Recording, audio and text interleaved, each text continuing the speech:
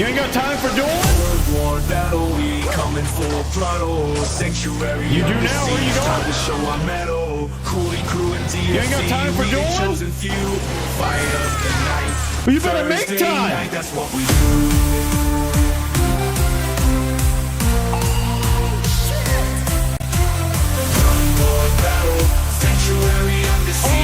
Caution thrown to the wind from this guy.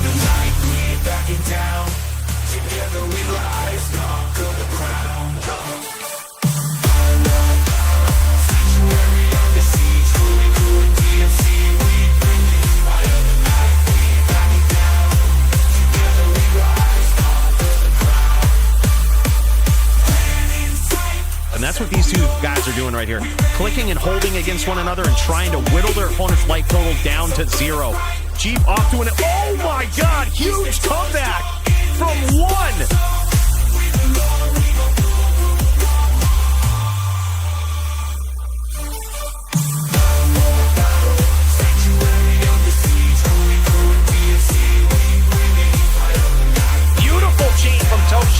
Just keeping the pressure up and constant damage. Look at this.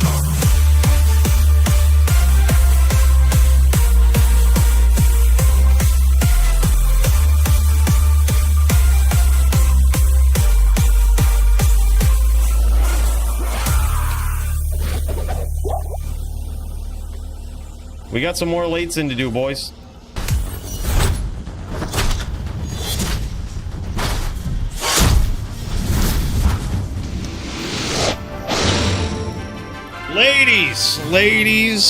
Ladies, welcome in. It's Thursday night. Please keep your shirts on. Holy shit! What is this?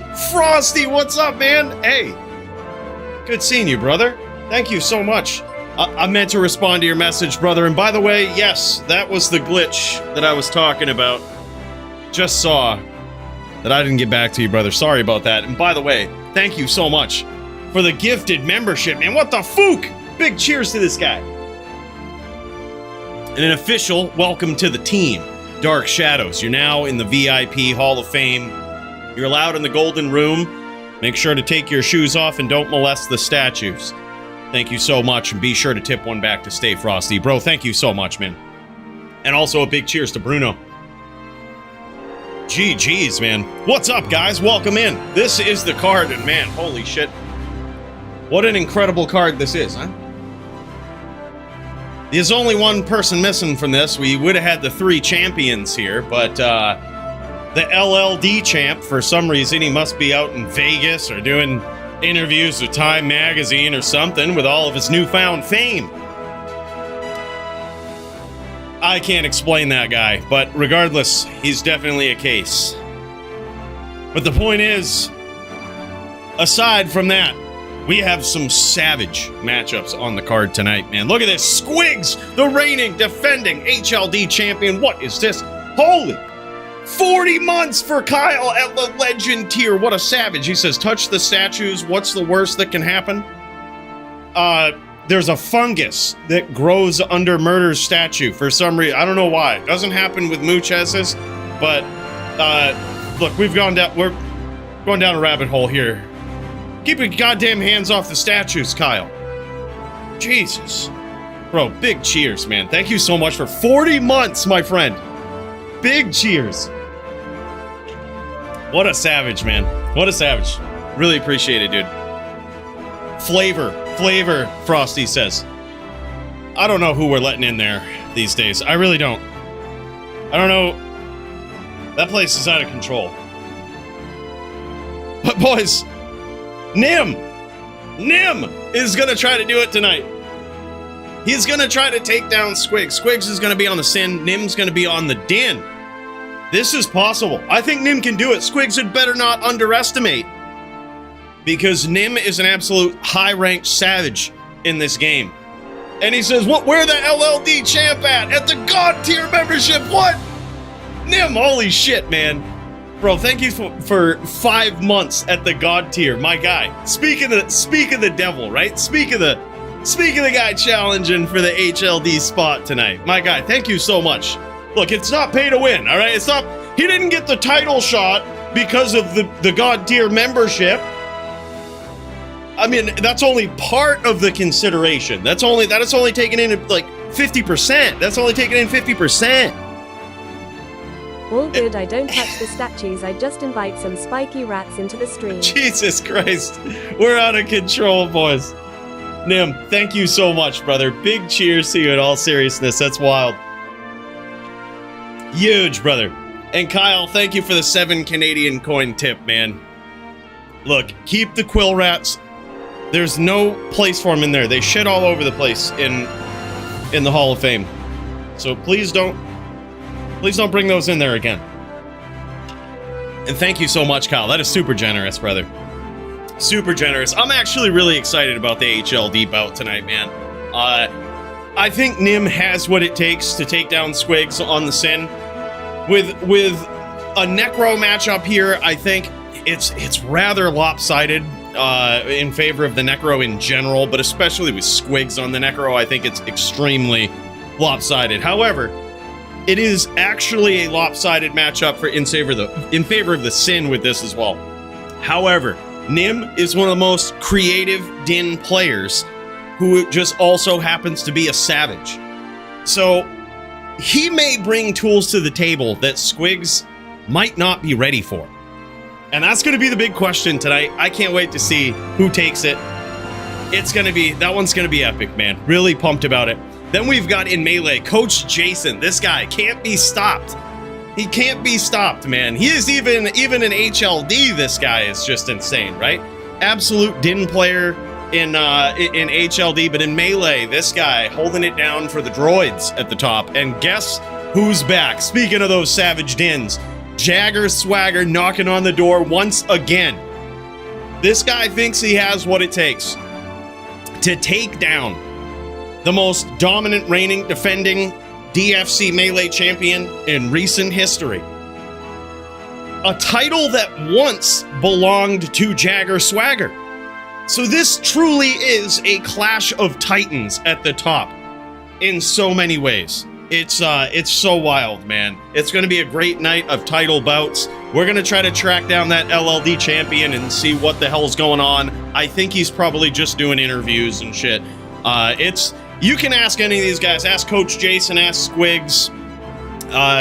There's a lot of press that you get when you're a DFC champion. A lot of attention goes right onto those champions. Y'all know how it is. There's only a couple people in here that can even understand what the LLD champ must be going through. All right, why he's allegedly not here today. All right, his name is Coooley, I think is it. We're not going there. Point is, next week. Anyhow, look at this. We actually have a ridiculous amount of death matches on the card tonight. We've got Baloney Pony versus Serenity. This match is one that we've seen a few times before. But let me tell you, Serenity, there is no Din with more faith in his Din skills than Serenity. And for good reason. He is, I would say, in the DFC, the most skilled Din player and most consistent one. He is very scary out there. He's very quick.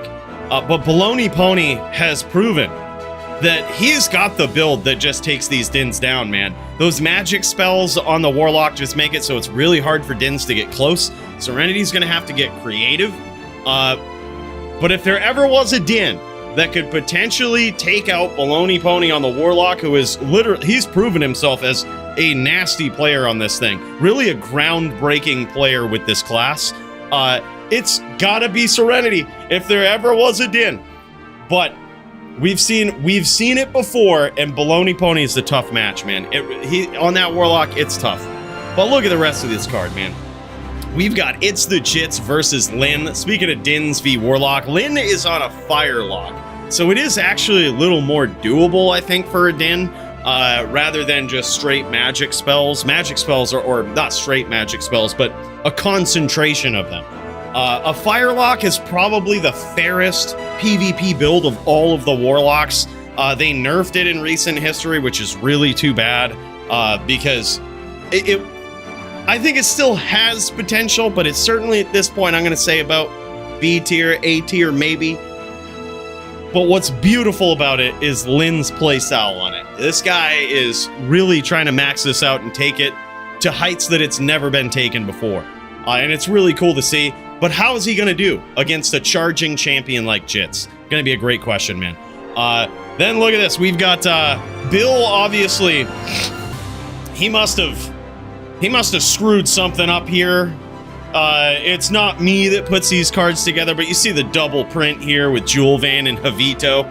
Well, these guys have a couple of matches going on, but Bill probably, he fucked this up, and now it just doesn't look right, all right? It looks as though we don't have our shit together in the DFC, so we're going to be talking with him about that, all right? But regardless, those guys are actually throwing down, I believe, in a Druid v Barb mirror tonight is what they're going to be doing.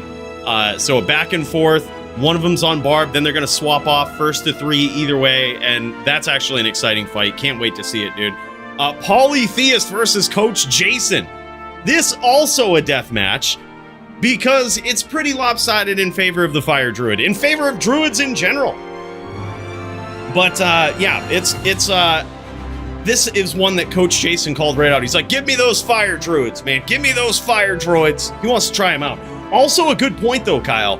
Lynn is probably on Fire Bowlock. That's a great point. I meant to say that. I think it just slipped my mind. We saw him last week with busting the bow out, and that thing is nasty, man. I really love the bow for the Warlock in PvP.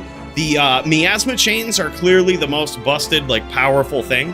But honestly, of all the skills with the Warlock, I think the bow is probably the next best thing, besides, like, the banned skill Abyss, right?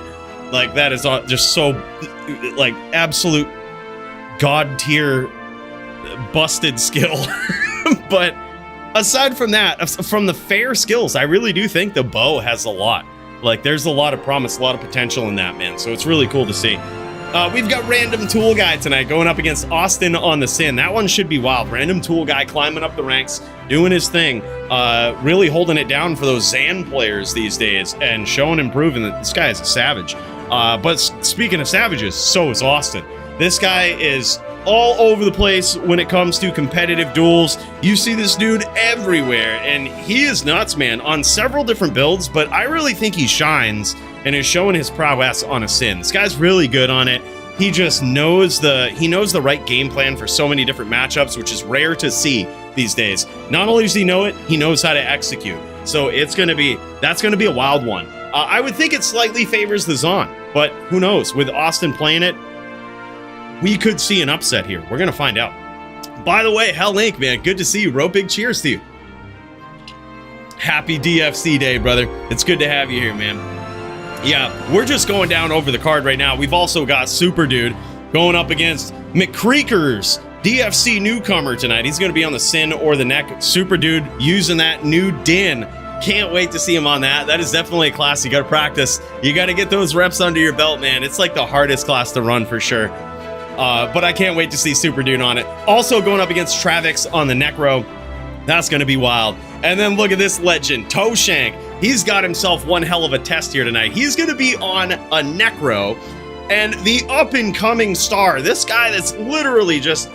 I love watching this guy do these FPK-style duels. He's so good. Himpapoweed. He's going to be likely on the Barb, but possibly on the Druid, so we could see some traditional NVD. You never know. He's got some options. But I think if he chooses the Barb, that's really where he shows and proves how good he is. And I honestly think it's a pretty good counter to the Necro. You know, a very good Barb player can give a good Necro player a hard time. It's crazy. Really looking forward to that one. I think Himpapoweed on a Barb is actually a really tough opponent for Toshank. And it's gonna be great to see. If Toshank can flatline Himpapoweed on a Barb, Toshank is back, right? But I don't think it'll go that way. I don't know. Just a betting man over here. I don't know if it'll go that way. Himpapa is nasty, dude. Can't wait to see that one. Then we've got Trackant versus Crypto Ninja, another death match, the third death match here tonight. Trackant on the Fire Druid, Crypto on the Din. Crypto Ninja comes in with these absolutely wild Din builds. Well, really one Din build that is just absolutely wild. The Vanquisher Inquisitor, as he has so named it, and it's like a Swiss Army knife of Dins. This guy uses anything from auras to smite to the bow to literally everything. This guy is all over the place with his different styles of attacks that he can implement versus certain opponents. Can he get it here tonight versus Stratcamp? We're gonna find out. All of these guys that are on the losing end of these death matches, or the disadvantaged end, I should say, only need 2 wins in the match to take the entire thing. Their opponents need the regular 4. So that's sort of how these death matches go. There's a bit of a handicap because it's a very bad matchup for one player, but it's gonna be wild, man. Then we've got Will v Stu. What is this? Sin v Drew, Will v Stu. Man, these guys just coming with their A game. Both of these guys are savages. Stu is a big fan of those team duels, man. And speaking of which, if you're up for those, man, we got team dueling channels all over the Discord now. So if you're just watching this and you're like, you know what? I'm going to pop in there, see what's going on. Just pop in, see what's happening. You know, you never know. You might be able to spark up a team duel in the middle of this. If we got some time in between fights, we might pop in and see what these team duels look like. We might be able to spectate if y'all are streaming it. But yeah, man, this is actually going to be epic because Stu's taking on Will, an absolutely savage Sin player. This guy is nuts. I think in this matchup, in recent history, it used to be pretty lopsided way back in the day for the Sin, but now I actually think it's pretty even for Sin v Druid. Now, some of that data could be skewed by the Fire Druids that are in this, that have been proving to be quite valiant opponents against Sins. However, I think it's still true if Stu goes with the Wind Druid. I think with the absence of Shadow Bay in this matchup, it's actually kind of fair. It's kind of a fun one. Either way, can't wait to see it, man. Look at this LLD card, too. Law Rages versus Murder SC. Murder's bringing in a Warlock in LLD. I've always said there ain't enough of these in LLD. I think they're really broken. I'm hoping some people come around and help us change these rules. And if there ever was anybody, it's going to be this guy. Then we've got Nim, Smolps. Look at this melee card, too. This is fucking wild. AF50, Cats, Gats, Tats, Darius, Fonzie. Bros, I'm fucking pumped. Smolps and Shapendi as well. And you know what we got? Right off the rip here, might be going down real soon. A team melee bout. Boys, let's get the fuck in there. Let's check it out.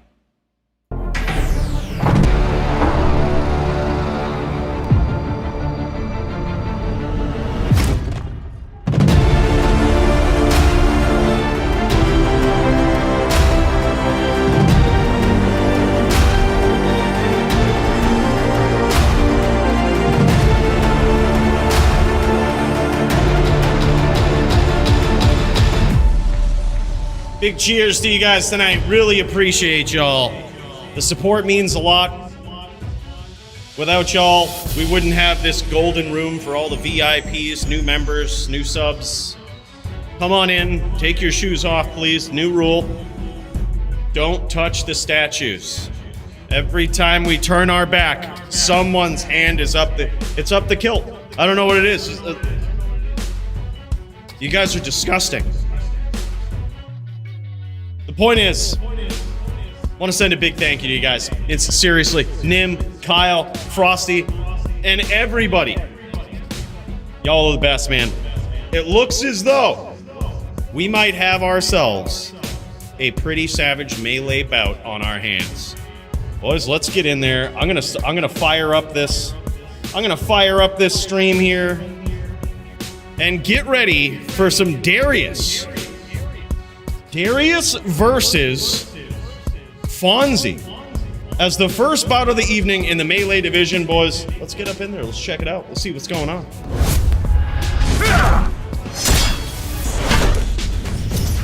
Damn, son, what is this? Look at what's going on. We have got Darius on the barb over here. This is gonna be nuts. Darius on the barb going up against Fonzie on the Din. This is a melee match. The old click and hold, as they say. It's very interesting. These bouts are really decided at the stash. is what it comes down to. But knowing how to navigate your stash, knowing how to change things around, make swaps as appropriate as needed, that really comes into play. That's a big thing, man. That's how these guys navigate these different matchups, because you're allowed 2 swaps in a melee duel. So in between rounds, let's say you're down 4-0 and you're like, you know what, something's got to change. You can go to the stash, call a swap, and swap out some gear. Oftentimes they swap out the charms, but sometimes you'll have people coming in swapping out gear as well. It's crazy to see. This is really a technical duel where by the time you step into the arena, the duel is practically done. It's all up to the RNG gods at that point. So that's kind of where we're at right now with this. And so far, I believe it's looking as though, is Darius on a wolf barb? Darius is on a wolf barb. Look at this guy. And Fonzie on a traditional zealot over here. And this thing is delivering some heavy hits. So far, the zealot pulling ahead. I didn't quite catch the full score here, but I believe it's 3-0. I believe it's 3-0, and it looks as though Darius is going back to the stash. There it is. Calling a swap early on, taking out some of these AR charms here by the looks, and putting in some max AR lifers. I actually like that. You got to make these hits count versus these dins. You just got to be unapologetic, unforgiving when you land those shots. This is wild. It's actually really cool to see Darius back up in this with and on a wolf barb.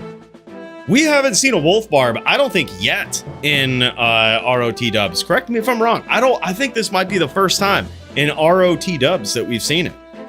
So this is kind of wild, man. Welcome back to the wolf barb kind, right? Put us in the queue. Me and Toshank is ready. Oh shit! Hell yeah, man! I am so pumped about that. I'll get this queue going right now, brother. I am so pumped about that. Toshank v. Himpapa Weed. And here I was thinking we would have to wait a while to see that, man. Holy shit, that one's gonna be wild. That was coming up next, boys. Toshank versus Himpapa Weed, HLD division. Can't wait to see what these guys brought to the table. It's gonna be nuts. Damn, son. All right, it's now 4-0 in favor of the Zealot player, Fonzie. You see, this wolf barbs are insanely cool. They're very unique in the sense that, they use a very specific helm, wolf howl, right, to morph into a wolf. It's so rare to see this. They have been A tier in Melee, certainly better than some classes, but not quite up there in the S tier, God tier level. And speaking of tiers, Coach Jason at the tier 1 for 2 months, man. He goes 4v4 teams in about 30 minutes. Bro, that's awesome. I'm going to put that in the queue right now so I don't miss it. Melee teams. Bro, that is sick. I can't wait for it. Coach Jason, thanks so much, man. I really appreciate that, brother. Big cheers to you for the tier 1. 2 months at that. That's so wild. My guy. I honestly don't think it'll be long. If you can pull off, by the way, Coach Jason, you pull off this upset tonight versus Polytheist, the crowd's gonna go wild. The crowd is gonna be demanding a title shot. So if you hold on to the Melee title tonight and defeat Polytheist, which is, don't get your hopes up. He's tough, it's a hard match. But can you imagine? That's gonna be MVP of the whole show right there. It's gonna be Coach Jason. This guy has got some big duels tonight, man. I can't wait to see him. On top of that, team duels as well. Team melees. Those are epic, dude. Yo, what up, Mnemonic? Hey, good to see you, man. Hey, that's one hell of a message right there, brother. Mad love right back to you. You spent some time on that. You spent some time putting that together, brother. Big cheers. I don't have my hopes up, but I'm going for it. Yeah, it's a tough match, man. It's a tough match. But we have seen Din players like Serenity, who are, much like yourself, able to pull off these 3-piece combos, actually have some success versus Pauly. Not necessarily beating him, but coming very close, taking around from him in these death matches and making all the other ones very, very grindy and close. So it is totally possible, man. Holy shit.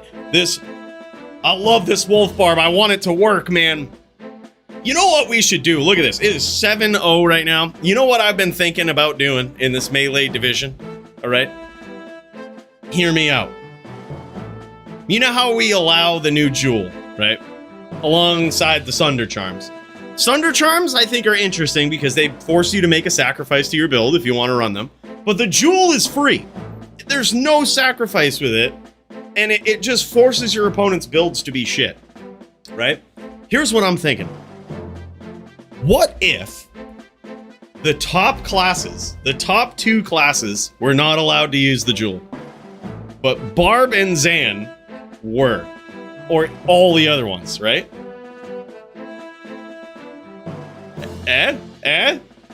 Thinking about it. That's it. That's in there. Like, the top 2 classes, Druid, Din can't use them, but everything else can. Like, they can use the new jewel. They can force the Druids and the Dins to compromise their builds a bit. I actually think it's cool, and it might shake things up in melee, you know? Too many roles, I agree. Get out there and jam slam Alabama. By the way, what's up, GB Titan? Good to see you, man. No melee neck love. I know, right? That's, those poor Necros. Would Def shake it up, that's for sure. No fort plus meta on Fury outside of Fury versus Fury. I hear a lot about that. Yeah. I think we go one step at a time, but you might be right. Here's the other thing. What if removing the jewel from their repertoire kind of resets shit? You know what I mean? For this matchup in particular, for like Fury versus Din. But it also adds these other threats to the meta for the Dins and the Druids. It could shake things up enough where the Fury, where the Fort plus meta isn't necessarily a thing. Who knows? But yeah, I've heard that before. Metamorphosis is an incredible new rune word that it's really what these barbs are missing with, you know, their ability here in wolf form. Really, they're just using the wolf form for a big boost to life. There's something else too, right? Life, attack speed, I think, are 2 big things that the wolf form gives you. Attack speed is big for a barbarian. They go together very well. They struggle with attack speed breakpoints. And by the way, Nimrod smells like old blue cheese. Bad bending, my guy. Dude, big cheers to you, man. Thank you for the 2 coin tip, man. That's wild. That is wild. Yeah, that freaking Nimrod guy. I tell you, he's a technical top din in the DFC right now. We got to change that. We got to take him down a peg. All right, he's a big cheers, man. Really appreciate you, brother. This match went 10-0 in favor of the Zealot. Fonzie just did it. Look at this. He was using a Devil Star too. 2-socket Devil Star. That was an interesting weapon. 100% perfect Fortitude Sacred Armor. Except for the increased durability. That's 10%. But everything else rolled 100% perfect. And yeah, technically, and what Darius is doing is he's pointing out Fortitude here. Which is, yeah, this is actually not allowed. The Fortitude is not allowed versus a Barb. It is allowed versus Druids, but that's why he kind of circled around that Fortitude there. Yeah, we'll look into that. All right, we'll look into it. But yeah, that's because of the Din's dominance over other classes and really the Druid as well. Fortitude is banned versus other classes on those setups, like on Druid and Din. It's very likely you didn't catch that. It's no worries. I think what we could do is we could just give a win to both of these guys here. We'll retroactively give one to Darius. He was fighting an unwinnable battle on a Wolf Barb versus, I was gonna say, 10-0 is kind of a shutout, which was surprising because Darius has some good gear here. He has a really nice setup. He knows his shit, but it comes down to that Fortitude, man. We should have seen it. Oh yeah, he did have it. He had one. He definitely had an armor he could have used. Yeah. No worries. That's actually kind of cool. It's got ATD on it and damage reduced by 7. That's actually kind of a cool armor. It's his first duel in JFC. Yeah, no worries, man. Hey, look, if y'all want to, I'm pumped we got to see this, but if y'all want to run that back and just do it without the fortitude, and then we'll take that result, whatever that result is. That might be the fairest way to do it. Like, if y'all want to. Yeah, otherwise I was gonna say we'll probably just give both of y'all a win. Just be it's that shit happens, man. It's his first time in the DFC. There is a lot of rules. It's like GB Titan says. It's rules are weird. But hey, no worries at all, man. I think it was cool. Welcome to the DFC, Fonzie. That was cool, man. He's looking promising on that Zealot, boys. But that being the case, oh man, Himpapa Weed is on the Druid. Y'all better be ready, because this is gonna be fucking wild. Nothing will stand in my way. This is Himpapa Weed versus Toshank. It's gonna be an NVD matchup by the looks of it. Now, speaking of rules, a little bit of a refresher about these rules. In a traditional Wind Druid versus Necro matchup, the Druid is confined in his pets. He can't use wolves. It's bear only for additional pets. You could use like Oak Sage, crows, all of that, right? But bear only. And the Necro is restricted as a trade-off in the magic spells that he can cast. He can't cast Teeth. No big AoE teeth to start chewing up these druids as they come in, right? So that's the trade-off, and it makes these... The reason those rules exist in this matchup in particular is just so that this duel doesn't last 3 hours. Those things aren't necessarily unfair. They just make the duel last about 3 hours in a very competitive sense. So that's why we cut those things out in this more traditional NVD matchup. No pets, no teeth, or bear only, no teeth. Makes for a quicker match, that's for sure. I have a 451 poison charm for you, bro. You can use it as a reward for DFC or keep it for yourself. Bro, that is sick. I love me some 451 poison charms, man. Thank you so much. I would definitely take that. We might give it away as a prize, or...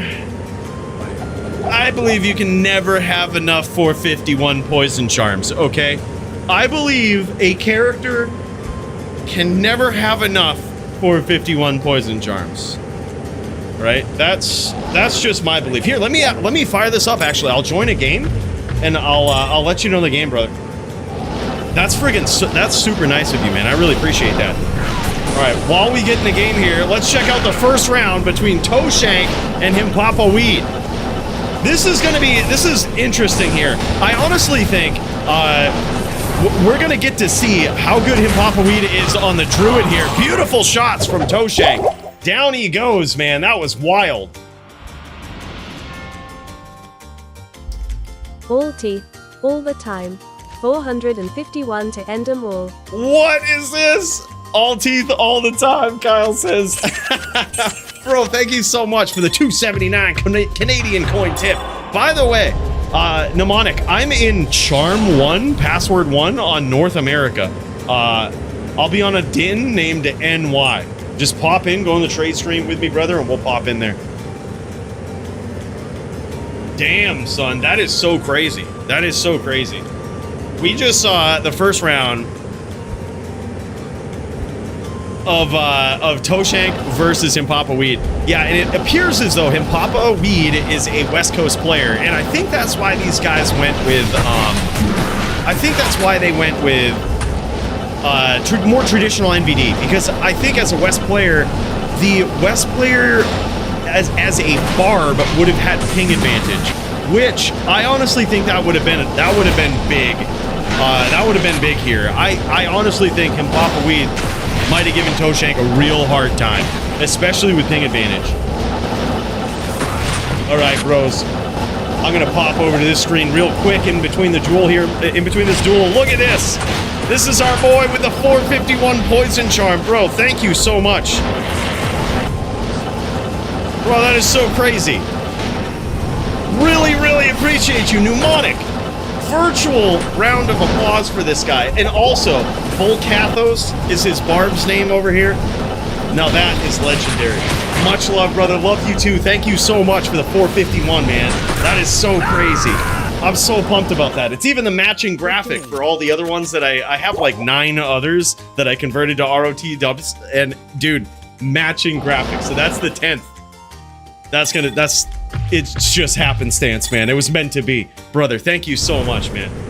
Big cheers to you. That's huge. That's huge. What a guy. What a guy, man. Absolutely wild. Big cheers. 451 poison chunk. Yeah. I really don't think you can ever have enough. Maddie might disagree. Calls a lot of my builds quote unquote cheesy. But what does Maddie know about? What does Maddie know about any of that? Nothing. Alright? Nothing. Yeah, also another big cheers, Kyle. Thank you so much, man. You're always super kind, super generous. Big donos with those Canadian coin tips. It means a lot, brother. Y'all are the best. Thank you so much. Alright, so now these guys are probably in a central game so that they both kind of have adequate but shit ping. You know, it's a little bit more fair, but holy shit. Toshank just tried to get a little froggy right there. Toshank tried to get a little froggy, and it almost cost him the duel. He is known for being very aggressive in just about every build that he runs, and I mean accurately hyper-aggressive. He's such a quick, fast, accurate dueler. It's wild. Certainly, in my opinion, I think this guy's the best dueler of all time. He's insane.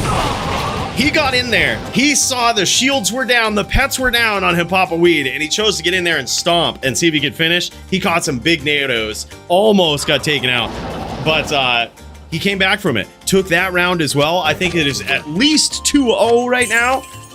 At least 2-0. I can't carry anything. In favor of Toshank. West game, Toshank in the East. He says, Bandit never gets good ping. No druid can touch on GG ping. It is what it is. Yeah, you can tell. This guy's a savage, man. Wow. Yeah, thanks, Trackamp. I didn't know that. Yeah, it is. It's indeed a West game. Well, hey, look. Here we go, you know? Here we go. Honestly, I'd take it. I'd take it if I was in Papa Weed. This guy, Toshank, is a legend, man. Gotta be careful going back in versus Toshank there. Nice NATO from him, Papa Weed, capitalizing on that aggression of Toshank. That's what you gotta do sometimes. You get these duelers, and you can kind of see, you can kind of sense when they're gonna stomp you. Having those defensive up NATOs is really good. But did you see what Toshank is doing there? After he chases him, Papa Weed, and him, Papa Weed starts doing the walk down, Toshank is cutting him off with spears. Most people will just hold the name lock, right? They'll just hold the name lock. Toshank is cutting him off. He's literally aiming in front of him. He sees these bad directions that him, Papa Weed, is going in, such as, you know, puddle to the right, nothing to the left. Aims a spear right in front of him, dude. That is actually insane. That's some quick thinking right there. Hakito, what's up, man? What the fuck? Coooley just said Toshank greater than Elite. I think Toshank is certainly more accomplished over time. It's not easy to do to out-accomplish Elite in the DFC, but I believe Toshank has done it. This guy, multiple DFC titles, the longest ever HLD title defense streak. It's insane. On top of many other epic moments with this guy. Drunk as fuck, Akito says. Thanks for asking, Abe. Big cheers, brother. Hey, look, don't forget to follow it up with some lemon juice. Oh, man, big damage there, and now him, Papa Weed, is in trouble, man. Look at this. These duels can easily last so long. They could go on forever, man, but not with Toshank, not with this guy on your tail. This guy knows one speed, and that is light speed. Coming in with absolute violence. Absolute aggression. Look at these chains, man. That is hard. That is hard to get away from. A nice up NATO there from him, Papa Weed. But damn, son. A quick victory for Toshank. He says, too good. I think this guy should have been on Barb. Barbs are a little bit worse of a matchup for Necros. But also with that ping advantage, oh shit. Oh shit. I think he there's a chance. I would have never NBD'd Toshank, I'll tell you that. That's just me. That's just me, but you know. He did better than I could have done. He did better than I could have done, but I would have. He's a lot braver than me. Nim and I will be ready in 10 or 15 minutes. Getting set up now. GG, man. We'll throw you in there, brother. Squigs v Nim. That's gonna be wild. And look at this. These guys showing off some gear here. This is absolute top level NVD gear here. This is so wild. Look at that. 8 spears, 6 spirit, white wand, perfect torch. Look at this. 230, 22 open socket, base life. Oh my god, what a helm right there. Toshank is set up. He's even got that old school. 15 dexterity Ravenfrost for the Cannot Be Frozen. Doesn't want those new boots with that Cannot Be Frozen. He ain't trying to use those. He's going complete old school with it. More contemporarily, you see Necros in this matchup use the new Horizon's Legacy boots because they give you Cannot Be Frozen. Sure, it's a little bit less faster run walk, but you can make up for the loss of life and many other things on your ring, right? You could just use a Bull Kathos, do more damage, have the same amount of life, all at the cost of 10 faster run walk. Not bad. It's a toss-up. But either way, Toshank just going with that 15 Dex Raven. That's crazy. That's some OG shit right there. I love it. Great setup for these guys, boys. Let's get up in there. Might be time for another duel. There might be some melee teams going on. Let's check it out.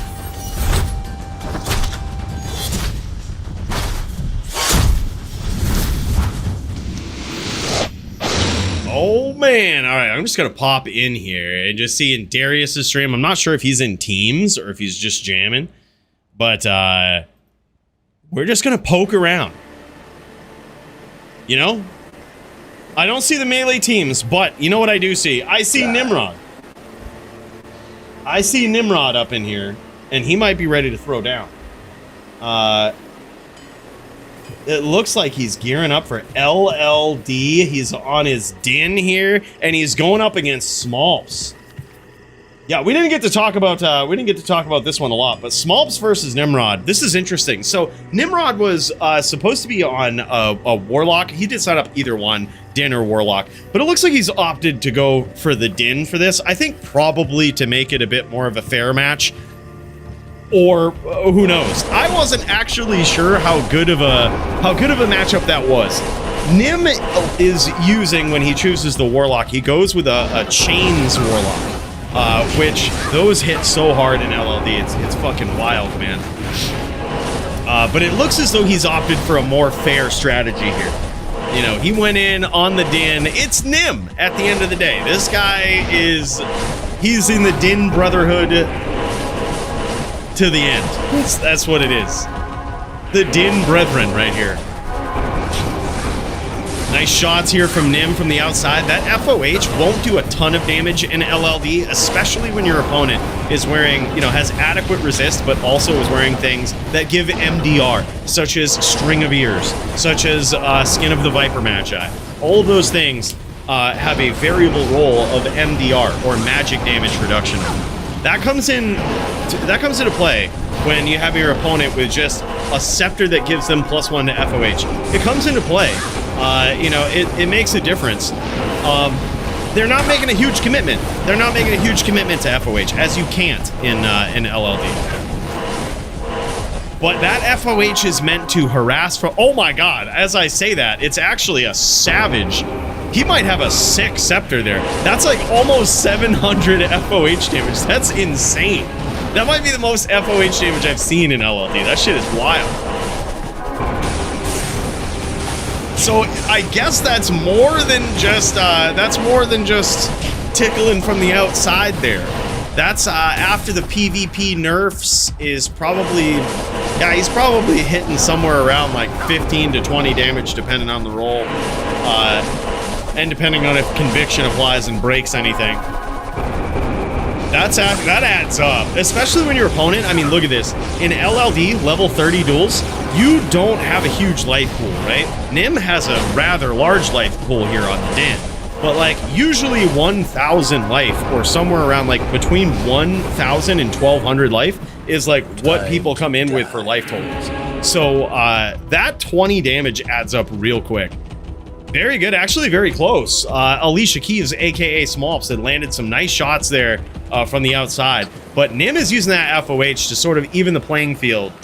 That he is just trying to make it dirty and make it so that Smolps can't stay on the outside for too long, right? Or you can't get too comfortable from the outside. Do we have OG Punch in the dueling list? Does anyone know? He is not on the card tonight. But you know, anytime Punch shows up and wants to duel, we'll check it out.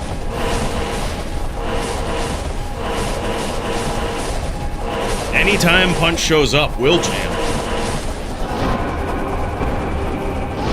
I gotta know what game that song was from, please. It was probably from Zelda. It's Dragon Roost Island from Wind Waker.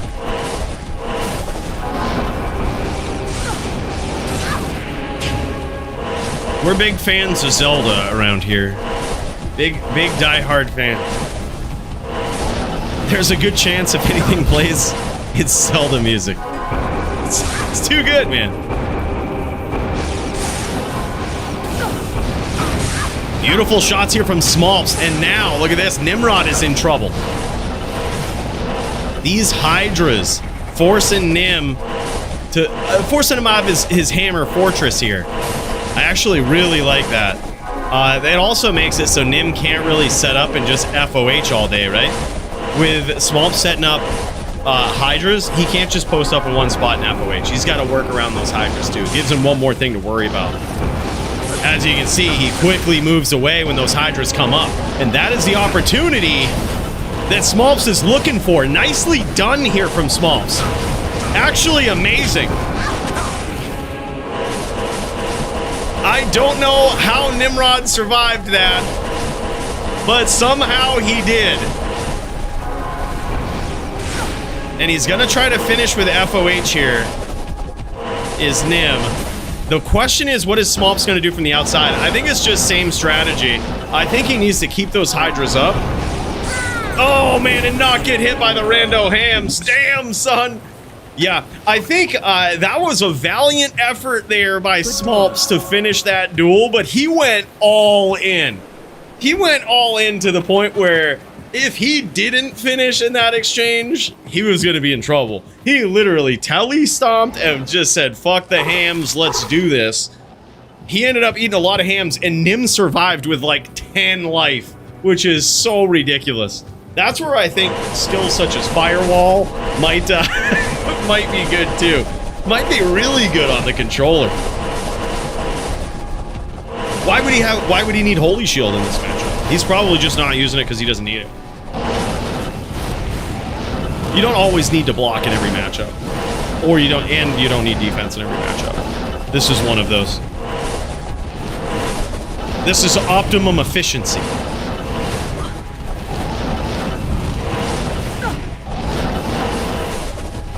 It's going down tonight. Let's go. If they run Team ZVZ, Cats is in with his new pally. No way. That's going to be sick, man. I think they're trying to get it going, by the way, Cats. I think they're trying to do it.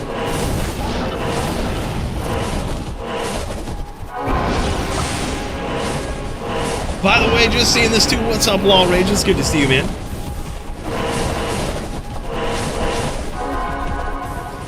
Dude, hell yeah, man. Uh-oh, Smolps is in trouble.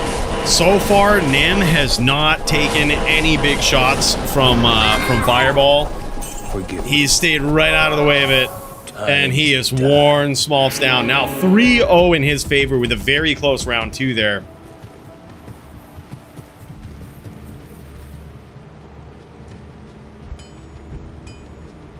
Holy shit. The Din Brethren, man.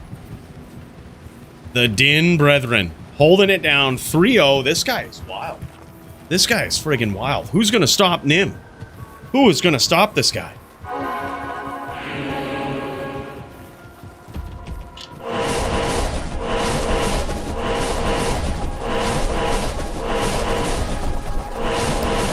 I think Alicia Keys, aka Smolps, he really has to play the outside here.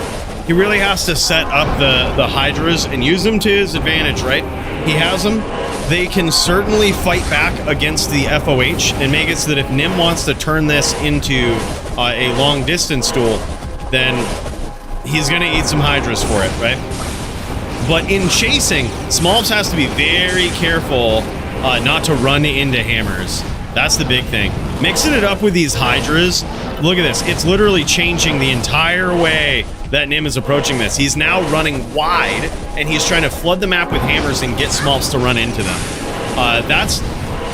That's actually good for Smolps. He wants to be very careful not to run into these hammers, of course, but the fact that Nim is on that strategy, that's usually not the best strategy that a Din wants to be on, right? That's a strategy where, like, they know that they currently are a little bit behind, or they don't have the upper hand in positioning, so they're trying to gain it by just confusing you, throwing hammers all around the moor, right? They're trying to essentially reset by doing that. So it's not an ideal spot to be in for a Din.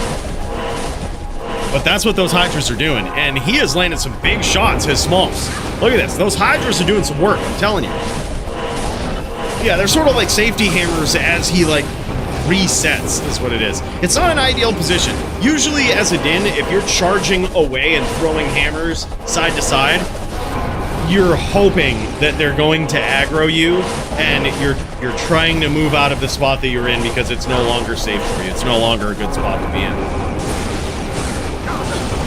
But that doesn't necessarily mean there's a weakness there or that you should chase. Oftentimes you shouldn't. And what is this? Incoming for that bell coin. Holy shit, murder! What the actual fuck, man? 120? What? Bro, 120 bucks from this guy. Time to die. What the fuck, man? Big cheers to, you know what? I mean, we are very technical around here with how we decide who gets title shots. But I think it just dawned on me, Murder SC needs a title shot. I looked at the data. We, you know, a very careful decision. He says, I'm coming for that belt, boy. Oh shit, man. I can't wait. That's actually, I'm looking forward to it. Let's friggin' go, man. Let's friggin' go. Warlock v Din, let's jam it. Big cheers to you, man. Thank you so much for that, brother. Me and Murder are good to go to the queue. All right, let's jam it, man. I think y'all might actually be up next unless they got melee teams going. They were trying to get melee teams going. If that's not going, we might be able to pop in and check this out while we wait for Squigs v Nim. LOL Rages v Murder. That's going to be nuts, man. Need to find a game? Hell yeah. All right, we're checking out this gear here for LLD. I always love seeing this. This is something that I love. People are doing this these days in every format, and it's really cool to see, man. Look at this gear from Nim. I love that amulet. That's so good. It's good because this gear is stuff that sometimes people wouldn't know to look for, right? Sometimes you would see an amulet like that and be like, oh man, it could have been +2 to Din skills, you know, and some people, I don't know who would ever do that, but they might trash it or something, you know? But really, it's actually insanely good. I don't think you're ever finding that amulet and trashing it. Let's be real, if you know what's up, if you know what's good for you. But regardless, the point is it's very different gear in all of these formats, whether it's Melee, LLD, HLD, all of it's crazy. And speaking of crazy, Hikito, what is this, man? Holy shit. 10 gifted subs, brother. Man, thank you so much for that. That's, man, I am humbled. I am humbled. Between you and Murder, man, holy shit. I can't believe that. Big cheers, brother. Thank you so much. 10 gifted subs. Now, I want to let you know, Hikito, it's going to get crowded up there in the VIP lounge. You got to make sure you're in charge of those 10 people. You make sure they take their fucking shoes off and they stop jamming their hands up Murder SC's statue's kilt, all right? He doesn't need that. He doesn't need that at all. Show some respect to that statue. Bro, thank you so much, man. I really appreciate that. That's huge. All right, boys. Lol Rages versus Murder. I think it's going down. I think it's going down. Let's see. Are these guys... These guys are in there, but I don't see them streaming. I need a stream to dial into for Lol Rages. There it is. Let's pop in and let's check it out. Good duel between Smolps and Nim. Man, Nim is an animal. Nim is an animal. That guy is a savage Din player. He's really good. And the teams are ready. All right, GG. GG. These guys, let me see what's going on here. I think they're clearing the moor. While they clear the moor, let's pop over to the teams. Let's do it. Let's friggin' do it, man. While they're clearing more, it looks like they're in HLD. These guys doing some HLD. Is that what it is? I saw Conviction Novasork. That could just be for clearing the moor. That's probably just a fast way to clear the moor. Which is hyper efficient for Lol Rages there. He has a whole nother character he clears the moor with. All right, boys. Let's get in the zone. This is the Din duels of the century right here. This is going to be a 4v4 melee showdown, and the best part is about to start. This is where these guys get in the arena and start zealing the ever-living shit out of each other to determine who is going to be a captain. Lost a little earpiece here. We got to get that in. We got to jam it properly. Damn, son. What is this? Free Sunders in DFC chat.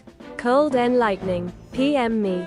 Big cheers, Trackam. Thank you so much, not only for the 2-coin tip there, but this guy's giving out free Sunders. Cold and lightning. What a savage. Bro, thank you so much, man, in so many ways. All right, these guys are going to zeal it out to determine who is captain, who gets to pick over here. This is probably one of the most exciting pieces of this. These guys, in a moment, are all going to stand toe-to-toe. This is going to be the most zeals per second that's possible in this game. Most zeals per second possible versus a player. We're about to find out right here. Props to whoever can count them, because it's going to get real. Here it is. These guys swinging away. All these zealots throwing down to determine who comes out on top. Who is the remaining Din? How is it always this guy? How is it always this guy? Coach Jason's just got the strategy with that, man. He has got the strategy. He literally, it's always him. But we've got an all-star lineup here, man. We got Justin up in here. We got Coach Jason. We've got Cats. Holy shit. This is a star-studded event right here. And what is this? Hikito with the tier 1 proper. And one for me too, he says. My guy, thank you so much for the 2 months. Happy Thursday to you, man. It sounds like you're having a really good night tonight, man. And I'm so pumped that you're here bringing in that energy. It's so good to be here with you, man. I can't thank you enough. Thanks not only for that 2 months of tier 1, but the 10 gifted and the good vibes, man. More than anything, the good vibes. Big cheers. Huge, dude. All right. These guys throwing down. Noah is up in here too. Oh my god. Bros. Yeah, that's we got Zeus. So, in case you're not familiar, the Dins on the screen here by the name of Justin's Pala and Zeus, Noah, and of course Coach Jason, the person whose perspective we're watching right now. These guys in previous melee team duels have been absolute gods on these paladins. I think just about every one of these guys that I mentioned has at one point nearly taken down the entire team solo. That's how crazy these guys' zealot Dins are here. Now, you might be wondering, what the hell am I watching here? What is going on in this style of PvP? Well, this is one of the most interesting ways, I think, to PvP in Melee. This is team duels. These guys, they're on a team, but you'd never be able to tell if you walked into the game, because they're actually not partied up. They are on a team in the loosest sense of the word, right? They are just on the same side of the battlefield, and that's what makes them a team. The reason they are not partied and that they're hostile to each other, well, first of all, you can see the life totals, right? But also, if you were partied up, you would benefit from everybody's aura, etc. And that's kind of not the spirit of this. This is like an old school, like, this is like Revolutionary War shit here, right? Where you got, it's like guerrilla warfare. It's like the opposite of guerrilla warfare. These guys just standing toe to toe. And when one dude drops, the next one in line goes, right? But what's the term for that style of fighting? It used to be like some war term. But once the first line goes, the next one steps up. And then after that, bam, the next one goes, right? And then the last team standing is when the other team is just down, right? When they've walked through every line. Yeah, it's crazy. Could have more months, but Jim is the one I'm going for at the moment. Hey, look, man, spreading the love. Either way, I appreciate it, brother. Like, that is something I gotta say with the gifted subs, the big donos, Murder SC, like, all the generosity from you guys, not necessary at all, but hugely appreciated, man. So, look, I just appreciate the best thing is bringing in good vibes to the stream. That's what it's all about, right? Showing up here every Thursday, hanging with our boys, seeing some duels in the best game ever made, and seeing some of the best players of all time. Right? It's that's what it's all about. So big cheers to you for that, man. Thank you so much. Yeah, hell yeah, with the Bezo bucks, right? Line warfare. Okay, that's what it's called. Line warfare.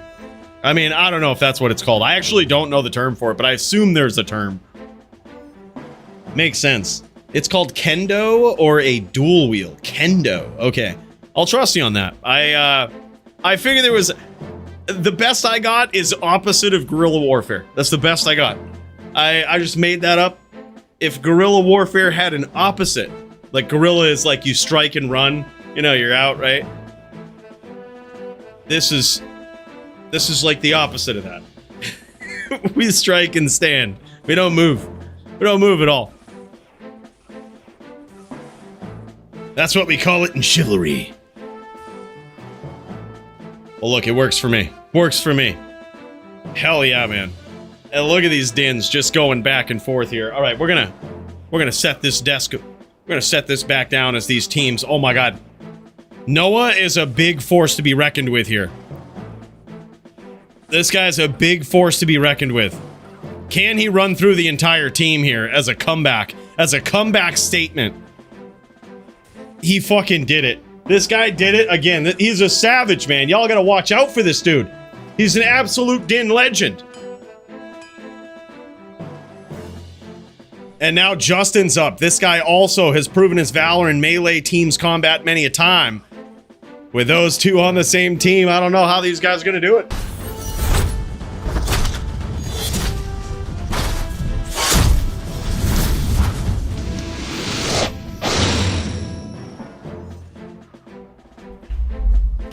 Alright, Bill. Let's get a bit more comfortable, shall we? Damn, this is a crazy team melee match here, man. There's dude, Noah and Justin are on the same team, and Noah, Justin, and Coach Jason are on the same team, and Cats. So you have not only 4 very experienced melee players, but actually savage melee players. Although this is a new din for Cats right here. Admittedly, this is one that he just, you know, he recently put together, but he is on a team with absolute savages. Yeah, Noah and Justin are toeing the back of the line here, and they're hoping to walk through the rest of the team. Noah walks through 2 players unscathed. Onto his third, halfway through him. That's so crazy.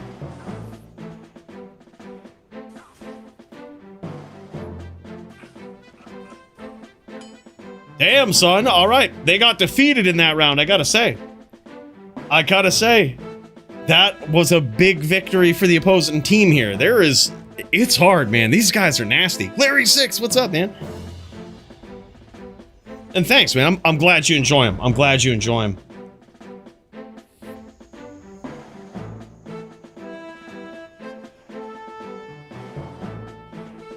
Maybe they should get their wives to duel for them. Then the wives would be even better. To do. Got him. What up, Muzzle? Good to see you, man. Yeah. I got you. I knew what you meant, Hakito. All right. I knew what you meant.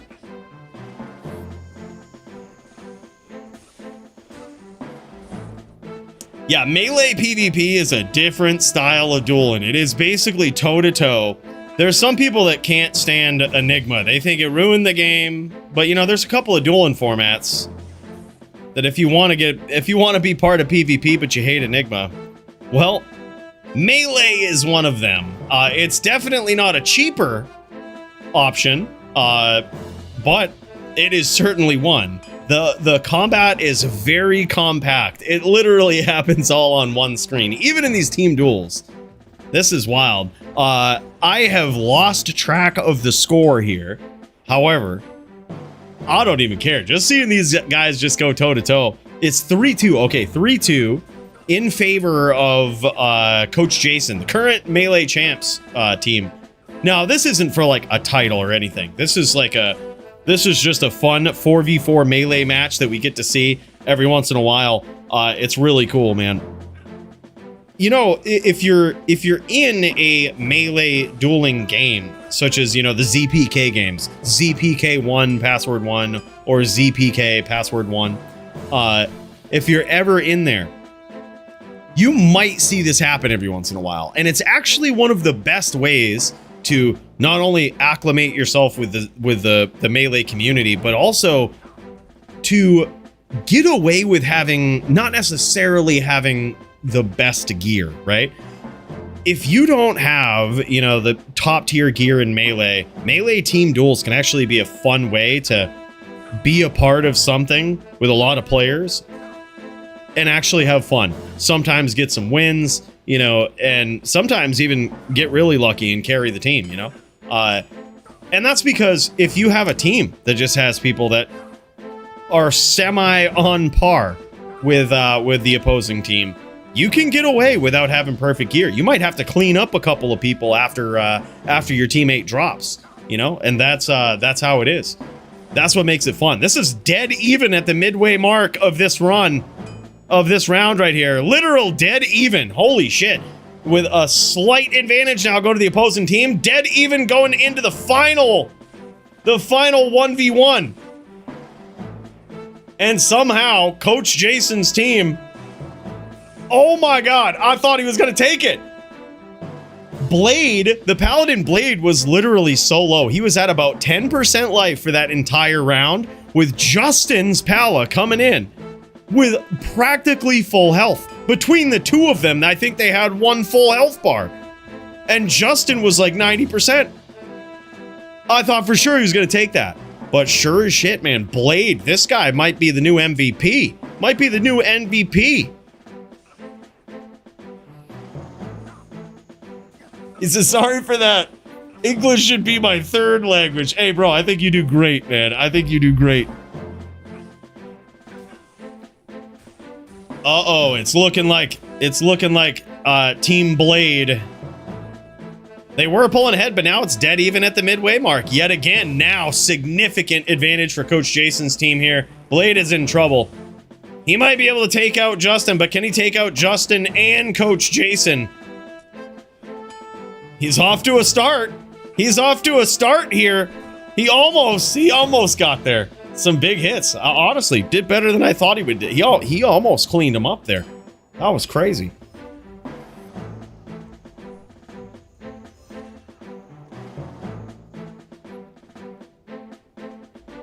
What's the matchup, if you don't mind me asking? This one is just all Dins. This is everybody is on a Zealot. Is that how it has to be in Team Melee? Not necessarily, but yeah, the Dins are often favored in these big versus all formats. The Dins go big. Cats, Gats, Tats. Racking up the first kill for the team there. And getting halfway through the second player, Lazarus. It comes down to this, man. Lazarus now taking a little bit back for his team, but unfortunately, Noah making some big strides halfway through Demarion now. As Coach Jason tries to clean up. Down he goes. It's Coach Jason versus Blade. Can he do any damage? Can he set up his teammate well? He does. Half damage to Blade. Now Justin's going to try to clean up. Epic bout between these guys, and there it is. Coach Jason's team now pulling ahead. 5-4. This is a 1st to 7 team duel right here, and it is very close, I gotta say. Next DFC will be another hardcore Iron Man free-for-all. The DFC after that will be teams, melee, all classes. Nim, bro, I'm not sure if I've ever thanked you for setting this up, but I gotta say, these things, the melee team matches and the hardcore Ironmans have been such a cool addition to the DFC, man, and a real all-inclusive way for people of various walks of PvP to get involved. So, dude, big cheers to Nim, and thank you so much for setting this up, man. Really appreciate the work you put into that to getting all of this going. Get me in that hardcore Iron Man. Let's go, man. Let's go. Let's freaking jam. I might be down for another one. I might be down to jam it.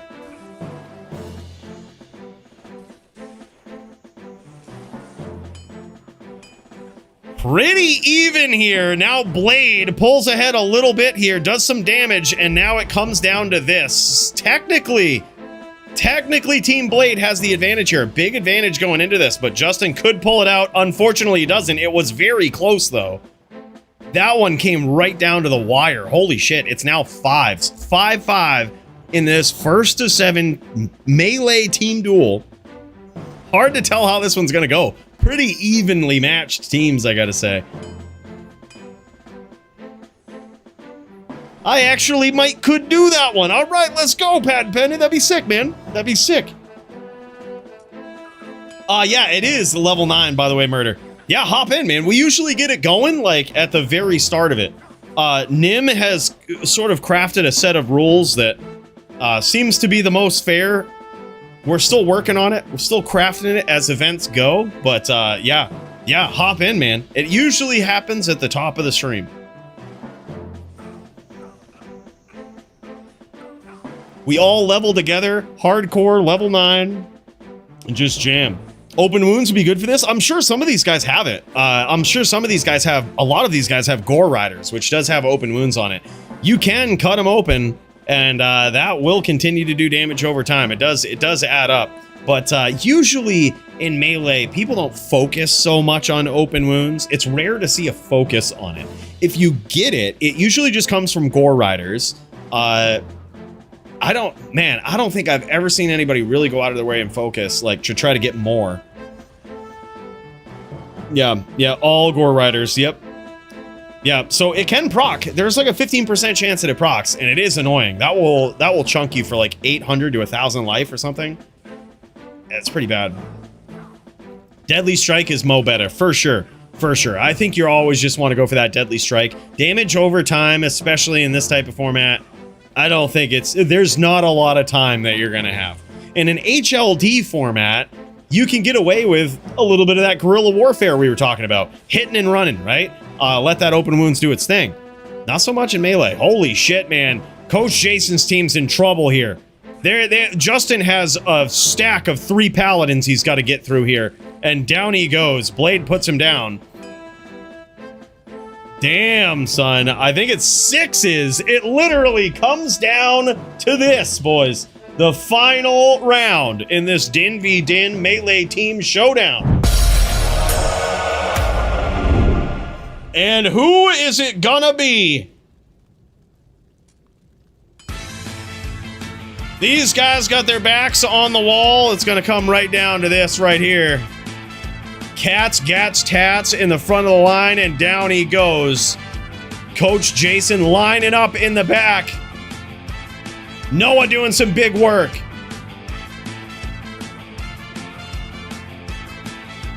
They've got some catching up to do, does Team Blade. Uh-oh. And now it's a pretty even match at the halfway mark of this team battle here, as Coach Jason's team pulls slightly ahead. Big lead here now as they go into the final 1v1, and Coach Jason, the champ of them all, finishes it up with a solid zeal to the dome, and there it is, the Red Din for the win. Holy shit, boys. That was wild. Absolutely insane melee bout.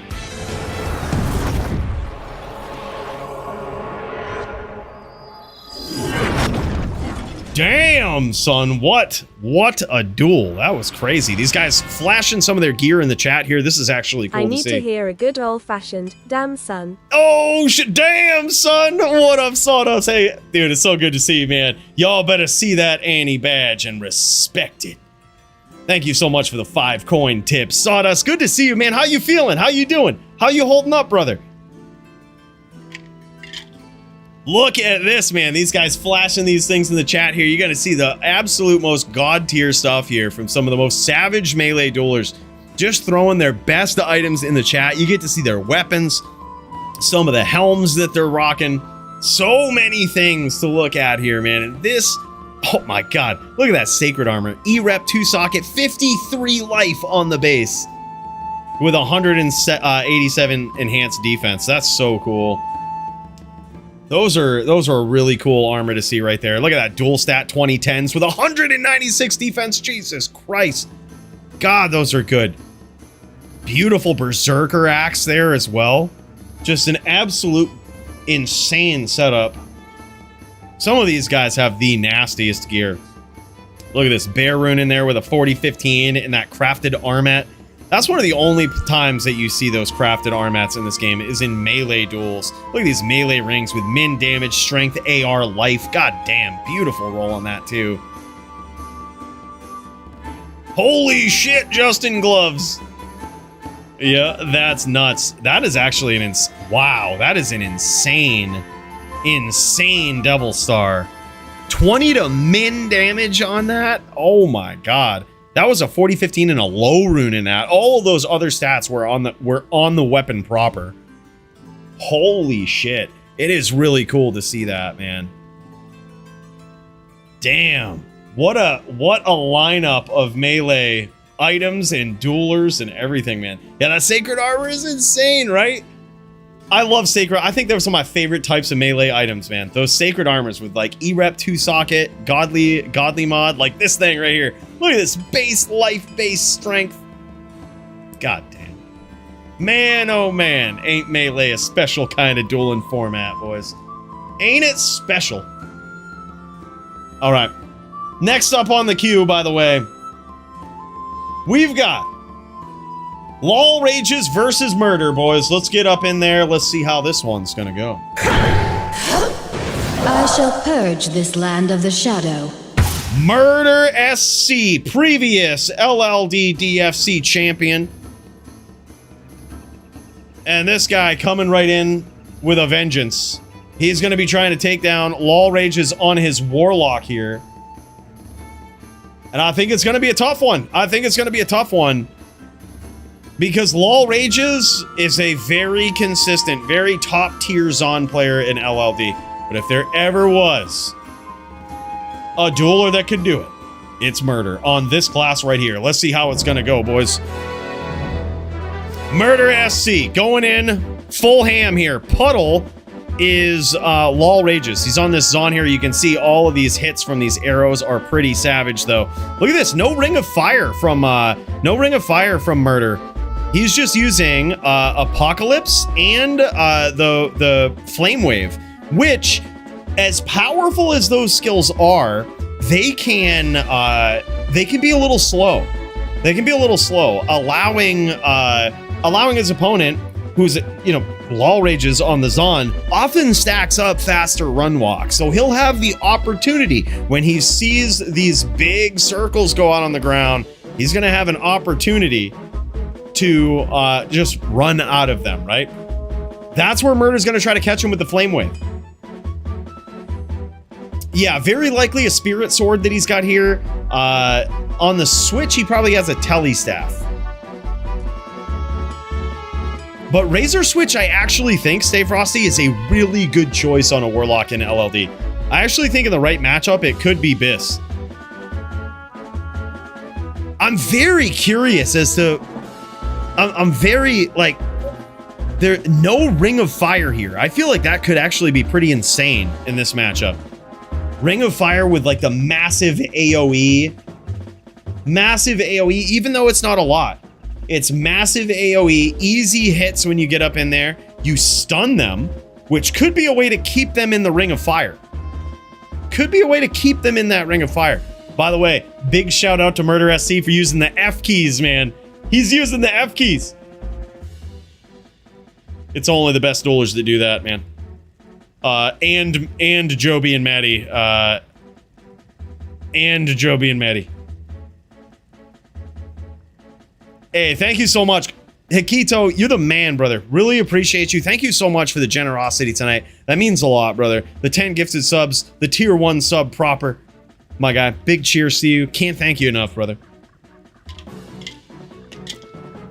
Big cheers. Those arm mats get pricey with great rolls. They sure do. So do just about any good melee items. They get really pricey. I think that's one of the coolest things about Diablo 2 melee, or Diablo 2 in general, is like the outside prices of items. Love it or hate it, it is something that is really cool about this game, and certainly makes it to some degree what it is. There it is, Ring of Fire. He's busting it out. Landed some shots. Now he's going to try to keep him in that Ring of Fire. Or I'm sorry, keep him in that Apocalypse with Ring of Fire.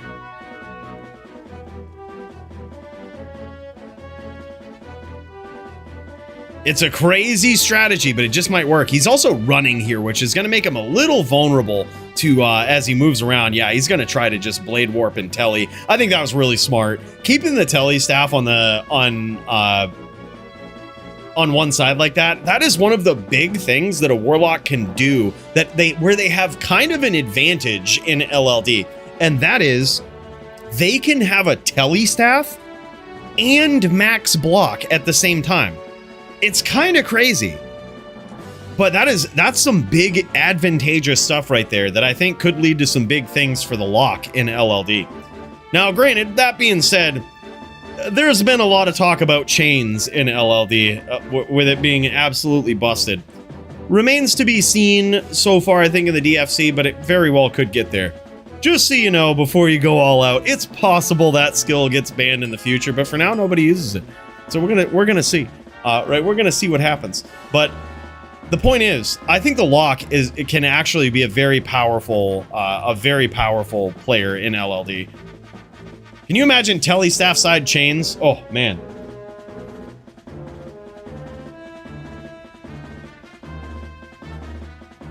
Which console had crossplay? I'd love to do like this. I honestly wish that they would do crossplay with Diablo 2 anyway. I don't know why they don't. Like, I mean, if you're playing on console too, I heard that there's some consoles, I think it was the Nintendo Switch, you were limited to like 4 players in game or something. So that gets a little dicey, but either way, I don't know why they haven't done crossplay. Seems like a really good thing about this. Like, it seems like it could be a really good thing for D2 in general.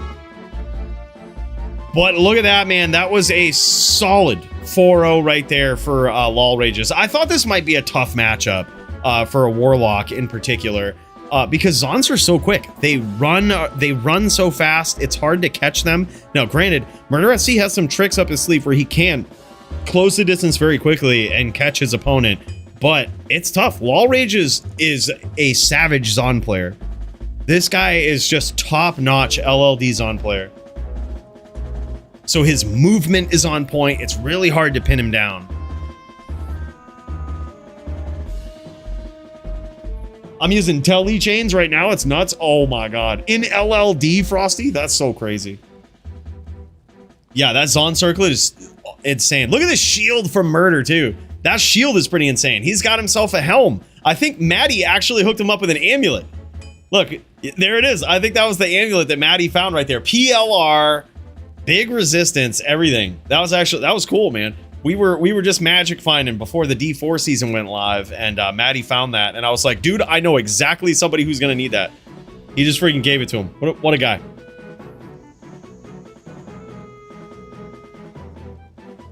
I love what he's done there. He just got himself an Artisan's Grimoire of Deflecting, just so that he could maintain max block on Telestaff side. I really like that. Smolps and Noah ready for Q. All right, man, let's jam it. Smolps v Noah. That's going to be sick, man. Great duel here from these guys. Man, I got to say, I think this was Murder SC's first duel on the Firelock in LLD. It takes a little bit of getting used to, but I actually really like this build, man. I think it's got some promise and potential. It's just going to take some time to, like, figure out the exact strategies as we're sitting here theorizing, like, locking someone in place with Ring of Fire as Apocalypse hits them, right? That's just insane. That's really cool. Especially Telestaff side. Get out of here. That's so cool. But yeah, insane duel. Lol Rages is a savage. Boys, let's get over and check out Squigs v Nim next, though. That's on the agenda. Then after that, we've got Smolps v Noah. Let me know if I'm missing anybody. I'm going to double check the queue here in a second. But let's get in there.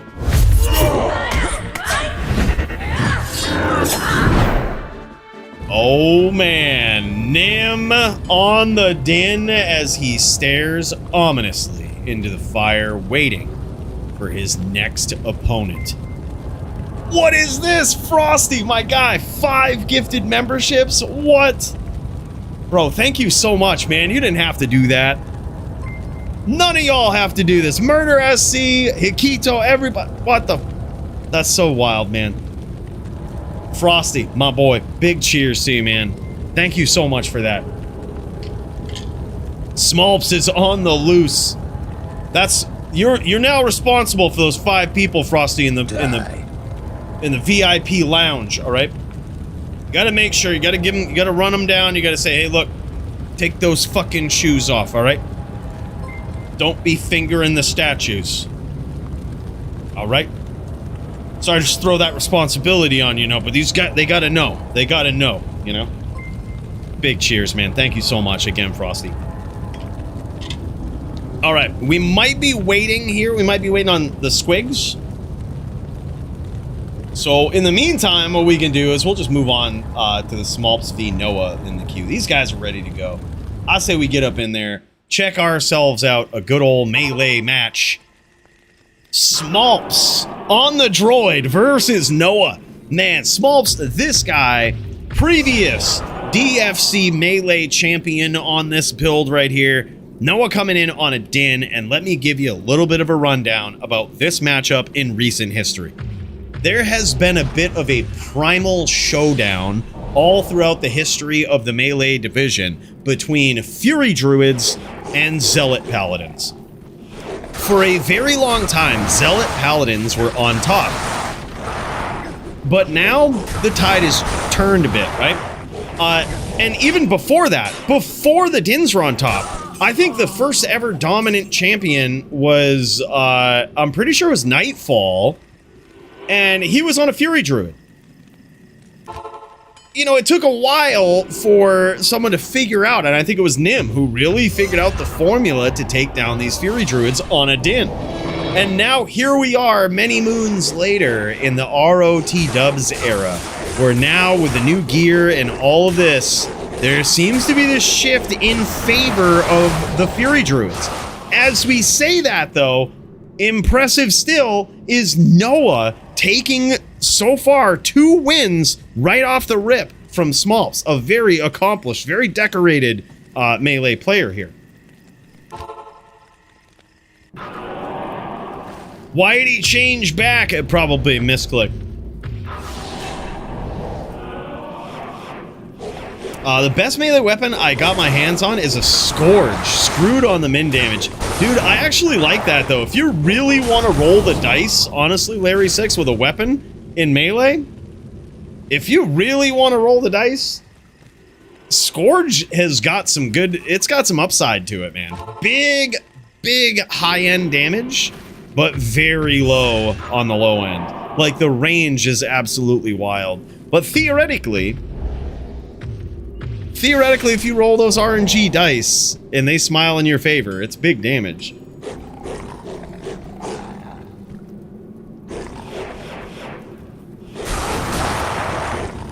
3-0 here so far for Noah.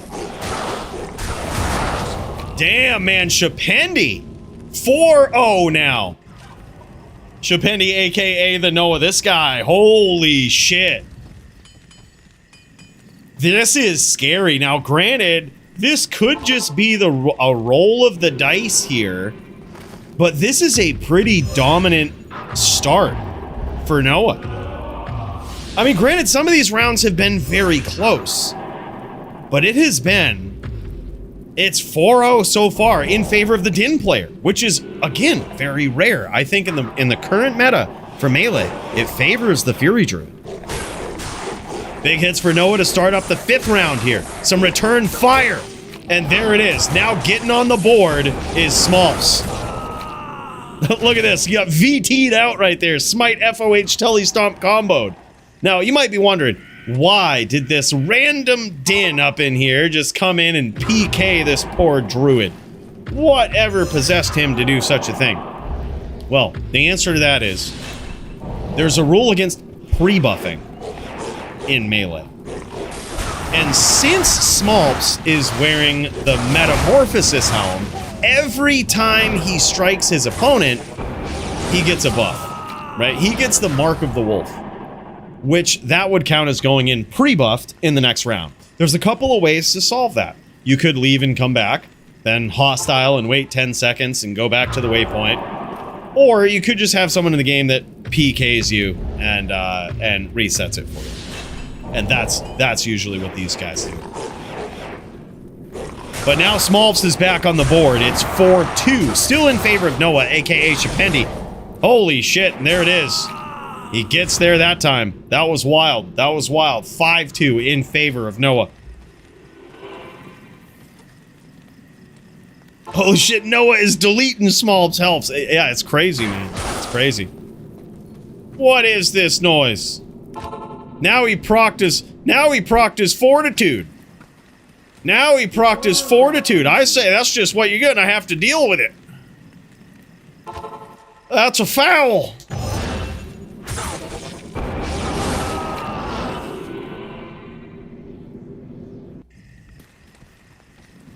This is cool. Let me get a little bit of Druid blood in before Polytheus. Let's jam, man. Let's jam.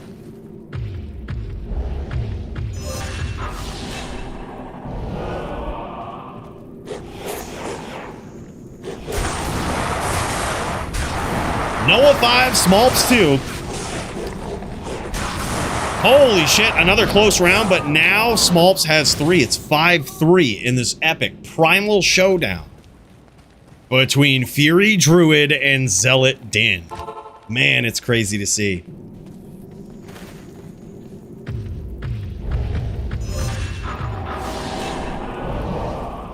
All right, we'll check in on Coach Jason after this. Well, actually, we'll go back to Nim to see if he's ready to throw down versus Squigs, and then we'll go Coach Jason after this. This guy's chomping at the bit to just tear up either some of these droids or to rip up the blood more on the Din. All right, now Noah going in for his first swap. You notice that he didn't pick up his gear there. You notice this guy is naked, right? That means any swap that he made is in his inventory. So he probably swapped out charms there. And he might be doing just that, Rabbit. He might be swapping out and putting on more AR there. Oh yeah, look at that. He used the Steel Grand Charm of Vita, which is a big AR boost. It's like 132 AR with 45 life. Yep, so he is really going all in on that AR, and it worked in that round. It worked in that round. Now Noah has 6 wins. I believe Smalps has 2. I'm sorry, Smalps has 4. 6-4 in favor of Noah. I love this, man. By the way, Ventral keeping score here with swaps and everything. That's crazy. That's awesome, man. Very useful. Very useful information to have. There it is, man. Smalps gets there in that round. Now 6-5. Still in favor of Noah, but damn, what a close one. See, when these Dins get these big leads like that, you know that either something's different or the RNG gods are smiling in their favor early. And that seems to be what happened on Noah's end. He got 4 big wins in early, and he needs to keep that momentum going. As he's swinging away here in a very close round, down he goes. Holy shit, he gets there. Gets there in that round. Now 7-5 in favor of Noah.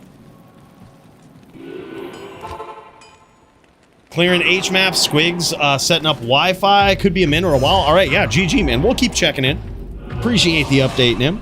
By the way, what up, Will?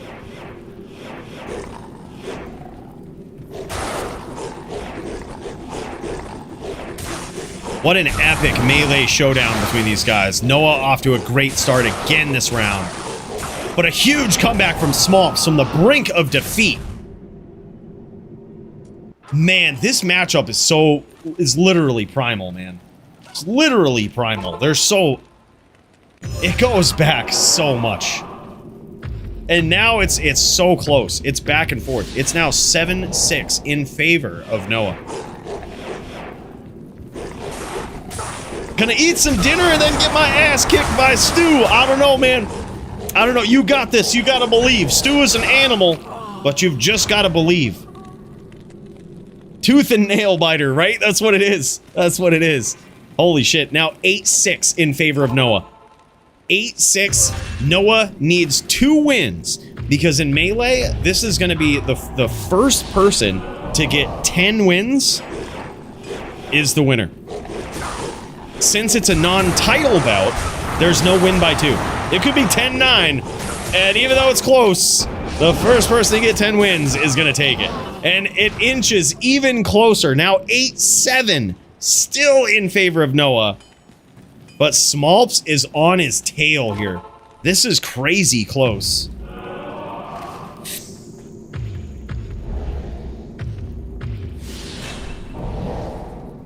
Waiting on Jagger and Paulie still. Okay, GG.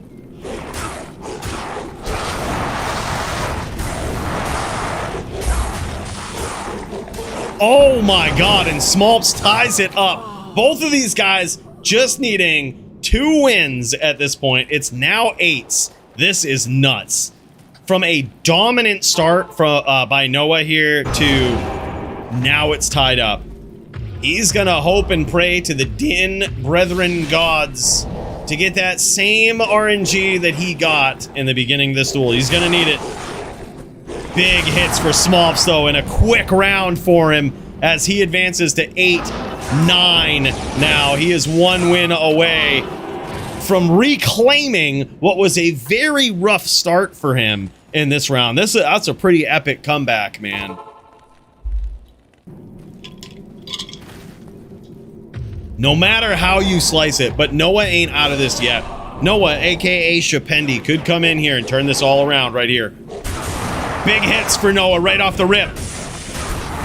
Big hits for him. Smolps is in trouble. And now it comes down to this, boys. It is 9-9 in this final round between them. Holy shit. Nothing will stand in my way. Damn, son. It comes down to this. Both of these guys with their back on the ropes, their final time of getting knocked down and getting back up. One of them's going down. And it comes down to this. Noah starting things up with a big hit. Smolps is in trouble. And a near flawless victory for the Dins. Damn, son. The Din gods smile down, at least in this battle today. But what a close one. He says lame RNG that time. Yup, for sure. Absolutely slighted by the RNG in that last round with Smolps. Damn, man. Let's check out this gear, shall we? Damn, man, what a match. Dins get wins, baby. Hell yeah, that was back and forth. That was so close. Noah just ekes it out. So really that RNG in the beginning, that really did come into play. That really did make a difference there.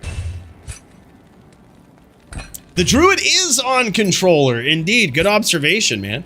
Yeah, Smolps is a controller player, console player. You can check out his, he has a YouTube channel too, in case you didn't know. Makes some incredible content over there. A lot of shorts, also some recent build guides or build showcases with some uber ancient shit. It's pretty wild, man. Yeah, Smolps game, and check him out. Pretty cool shit. Straight controller player. Yeah, really good dude, man. Wild to see. Yeah, there it is. The 131. Look at this. 3 2020s, 3 1920s. Shapendi coming in, decked out. You gotta do it, right? And you'll see the difference here, right? Like, Smolps has been building this character up for a while, right? Like, he's been building it up, and he has impressive gear, but it's not 100% perfect gear, right? It's certainly not like 3 2020s, etc. So it's interesting to see that the sort of mismatch in perfection with these two builds, and that's what it takes to have a very close match on the Din. You gotta smile on the, have those RNG gods smiling upon you. Now, that being said, look at Smolps' hammer there. That shit is pretty, that's savage. He's been building it up a while, right? His gear has certainly gotten a lot better.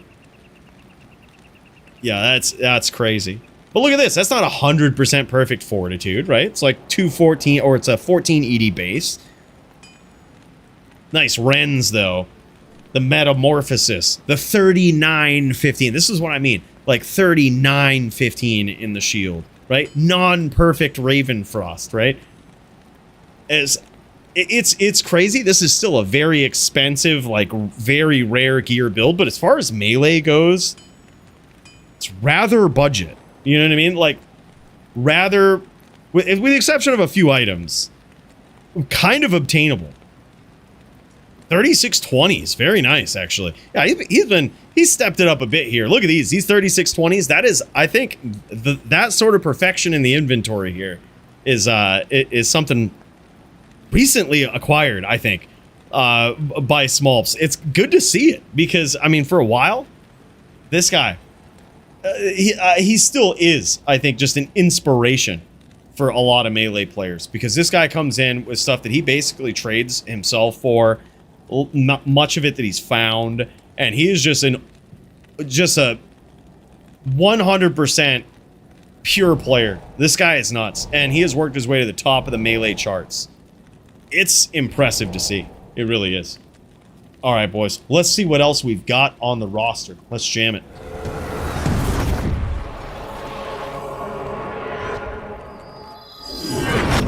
Let's jam it. Hell yeah, man. Popping into Nim stream here. Looking like this Din is ready to get it in. Cursor working. Cursor is indeed working. We can see it. Hell yeah. Hell yeah. Sweet, man. Yeah, I remember there was one time some people were complaining, we can't see Nim's cursor. And it was really tilting some people sideways. So now this guy has adjusted it. So everyone who was worried, they can now rest. Yeah, share screen is greater than share game on Discord settings. I agree. I always click share screen and then just like pick the screen that's up. Yeah, it's just the better way to go, I think. Works pretty well. But yeah, Nim is ready to swang and bang.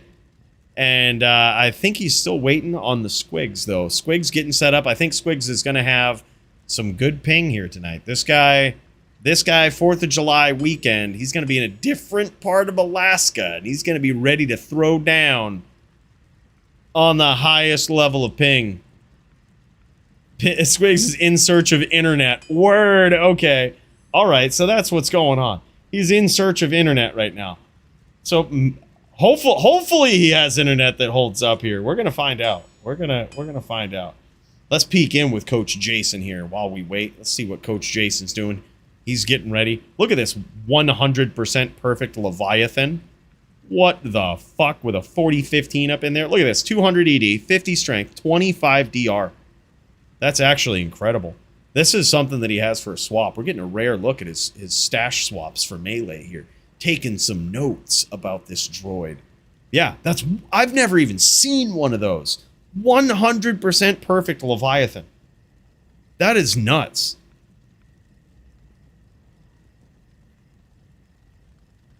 I keep a level 15 on Legacy non-ladder just to gamble for goals to transfer? Hell yeah.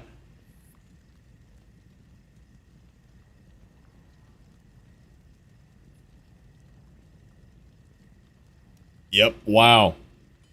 The Eagle has landed. Jagger. Oh man, look at this. Look at we're taking a deep look into your opponent's stash here. He seems to have gone AFK, but now we get to see the secrets that he has hiding. Look at this thing. Did you know we had this, Jagger? Jagger's going up against Coach Jason tonight for the melee title. Look at this, man. Look at this. You never know if he's going to bust this out. This guy starts walking out with a green armor. Well, you know what he's up to. You know what he's up to.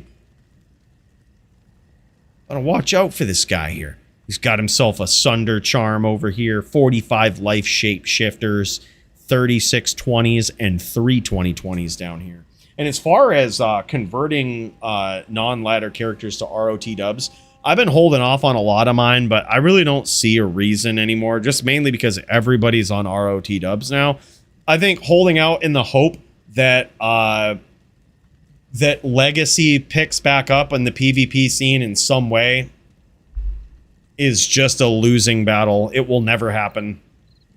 I don't think it'll ever happen. If ROT dubs gets so bad with PvP that people want to go to some other form of dueling, mark my words, they'll all go back to actual LOD. I mean, that's what I can see happening. Yeah, quality of life is too good. I think some people are like, well, if they fuck up PvP so much, like, they'll just go back. I really don't think they will. I think that maybe some people will be like, oh, I'm going back, but there's nobody there. There's nobody there anymore. It's sad but true.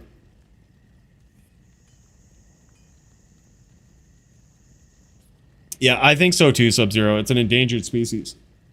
Is most of the scene non-ladder LOD, or did they switch to ROT dubs? I think most people switch to ROT dubs. As far as dueling goes, yeah, mostly all happens on non-ladder. Yep, they moved the GG gear over. Hard to go back. Yeah, I still have, like, I mean, here, I'll show you. There's some things on my account that, like, I still haven't converted. We'll take a look, dude. It's kind of wild. All right, yeah, so like we've got these guys, and anytime you see this little icon, like this little X right here, that means expansion, right? This is my din. This is like my complete din that I worked so hard to put together. I still haven't had the guts to like transfer him over. It's a one-way trip, you know? But then, you know, we've got the 99 Druid. We've got, I think like all of my 99 Zons are still expansion. This is my melee, dude. Check this out. This is my... You know how good I'd be in melee? Look at this. Look at this guy.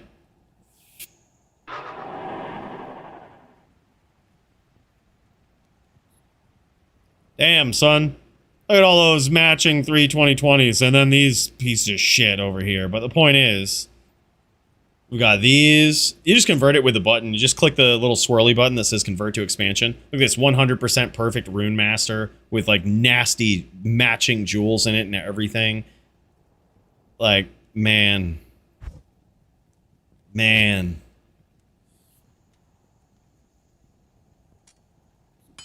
I gotta bring these 3 2020s over. I'm gonna be in a Zon tournament with my boy Bushy, and I think I gotta bring these things over. I have another 3 2020 waiting for me, thanks to Sir What's-His-Name on ROT dubs as well.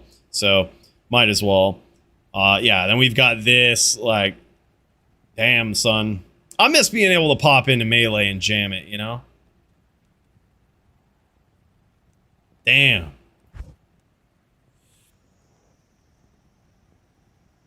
Yeah, this is one of my characters on old expansion. Yep, old expansion.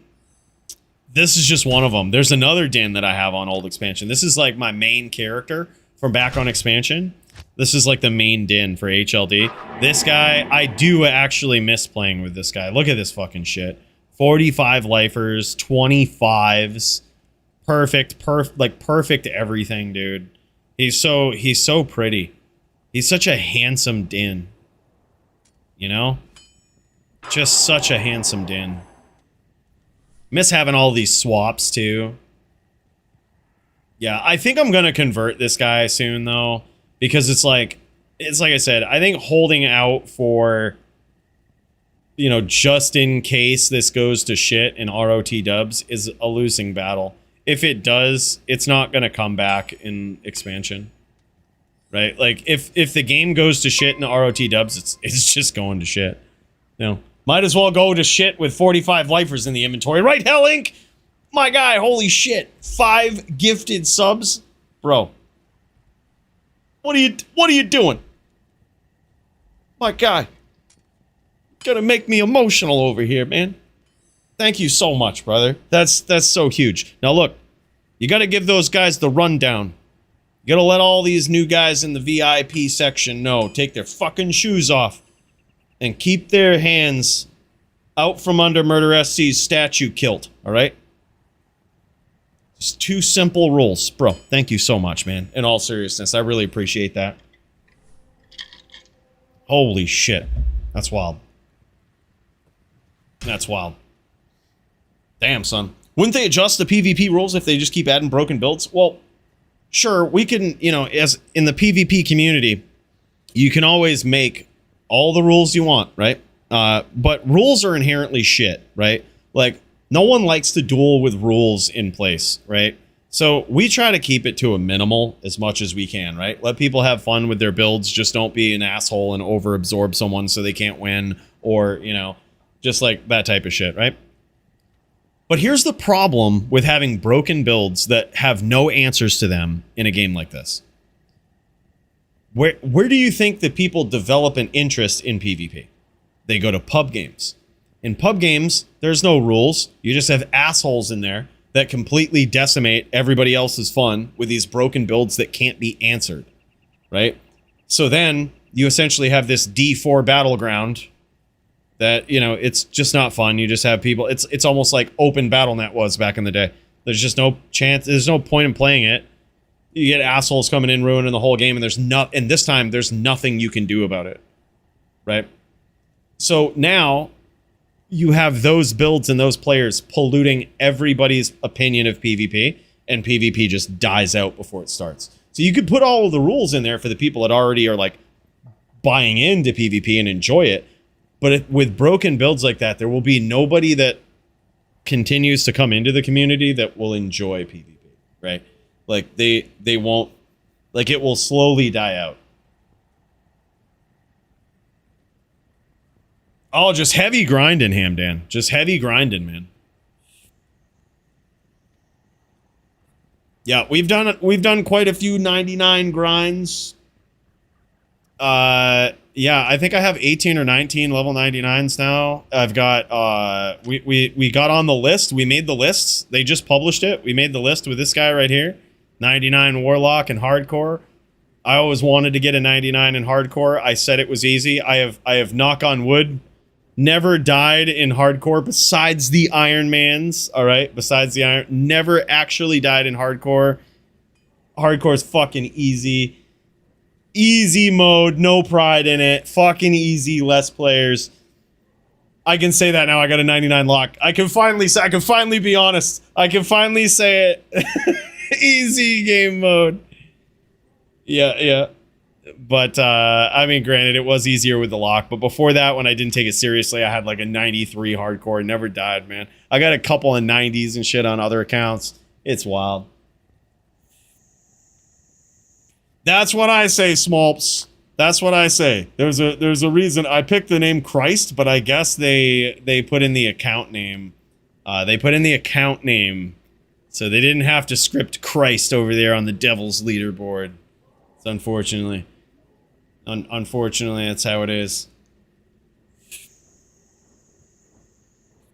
Honestly, 99 hardcore with a Barb would actually be the easiest. Barb is the toughest character and the hardest to die on.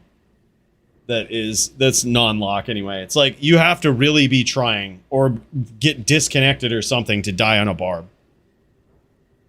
We were doing dirty TPs and Maddie was borrowing my barb in hardcore, and even then with shit gear with the nastiest TPs, he was able to like get out of it. So yeah, it's hard. It's hard to die. No, they don't censor Christ, but it would have just been cool to have a character named Christ at the top of the leaderboard for the Devil's game. You know, for the Devil's game, Christ busting in, showing what's up.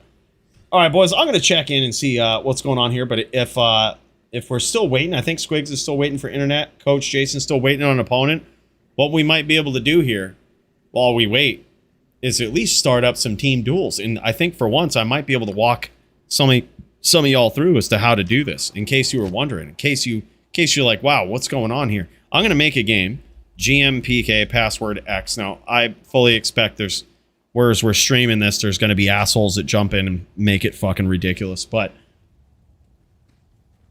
this is just to show how to do it, right? I'll walk you through here. If you're interested in doing team duels, there's a whole nother channel. Look at this. This is the Discord right here, right? We've got these team channels, and what you can do is pop into here, right? I'm gonna do this. I'm gonna pop into this team channel right here, Team 1, right? Then you just wait, see if people show up. You could also message people in the chat, see if anybody's down for a duel, right? And this allows you to pop onto a team and do some team comps. There's LLD team channels. There's a melee teams over here. It's kind of an elaborate setup. But what happens is you get up in here, you make a game, people join up, and then you can team up once you get a game. If anybody wants to, while we wait for some duels, feel free to pop in. I would be surprised if we can get good team games going with me streaming it. There's usually at least one hater that will get in and try to ruin the game. But if that doesn't happen, it's a good day, right? It's a good day. Maybe we can get some teams going. But that's the game, GMPK, password X. We'll see if we can get some cool team duels going here while we wait for these absolute savages to get to jamming. Oh, look at this. Look at this guy. Look at this freaking guy.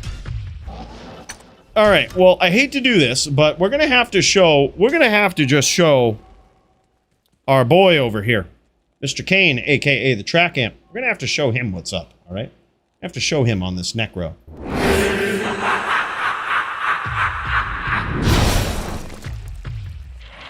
All right. Now, you see, he is on a fire droid, and theoretically, we've got the upper hand. We ready? All right, let me piece up track amp here real quick. Should be easy. Should be easy. He doesn't know who he's messing with. He doesn't know who he's messing with. And then after I absolutely decimate track amp here, we're gonna pop over to Coach Jason, who is now ready to throw down. All right, here we go. Now, what you gotta do is you gotta hunt him, right? You gotta hunt him. You gotta watch out for that shit. You gotta watch out for that shit.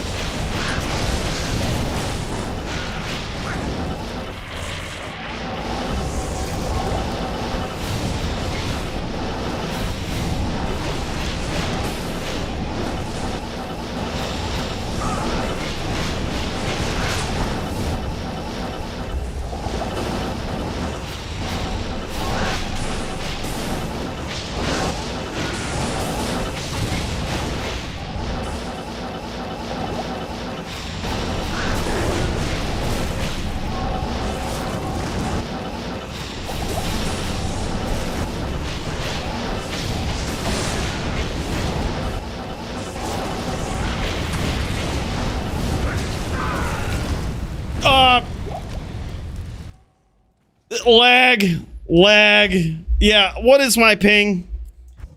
47 ping. Yeah, that's I can't duel in this fucking holy shit. That's so much lag. I don't know if there's something wrong with the servers here today. That's like That's like 0.047 seconds of lag. Well, if I wasn't lagging, I would have definitely beat Track Amp there, because he doesn't know who he's messing with. The point is, we've got a real duel going on. Let's pop in Jagger versus Coach Jason. This one is going to be wild. This is for the DFC Melee title. And damn, son, it's going to get nuts.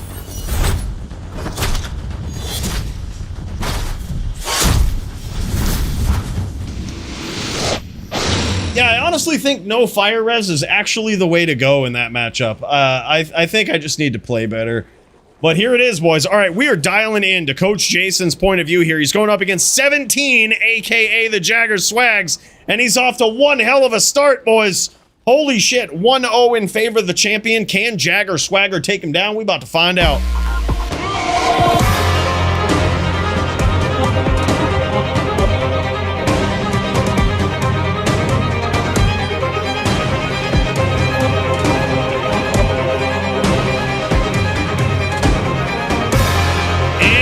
This corner, the reigning, defending, dominant Melee DFC champion, Coach Jason. This guy, this is not the first time he's met up with Jagger Swagger in the iconic River of Flame title bout showdown arena. And something tells me it probably won't be the last. These guys have been known to go toe-to-toe at the highest level.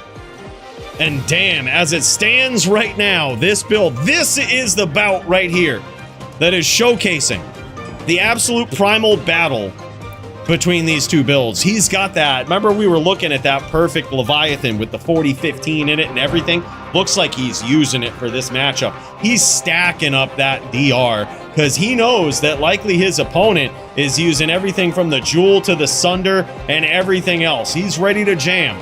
Holy shit, what a round there. Just tune in and I see a what? Listen here, Charlene.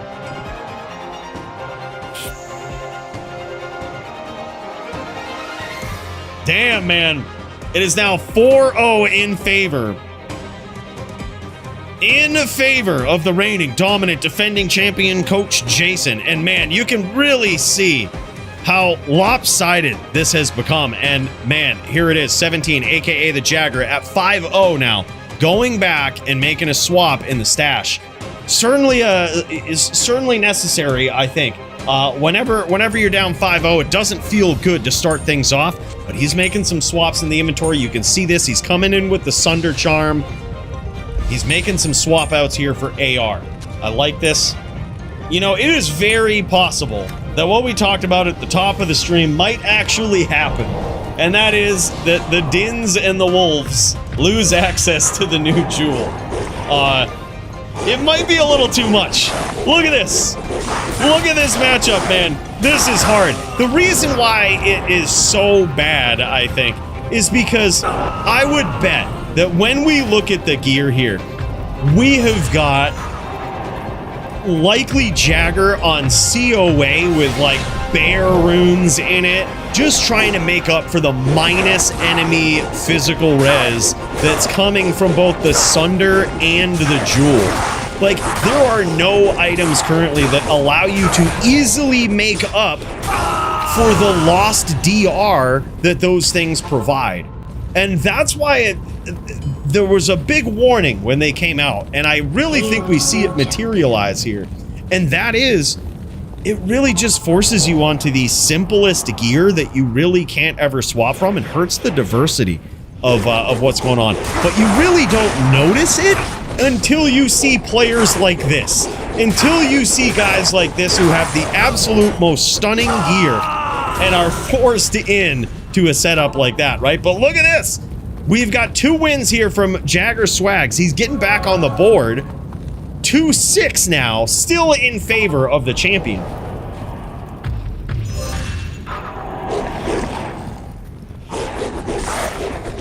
Jagger can't max roll. Please don't go off of his setup. Don't go Storm Shield and chat. Yep. Yeah, I mean,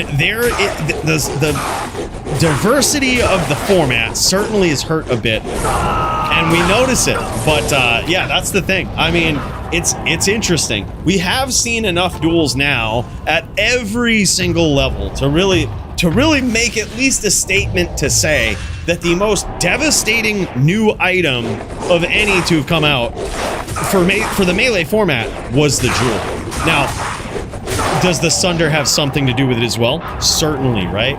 But the thing is with the Sunder, you might be able to minus 10% res from your opponent, but you also take a hit to your resistance, right? To your physical resistance, affecting what you have to wear. So it's interesting. It makes players make a choice.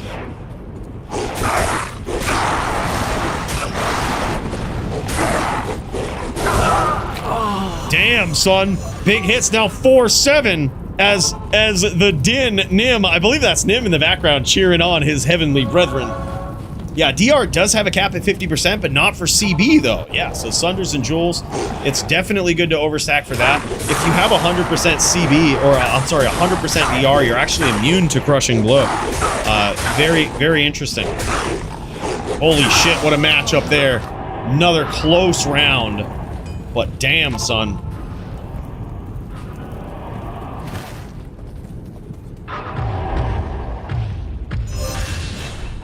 Rune Master could get a market buff when people figure it out. Damn, son. 4+ meta is what's dumb. The Jewel and Sunder take it further. Yeah.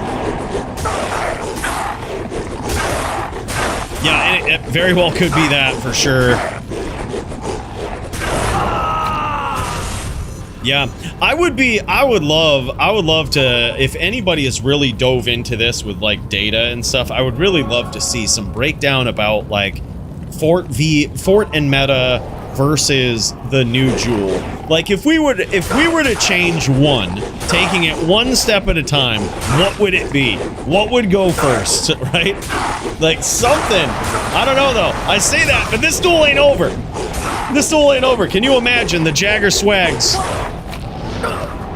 This would be probably at 5-9 right now. Jagger Swags he has to hope basically for 4 straight wins here to tie it. And since this is a title bout, if he ties it, it will go into overtime. It's first to 10, win by 2.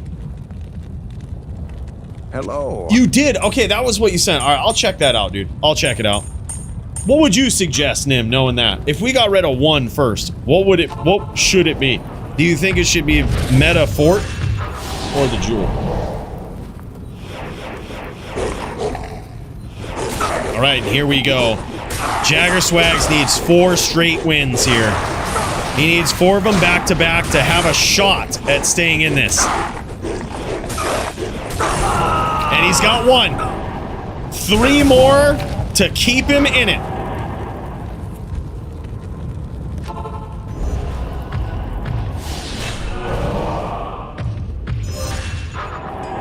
No Fort plus meta on Fury in all class. Okay, yep. We might have to do something. It all depends. We're gonna see. We're gonna see. Oh my god, and he gets there. It's now 2. He now needs 2 wins. For the people rooting for the Dins here. They might have some hope, boys. They might have some hope. He's got his back against the ropes, but if he can get 2 more wins here, we're going into overtime. But if he falls, that's it. Big hits for the champion. And damn, son, down he goes with a fade buff to boot. Damn, son. The Din Dream. It was there for a moment, boys. It was there for a moment. Damn, man. Damn. I think so, man. I think so. Well, I think maybe we'll try that out. We'll try it out. Meta Fort first. If nothing changes, we'll undo it and ban the Jewel. That's less gear swapping for people, you know? I can't use this yet. I can't use this yet. Dude, hell yeah, though, man. Oh, yep. So, Jagger Swags got caught with his boots in his hand there as he was trying to show this off, so he's resetting these here real quick. But damn, son, yeah, I'm gonna make a note here. I'm gonna make a note.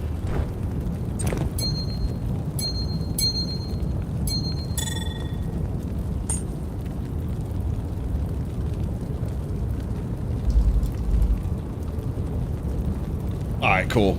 I think we'll try that out. I think we'll try it out. It definitely, as you can see here from the gear, like check out this gear breakdown. It's very interesting. So Coach Jason, I love the setup. He's got the Leviathan armor because he has to overstack for this jewel as well, right? But look at this, double bared COA. Yeah, Jagger Swag is on double bared COA. So why is that a bad thing in this matchup? Well, it forces the Din off from the Vizzo helm, which means that visionary mod is, it's so crucial to getting your AR up to a place where you can actually connect on the druid, forcing you to swap out so many charms for AR, which hurts your damage. So you are losing two very crucial pieces of competition against your opponent, right? And that's just because of the existence of these jewels. Now, will that change if no fort, no meta? You know, no fort meta combination? Who knows? But if you noticed here, Coach Jason was not on fort meta. He was not on fort meta. He was overstacking as well. Against Druid, you can actually drop AR because they have 0 defense. Word, okay. Yeah. Yeah, it still makes things very interesting, though. Still makes things very interesting. Yeah, it's so crazy. Like, the change has gotten... Like, I think it hurts Melee in the sense that the cool items that used to make Melee what Melee is are sort of fading with the existence of the Jewel and Sunder, right? Like the armors, the helms. It's basically down to the weapons now. So it's and even at that, look at this, BOTD, right? Like very simple. I think literally the main gear here that Jagger Swags has, besides maybe his rings, aren't really that unobtainable, which is like, I mean, inspirational, I guess, to some degree for someone getting into Melee. But then when you see the inventory, it's like, yeah, right. I mean, you're still not getting that, right? So yeah, I think it's something to think about. I'll consider it, Nim. I'm thinking Jewel though. I really think the Jewel. I think the Jewel is the big one. It just forces such shit setups. It forces setups in Melee that make you sad when you see them, right? It makes me sad to see Jagger Swagger, who has the most savage gear, be pigeonholed in to like the most basic stuff. It feels bad, man. It makes it less interesting, that's for sure. Well, I'm gonna think about it. But small changes, small steps, right? There's definitely something to be said for these droids, though, man. Coach Jason's been holding it down and dominating at the top. It's wild. And by the way, Sawdust, 36 months, my guy. What the fook? Bro, big cheers to you, brother. Thank you so much, man. Thank you so much, brother. That is so wild. Almost 3 years. We're 1 month away from the 3-year mark, brother. That's so wild.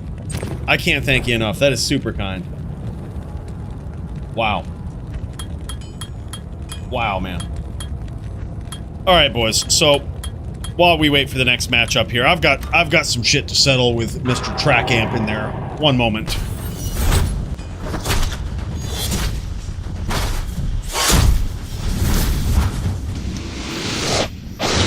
Where'd he go? Where'd he go? I didn't hear no bell. I didn't hear no fucking bell. There he is. All right. Now let me show you how to do this. Now let me show you how to do this. All right. Yeah. As Toshank pointed out, we don't really have any DR or fire res, and that's because you basically just have to. You don't get hit. It's very easy to avoid fire. Just don't get hit. Nah, wear them. My build is savage. My build is savage.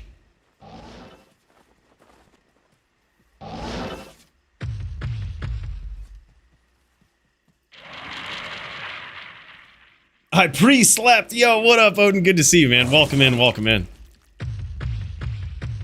Who won that melee duel? Foozerman? Yeah, of course. You think Foozerman would even look at a duel that he didn't win? I don't think so. Keep fort meta.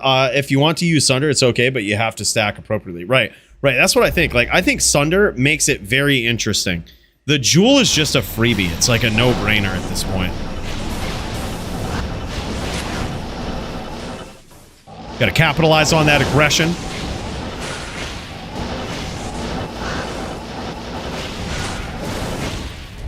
Just don't get hit, boys. That's it.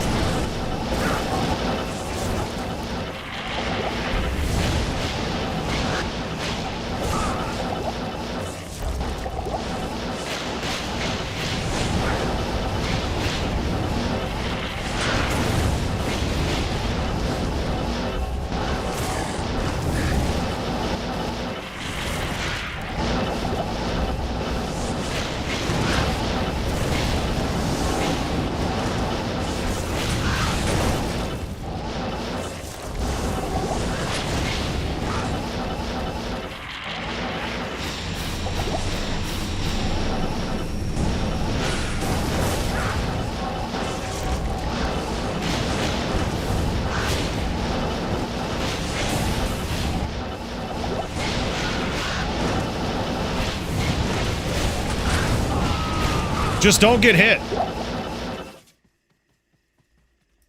That's what it is. Fire res DR overrated. Overrated. I mean, you can't have shit fire res. In fact, I might actually, hold on, I might be able to step it up a little bit. Clearing and pulling now for Jits? Alright, GG, man.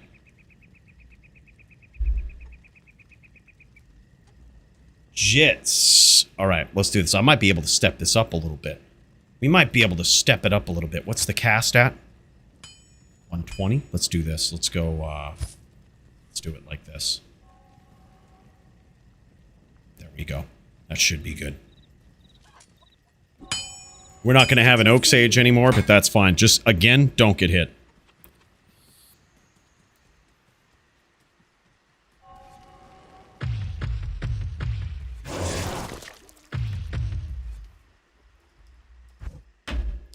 That's right, he's just pushing P. Let's do it. All right, so this is how you do it. You just don't get hit.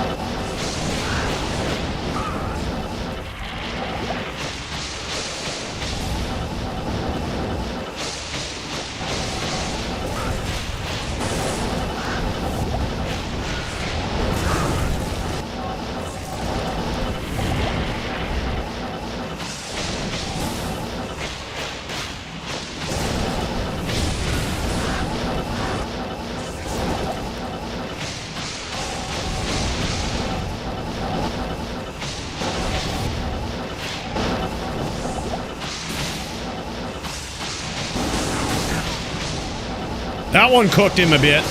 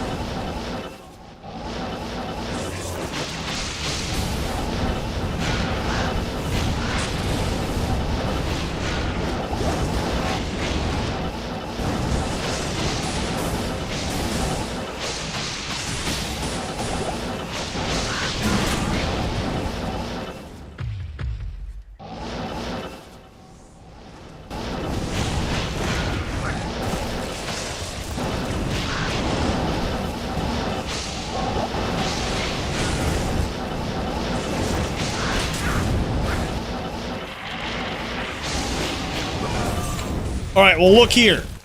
I was out of mana, all right? If I wasn't out of mana and didn't have to play, all right, we could have spammed the shit out of that, all right? We had it. By the way, big cheers, BVC 3-peat. Minor mana pots, what the fuck, Kakara? Yeah, there's a level 1 that was in town. That's gonna fuck all the mana pots. We have to go to Act 2. Can't do that here.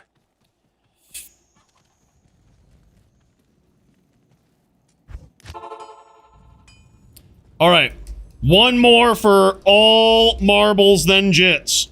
Then jits. One more for all marbles. What do you need? Then jits. All right, we've got a bit of a score to settle here, jits.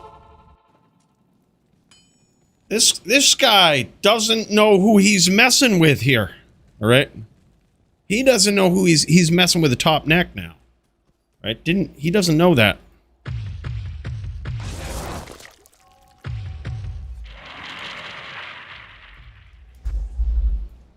I think we had it. I think we had it.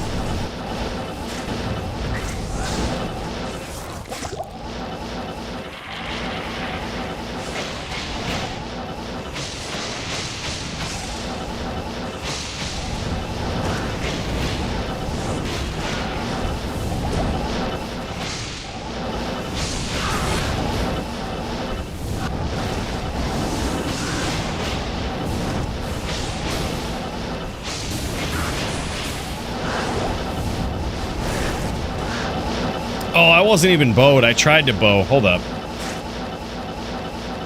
Always go to the cold plains, boys. Always go to the cold plains.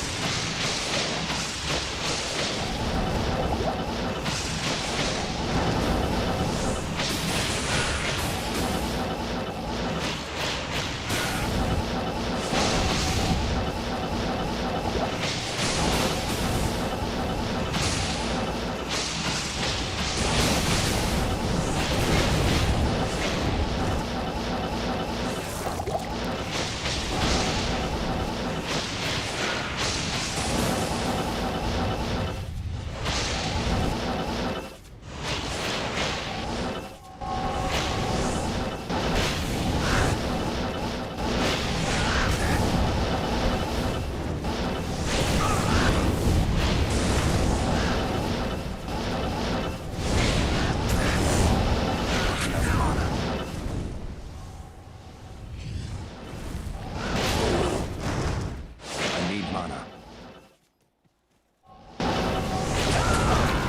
Good duel. We did it. Legendary. Yep. We were both Not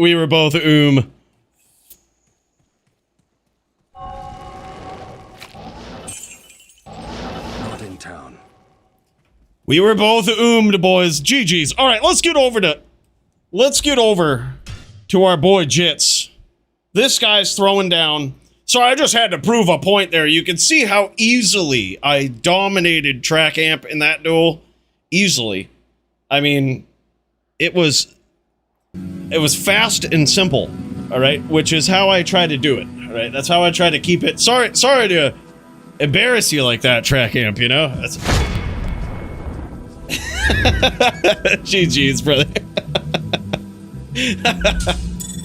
Yeah, that's an epic match. I actually like that matchup right there. It's a tough one, I think, for both sides. Ends up turning into a long one, but I think it's kind of fun. It's like a puzzle, you know, trying to figure each other out, trying to cut them off, figure out their patterns and such, you know.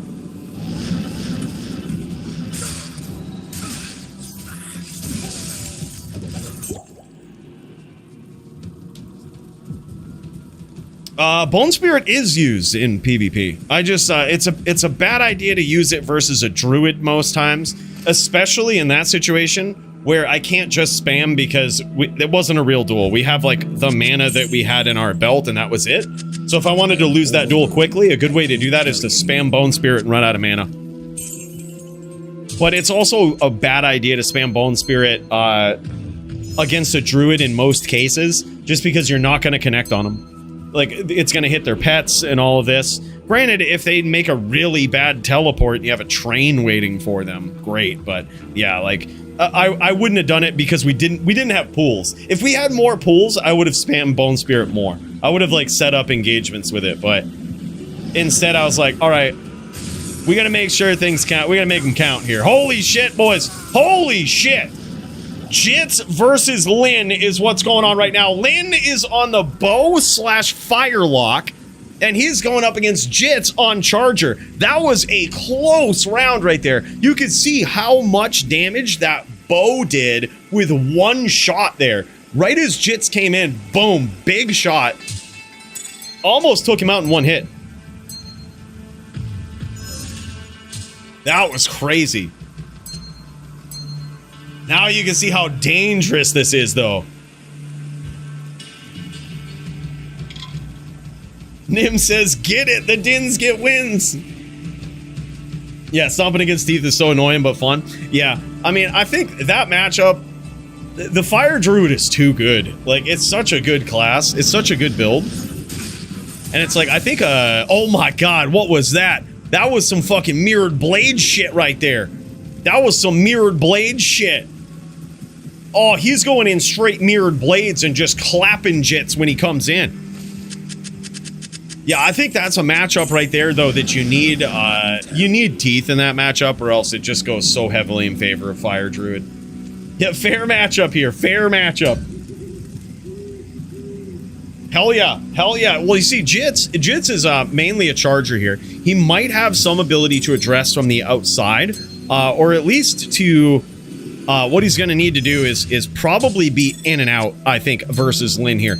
Because if Lin gets off one of these hits, you can see, it's pretty devastating. So he's got to be in and out or address from a distance. We're going to see what strategy he goes with here. But now it's 1-1, I think.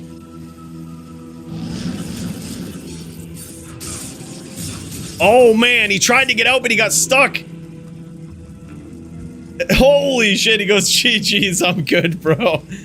Holy shit, it's 3-1 in favor of Lin. Damn, son. Damn, son. Jit's not happy. Jit's not happy about the Warlock here. Getting hit with the Mirrored Blades. Damn, son. Yeah, that is crazy. Lin's got no block. Doesn't necessarily need it for the with Smite, but still, yeah, you could see Jits comes in with like full DR here and just gets like annihilated by that. I think really the big thing is that he very likely has what's the skill that buffs up? It's Hexbane, I think, that gives like magic damage as well. So there's even that in there, which is absolutely asinine, man. Warlocks, those fucking warlocks, man. The definite frustration there from Jits, and I get it, man. Those warlocks, you never know what's coming at you with it. It's wild. Yeah, wow. Holy shit, boys. Let's peek in and see how Nim's doing over here. Nim's still waiting on the squigs. Coach Jason might have a duel up here with his opponent. Oh, does he? Oh, no, he's going up against... Wait, he does. Is this Track Amp? Is this Track Amp versus Coach Jason? No, Track Amp is going up against... I'm sorry, Coach Jason's going up against Polytheist later. But what he's doing is he's trying... Right now, he's practicing against Track Amp to get some of these duels in here.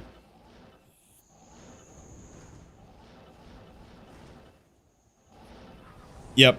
I mean... Makes sense too, because if you're going up against Polytheist, man, you gotta get warmed up. You know what I mean? You gotta know how to duel these fire druids, and there's only a select amount of players that even know how to play them at a high level. Oh my god, there it is. Nice life tap. That's gonna be pretty clutch right there.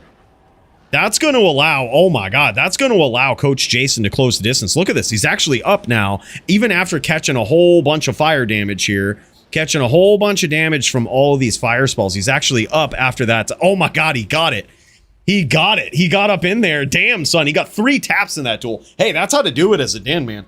You can't hate those taps. All right, Track Amp. The Din's got to get it in where he can get it in. Yeah, Max says fair matchup here. Hit Warlock, then delete, right? Yeah. Sorry for the bad matchup. I had no idea how that's going to be, but you gotta give credit to Lin. I mean, that's an interesting strat there. He went off of the bow and went to a weapon to go mirrored blades, knowing that a charger and or smiter would eventually come in and get hit by it. That's insane.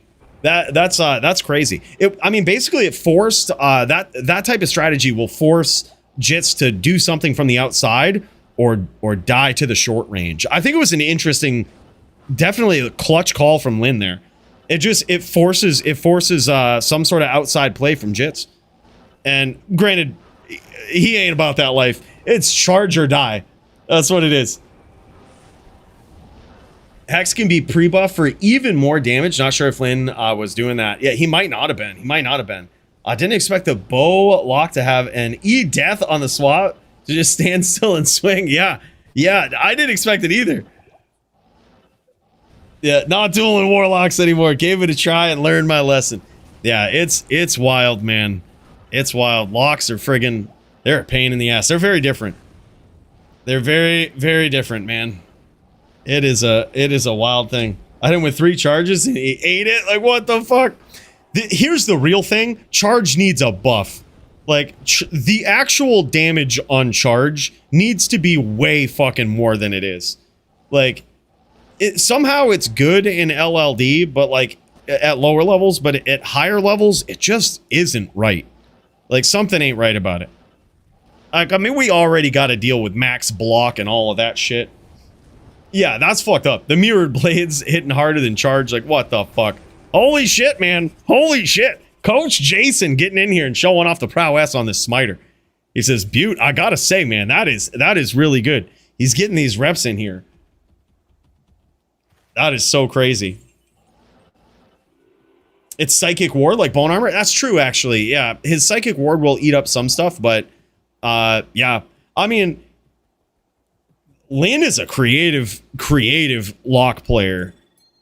Like, there's a handful of lock players, Baloney Pony, Lin, Max, like, that are really exploring the depths of the Warlock class to be like, okay, what do they do? What's broken? Max just breaks everything he touches. That's just what it is. He gets everything's banned, you know, that's what it is. But that's a good thing. I mean, without players like this, we shall never know, you know. Charge is busted. What do you mean? Yeah, charge is not good. Charge is not good. It should do, like, I'll be real. I have a thing of exaggerating damage numbers, all right, of what they should be. But I'll give a real answer on charge. Charge should, when you factor in all of the enhanced damage and all of this stuff that stacks up with damage plus CB, all of this. The actual damage on charge should be at least double. At least double what it is. And that's a conservative estimate. It should be at least double. Locke is very unfair, not going to sugarcoat it.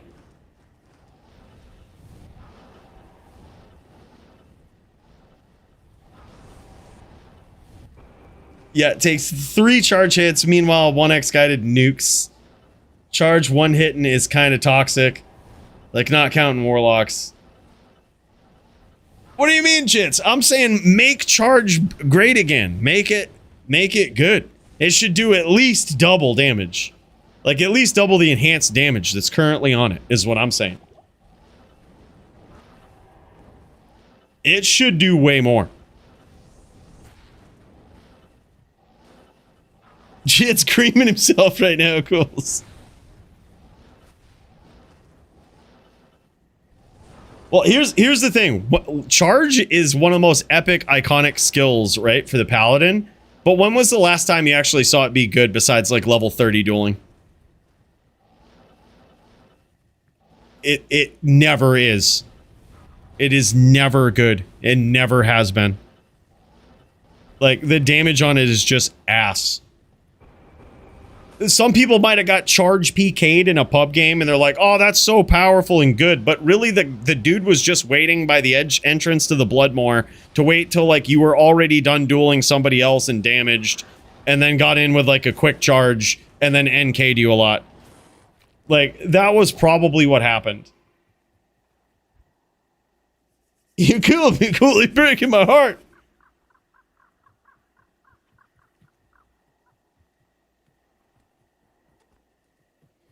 True, yeah. When you look at it as a support skill, right. But here's the thing. Here's the thing. The Din needs buffs bad, all right? The Din needs buffs. The Barb needs buffs. So, I mean, and this is without the Warlock class being a thing. We could take the Warlock out. Those classes would still need buffs.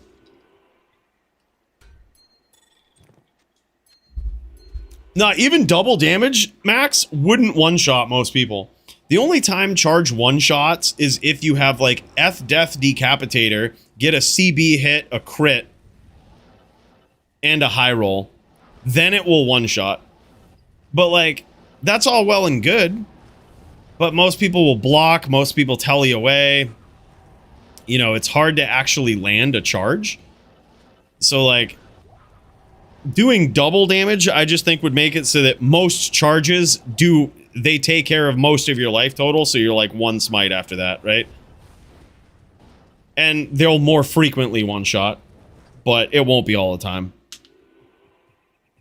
When people are prepared for it, when they go in with like 50 DR, you're rarely one-shotting anybody with charge. Rarely. What is this L take? Double? Double, yeah, hell yeah. Hell yeah.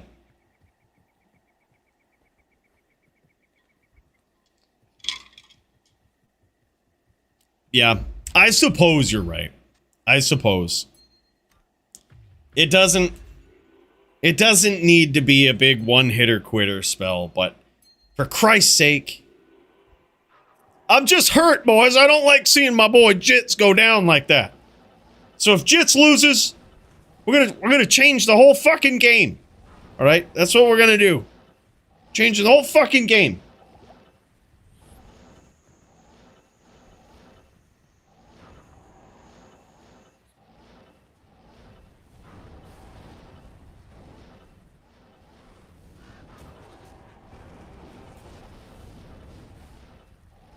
Yeah. No worries, Jits. No worries, man. I think that I think that Lin just had a great setup for preying on someone that was always going to close the distance.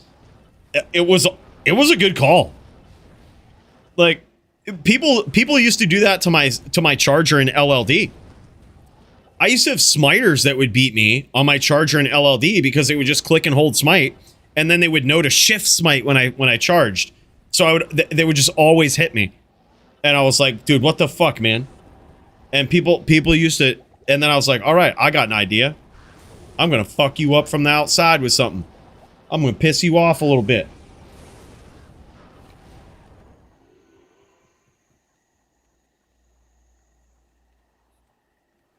Coach Jason getting the reps in here, man.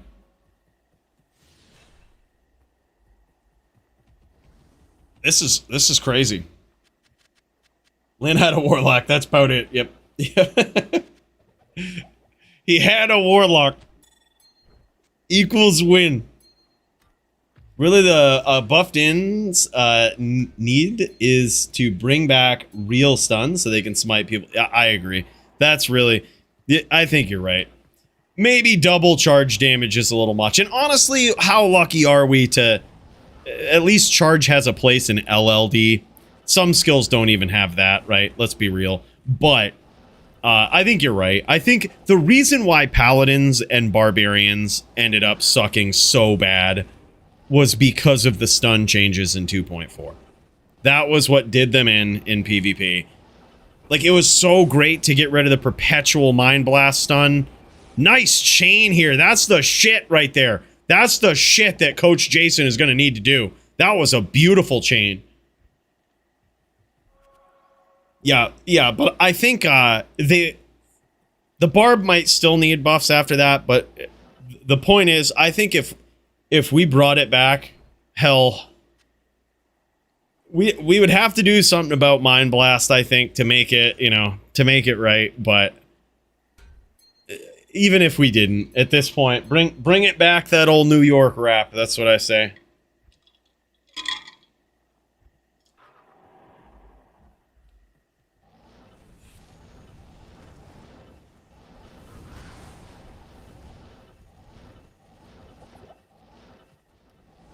Yeah, I honestly wonder, like, if they brought that back, I think Sins would actually be a big problem for Warlocks. Like, even Abyss Warlocks, they might be a big problem for them. Maybe not in, like, a BM game where, someone is, like, sorbing and shit. But, like, can you just imagine Mind Blast locking a Warlock? They can't do anything, and they just sit in traps. So, like, they can't Abyss. They just can't do anything. Makes it so they have to CT Abyss, but then when you know the CT angles, you can set up your traps accordingly. And it's like they're always taking damage. I honestly think that could solve a lot of problems for sure. I think you're right, Max.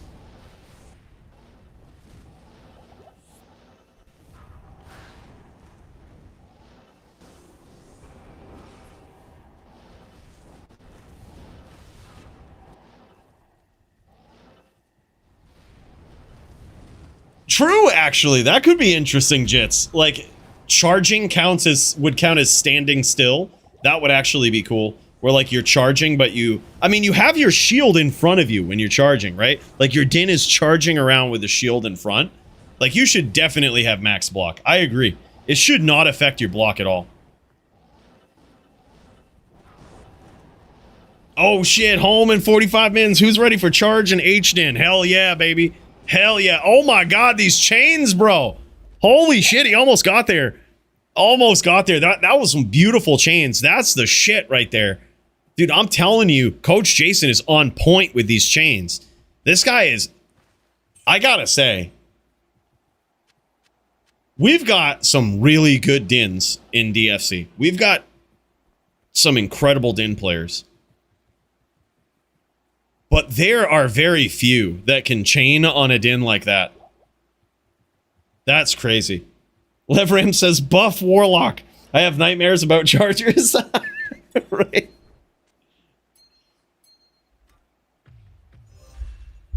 ED min-max bug. Yeah, fix that, right? I don't even know how they would. I can't believe that's been a bug for so long. Maybe it's, like, impossible to fix. It's just so fucked up. Maybe that's the real thing. More buffs coming next patch, obviously. Yeah. Honestly, with the lock, I would support a buff to the lock with the fire lock. I don't know why they ever nerfed that. They bit off way too much when they nerfed the lock this time. Like, they just started stabbing at everything because they weren't really sure what was broken. But in PVM, the thing that was busted was the demon, right? The demon was the most busted thing.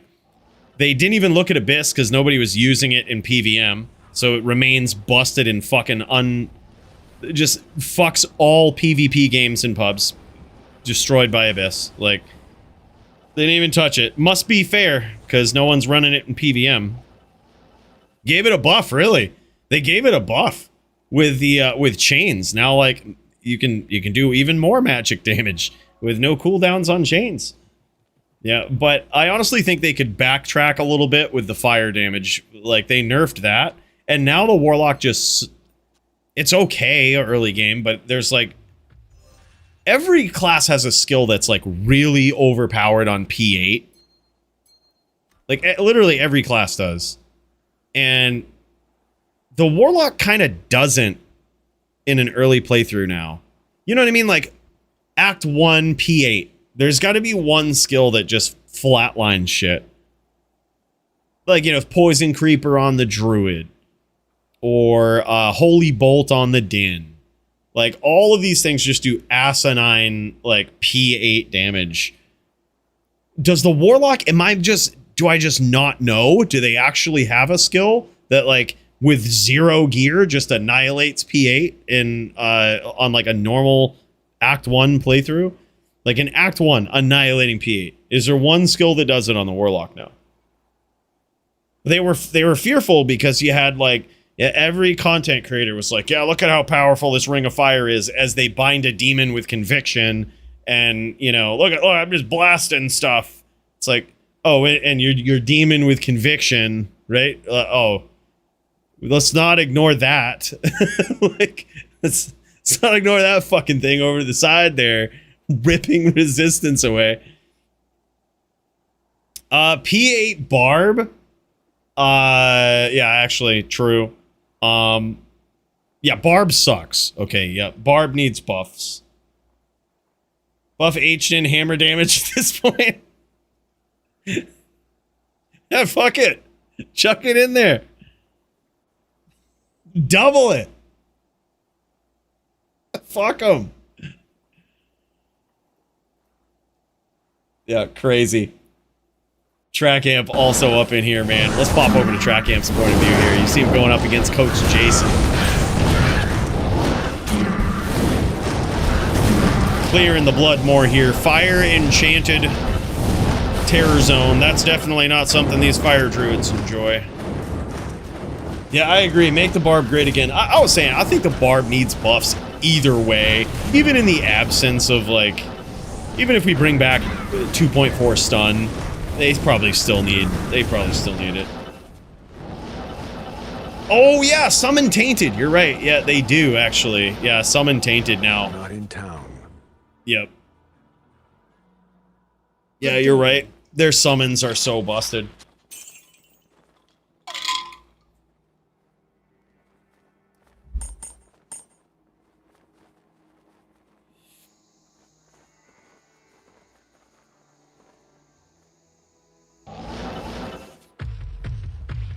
Yeah, that's the thing. Crypto knows what's up. It's hard to land hammers on good players. You can get a hammered in doing big damage now. I think it might actually be time to bring back the friggin' murdered in, dude. A true murdered in. I'm gonna convert my 32020s and my din. I might put together a murdered in, an actual proper murdered in. Because you could probably still do effectively like 10k hammer damage, which is, you know, certainly nothing to ignore, right? But then you would also be doing pretty serious like bow and charge damage as well. Dude, I might do it, man. That actually, the more I think about it, the funner it sounds. Barb was so sick on classic D2, true. And it kind of still is, even in D2R. The Whirlwind hits on every frame. Or it attempts to.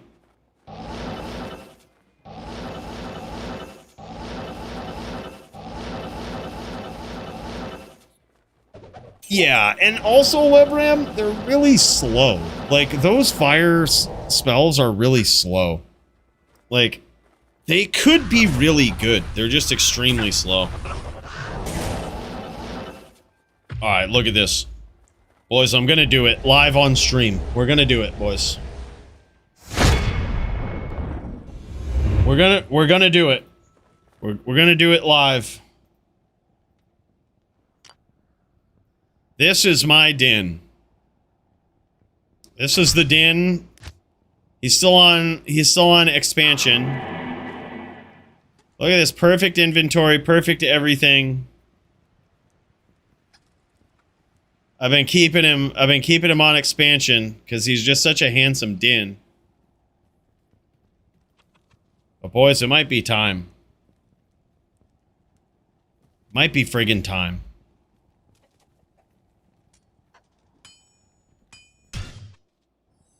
It's a one-way trip, boys. I'm kind of getting the feels about it, but let's friggin' do it, huh? Let's friggin' do it.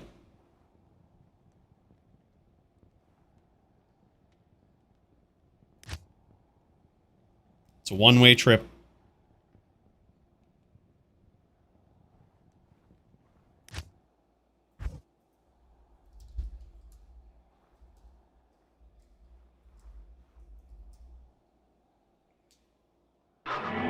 Rip, he said. Hey, look, man. I love it. I love it. I miss playing on this guy. I miss playing on this guy. Now we're gonna get up in here. We're gonna beat Track Amp's ass on the den. Right? We're gonna beat that ass on the den.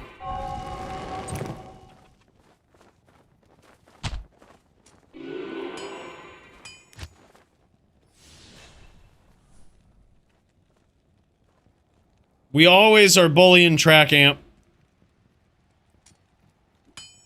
I don't know why. Okay. I don't know why we like to get up in here and bully Track Amp, but someone's got to be bullied sometimes, all right? And it's just got to be Track Amp. 136 dex. Oh shit, I'm gonna need to token this guy. How do I not have enough dex to wear Grief? What a noob. Or do I? Hold on.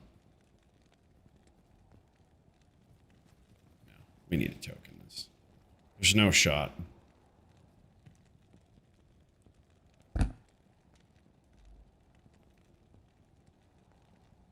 There's no shot.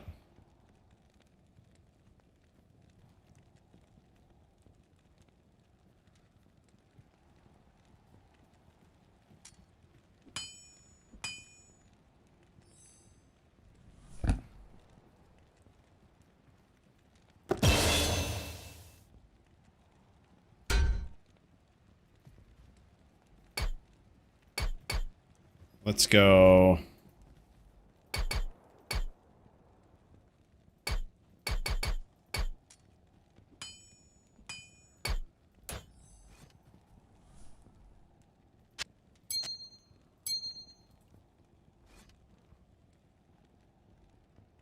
All right. All right. All right, let's do it. Make some room in this here stash.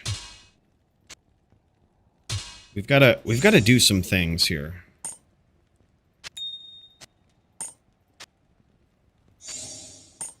Actually, make this look prettier.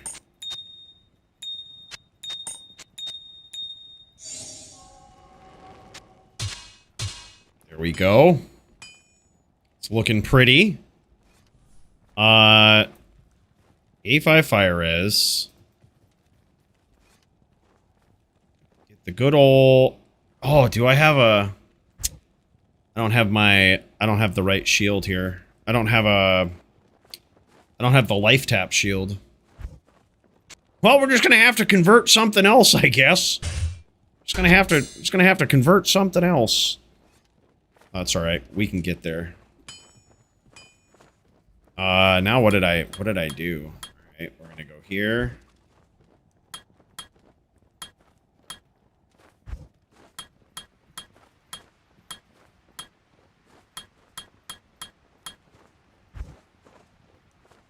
And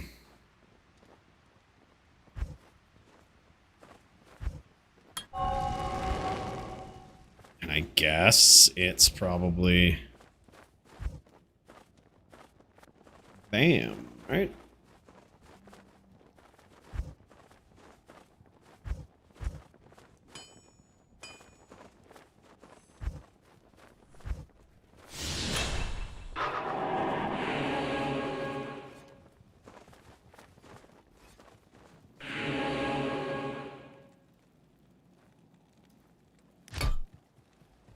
All right, track amp.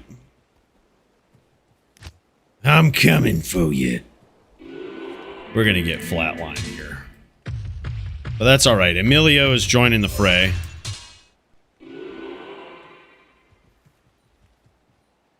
We've got the right potions in our belt.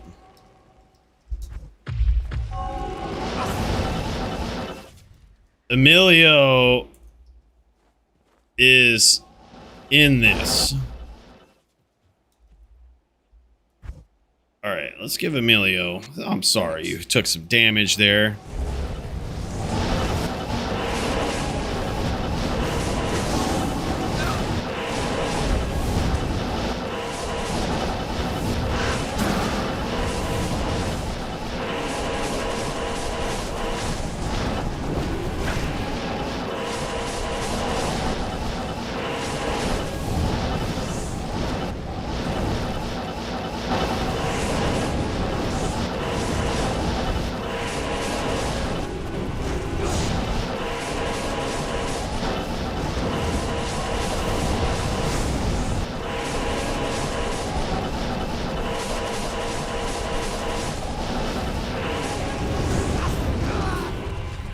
Damn it!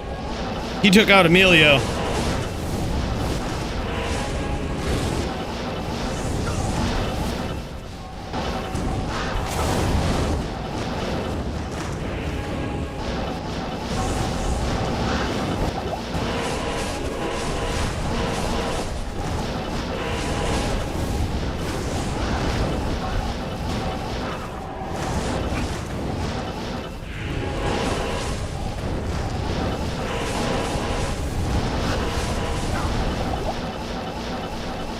Oh, lag.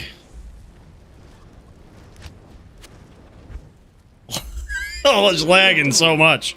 110 ping. Holy shit. Holy shit. I know, he took out Emilio too. Thanks, Demonic. Appreciate you, man. Push Stu and I in the queue. Yeah, sorry about that, bro. I got you.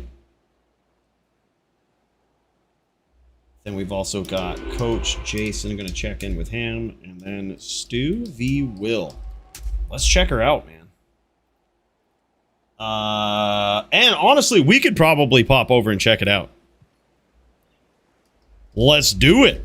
Let's check out Stu v. Will, man. Let's friggin' go. I think these guys ready to bang. Yeah, my apologies. Sometimes we get in the zone, we get to jamming, and we really should be to slamming. That's what it is. All right, boys, back to it, and here we go. This is Stu v. Will. This is, it looks like Fire Druid versus Trap Sin. Oh, man, this is getting real. These Fire Druids are taking over, man. They are taking over.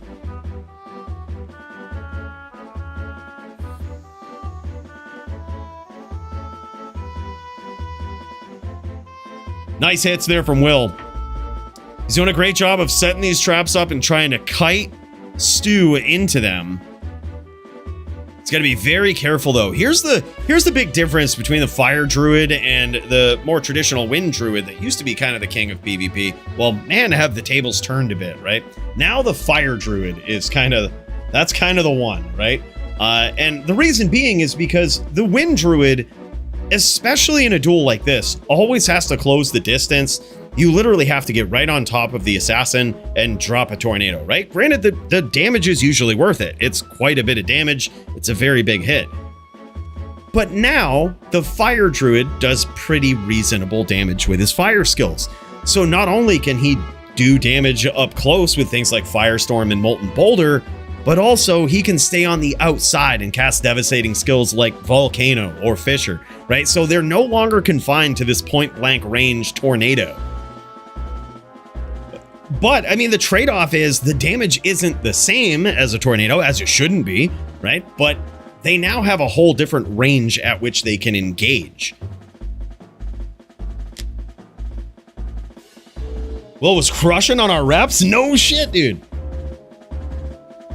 Damn, son. Just use anti-lag pods? I should have, Max. I didn't think of that. I should have used the anti-lag pods.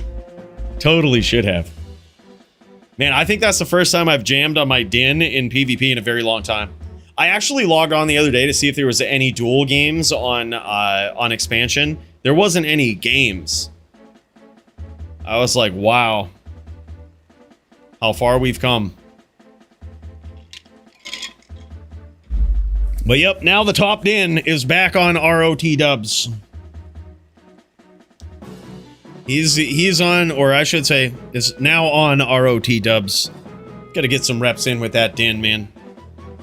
We did it, Nim. We did it. That was a big step for me, man. That was a big step. This is the way I see it. I'm just sick of not playing the character. Like, I just don't play it. Uh-oh, boys. Did y'all see that fucking light flashing? I hope we don't lose power.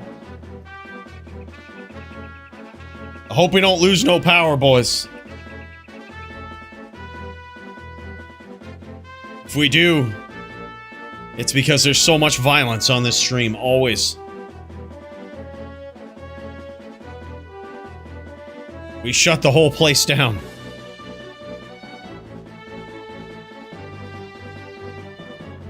Yeah, that's, I mean, I thought for sure it would be nice to keep him there just in case, but it's like, what are we doing? We're just hoping for the apocalypse of ROT dubs.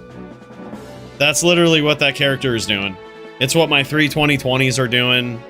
It's like, man, if it goes to shit, goes to shit, right? Like, that will be the least of our worries at that point. That's what I say. Just got my power back. No shit. Dude, wow. Weird shit happening in the power grids today.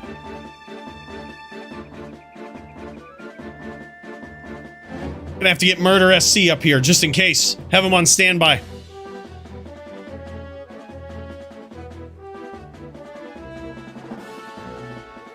He'll be like, all right, boys, I gotta go fix the DFC. BRB. I actually did right at the end of the last stream for a DFC. I actually lost the internet. It was like literally minutes after, maybe seconds after we ended stream. Like, boom, internet out. I was like, wow, perfect timing for the end of that. And wow, look at this, man. Will getting there on this Sin. This is a very, very tough duel. You might notice here, Will has the ability in a lot of these different matchups to, he can be a whirl girl if he wants to be, right? But in this particular matchup, he's choosing not to be. And I think that's perfectly fine. That's definitely the way you want to go. And the reason being is because you don't really ever want to close the distance on a fire druid. You don't really ever want to take the risk and be like, let me get in there and deliver a whirlwind. Maybe it'll be worth it. I can promise you 9 times out of 10 it won't be.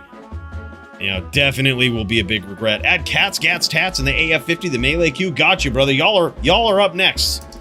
Cats v AF50. I take that back. I'm gonna check in with Coach Jason, and Nim's gonna keep me posted with Squigs if Squigs ever gets internet. Looks like everybody's having trouble with power or internet here tonight. Holy shit.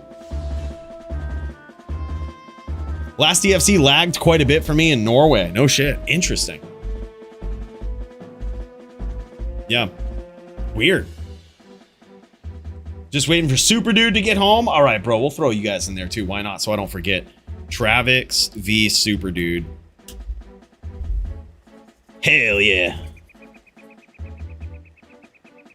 It's 140. Shit, bro. Shit, bro. Sorry for the odd timing. Travix from over in EU right now. Bro, big cheers to you, man. Appreciate you staying up late with us over there. I know sometimes the scheduling can be a pain in the ass, but I appreciate you, brother. Word. Okay. All right, Nim. Thanks, dude. Nah, you definitely don't want to whirl. I'm not sure if you've ever seen this matchup before, but you definitely don't. It is pretty much a death sentence. If you whirl, your opponent is probably going to go max block, right? And then you're never going to get a hit. And you're going to take so much fucking shit when you go in. You're going to take so much shit. It's not worth it. Will is doing the right thing here. You want to keep the distance? Use your Mind Blast. Use your traps. Against a Fire Druid, it's always in some way a game of distance. Even if you're a Barb, you're trying to like open up a shot by using Leap and predicting she, right? Like you want to use your Leap. You kind of want to, from a distance, start gaining some sort of traction, and then you go in, right? It's tough. But even against a Barb, where a Druid is limited to 35% block, it's still hard to hit with Whirlwind, man. It's so hard to hit. You gotta be top tier.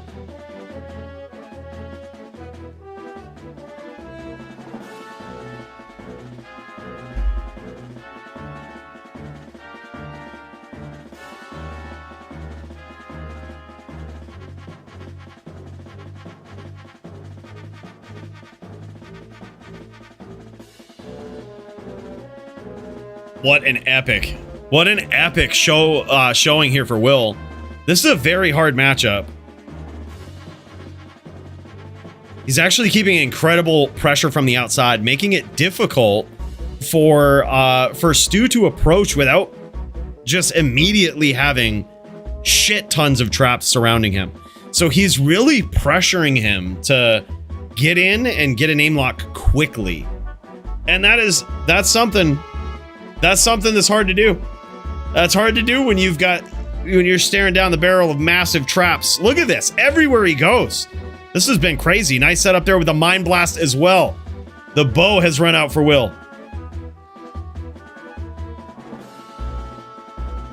Very worth. Whirl is great. I will say Whirl looks cooler if you can kill him with it, but that's about the only thing it has going for it. It looks cooler. Yeah, upside to it is, but here's the thing, I don't even think it forces max block. I mean, maybe, but I don't think it forces it. I think you could probably still get away with like a Barb setup for block, right? Like you could get away with 35 block and whirls. Sure, traps are in the equation, but it's just like if they're on the whirl plan as a sin, you just play super defensively, set up like self-nado or self-canos, self-fissures, molten boulders, and just walk into them. There's no shot. They're so fucked. And then when they come in and they take all that damage, you just reset. Just go reset and do it again.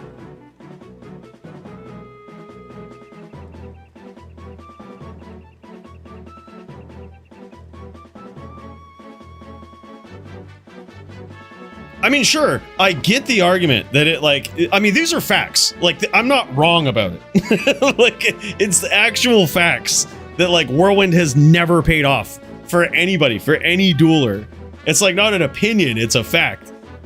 That's why Will is going traps here. It's way better. You don't ever want to whirl.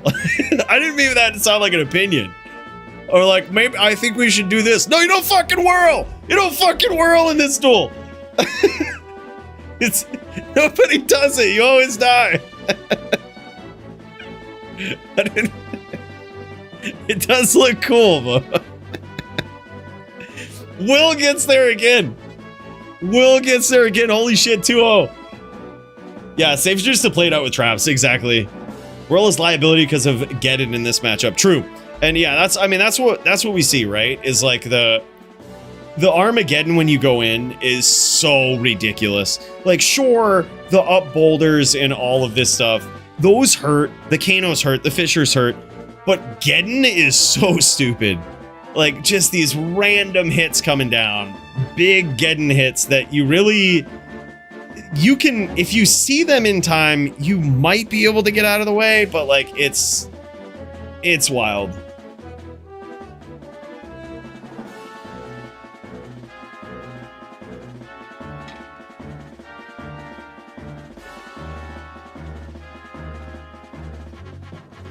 I mean, it does. All of these things that you think about Whirl, they happen, but it's like Max says. Max put it perfectly.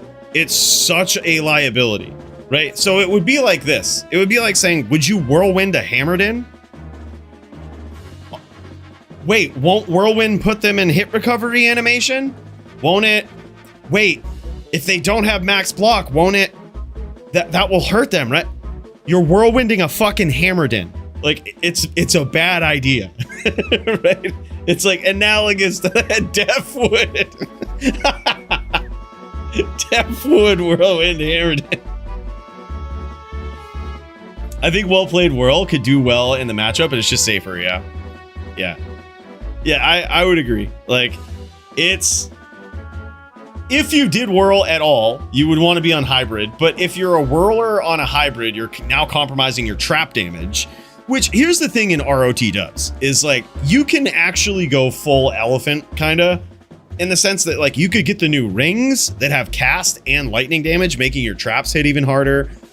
You could do an offhand claw with the new jewel and a facet for, like, vicious lightning trap damage. So it's like, you're kind of giving that up to take a big risk with Whirl. So therefore, when you follow that logic all the way through, it's like, it is definitely better to just go full trap, right? Let me whirlwind your bone spirits, please. Right. Right. Let me get up in there. Take that. Let me whirlwind them spirits. Whirl greater than all. Oh, goddamn. We're going to have to concede. Adillo 7 is correct. Yeah. Whirl is greater than all. What are we thinking? What are we thinking here? Good duel. Yep. Indeed. Indeed, it's better than all. Any declones tonight? I would guess. I don't see any reason why they wouldn't. The Last Dynasty Discord, like, religiously pops declone at 9 p.m. on Thursdays, 9 p.m. Eastern, which is in 20 minutes. So, a good reminder, just in case they do, I can't imagine they wouldn't. Make sure you have yourself a non-ladder game on North America. Non-ladder North America softcore. Get up in there, and I would bet there's supposed to be 6 of them? What? Oh my god, that's huge. Yeah, NED clones tonight. How about 6? That's wild. By the way, the tax man Bada. Yep, Polly only fire true to ever give me a hard time. See, Bada knows too. Bada knows. Bada is like top tier fucking hybrid Sin player.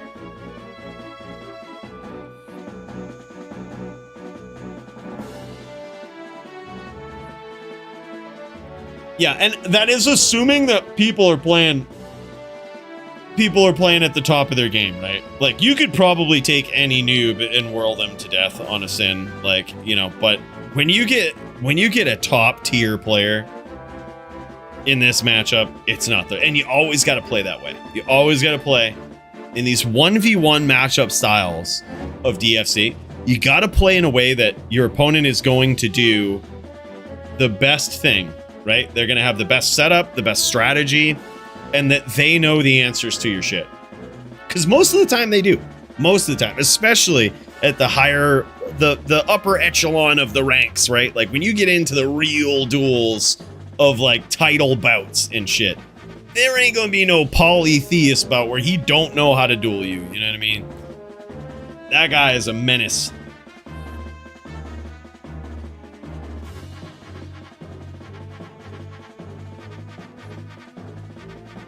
Yeah, I would love to see it.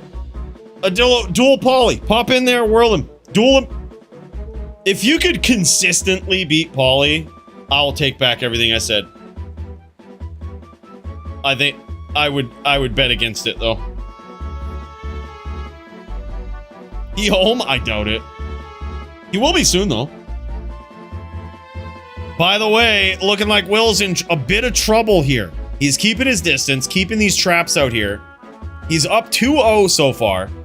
And by the way, if y'all are ready, we've got Cats versus AF50 in Melee. After this round, we can take a peek and start that duel. If you guys are ready, we can peek in. Holy shit, man. This is actually pretty epic. And even though Will is pretty low, so is Stu. Stu also very low in this matchup. You got to give credit where credit is due for both of these guys. Just absolutely savage gameplay from Stu as well. This guy keeping a constant, like, close distance and doing everything, doing what you should do on a fire druid, right? Trying to keep up that constant damage and with also the mindset to punish when they come in, right? Always being ready to punish. Literally, Will was friggin' Kano PK there for a second. I think he might have repped back enough life to survive it. Oh yeah, but then as I say that, he gets hit with an Armageddon or something. That probably wasn't Armageddon, but he went from like 200 to 50. So yeah, now he's still Kano PK. But damn, Stu is so low as well. We ready? All right, yeah, we'll kick over after this round, brother.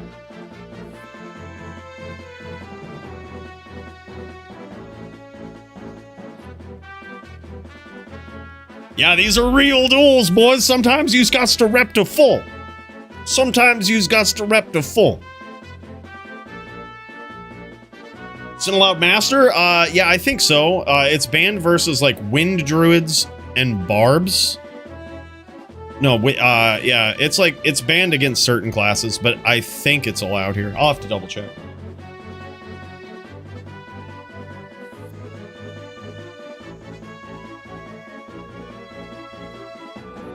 Actually, wait, did we unban it? Hold on. I forget. Keeping up with rules. Just get in there and get violent. Just get in there. Get in there and get violent. All right, Shadow Master. Shadow Master is banned versus wind druids, paladins, and barbarians. Exception. There's an exception. Ghost Sins can still use Shadow Master in any of these matchups. So yeah, wind druids, paladins, barbs is what it's banned against. Perfectly legit versus these fire druids. You want to be on a fire druid? You gonna get shadowed. You gonna get shadow mastered.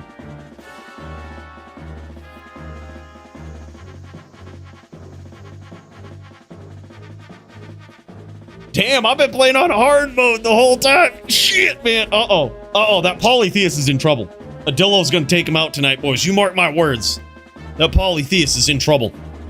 We're gonna give Polytheus the breakdown. We're gonna say, dude, Adillo in chat. He's got your number.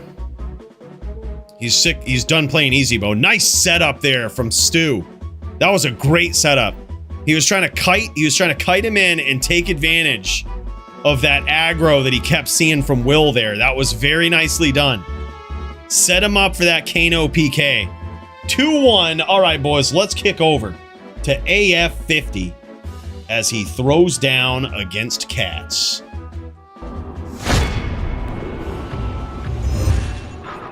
In this melee bout, these guys about ready to throw down. We got Cats up here on the barb. Look at this. He is ready to throw down. And then we've got AF50. He's ready to zeal. But the question is, can Cats make it happen on this barb? He's going to get in there and get that battle cry to lower the defense. That is a debuff that is allowed on the barb class. But can he get there? Holy shit. He's got a fanged knife on his barb. Oh my god. That fanged knife is hitting like a truck, man.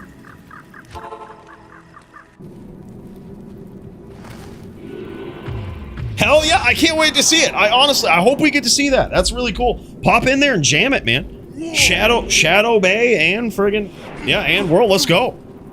Let's go. That would be sick. Little bonus match. Let's friggin' jam.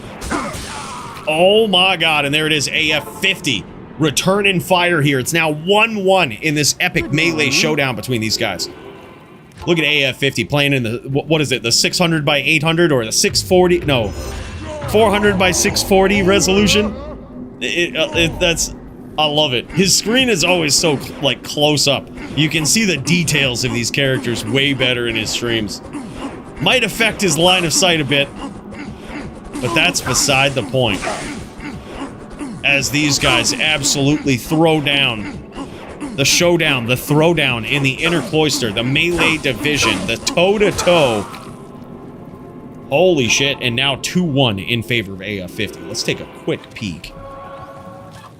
Back over at Track Amp versus, or I'm sorry, that's Will versus Stu here.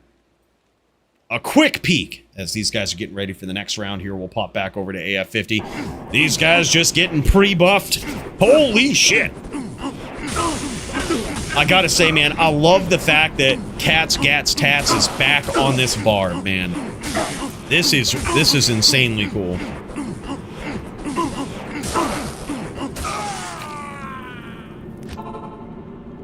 And then AF50's just gotta shut him down like that at 1 life. He's gonna shut that barb down. That was actually really close though. Holy shit, man. That was a nail biter. I agree, Smolps. It's so good to see barbs in melee. So just as a heads up, I think what we're gonna do, I'm very heavily leaning in favor of this in melee, is ban the jewel for Dins and Druids. Ban it for Dins and Druids.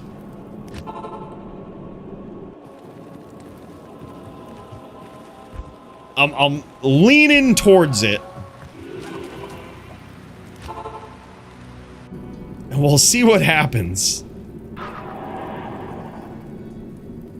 I think, I think it might actually benefit the entire field. Or if a Din or Drew use it, they have to use Sunder, but less AR. Or not AR, DR. Yeah, or I guess we could go Sunder or the Jewel. Your choice, right? So we restricted to 1. So you could get creative.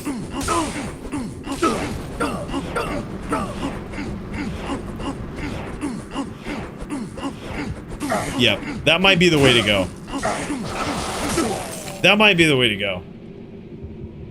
XRP Sloot is washed up. Easy PK, not enough. What's up, ICX? Yo, where that Sloot at? Yeah, I'll have to think about it. I'm gonna give it some real thought. But I think it's on the horizon for sure. I think it's just an opportunity to expand the metaverse a bit, you know, when it comes to melee.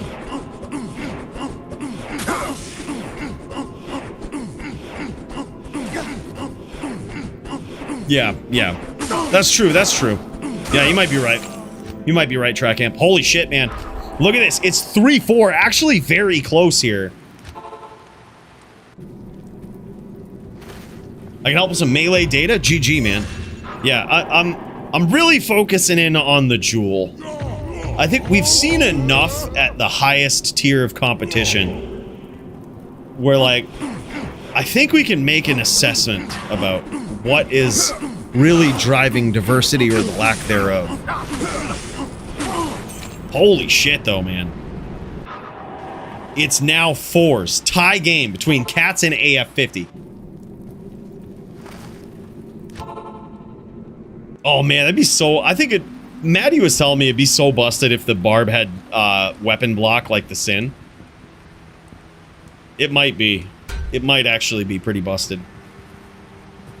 Giving away 2 Light Sunders, Demonic Lockbook, the unique one, and a Cold Sunder for free. PM me on Discord. GG! Track Amp, what a hell of a guy. These guys going to their stash here. AF50 making a swap. Interesting. And a very, very close showdown here. with cats. That's crazy. Let's pop back over to Will while these guys get this sorted out. Let's see how this round is going. We've got Will on the Sin. We've got Stu on the Fire Druid. Man, this makes me want to build up a Fire Druid in PvP just so I can learn it. Just so I can see what's going on. Zeal Sork tourney would be so cool to watch, right? Be full of one-shots. Down goes the mana, down goes the Sork. What are the Valiant Snake Stools, man? What the fuck? Oh, yeah, coming right up. Brought to you by Go Gators. What up, Gators?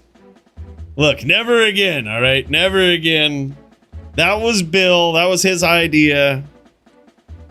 That he was trying to make things better.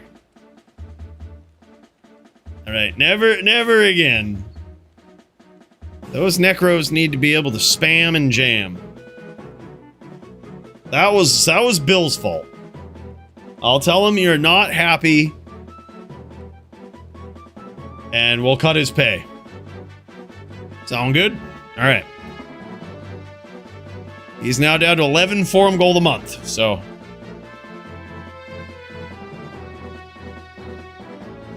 He's poor bastard. Look at this though, man. Stu now lighting him up with these fire skills. He's learning the cadence. He's learning. This is the thing with this matchup right here, is that once you start, if you're really on it, if you have the ability to adapt to how your opponent plays, their patterns, a Fire Druid really rewards that, man. Especially if you're good, like Stu getting in here and grabbing these name locks. I mean, this guy's done some really creative things on various builds in the past, and now he's on like an S tier build in PvP. He's on an S tier build and still doing creative things. Now you get to see this guy's absolute top tier gaming ability here. Learning his opponents, working around. You notice he's circling around on the outside here. That forces Will to keep reassessing where his traps are, right? And then the second that he starts getting smart, he starts cutting them off. Well, that's when Stu's going to circle back around the other way. But now Stu is stepping it up, and he's throwing some Mind Blast in there. He's literally grabbing the name here. He's doing some hardcore Mind Blast name locking here. And that is actually incredibly good, especially with the trap laying skills of Will. This guy's so good at placing these traps in the absolute worst location for his opponent. He has a sixth sense for it. It's crazy. Just like that again. It connects again. He's very low, though. This one could very easily tilt one way or the other.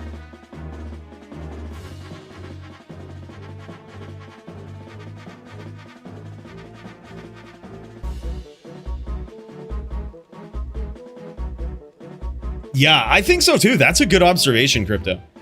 This guy has some big experience. He's gone up against some of the best on this build, right? Polytheist, one could argue, the grandfather, the best of all on the Fire Druid, the legendary one. Oh yeah, we got you in there, Super Dude. Anticipating when you was gonna get home. We got you in there, brother.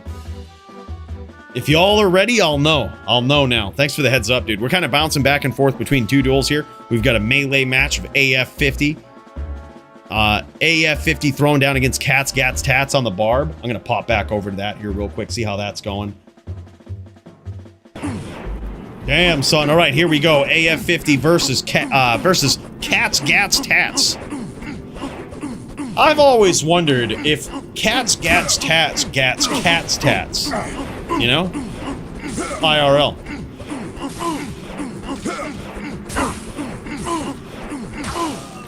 That'd be sick.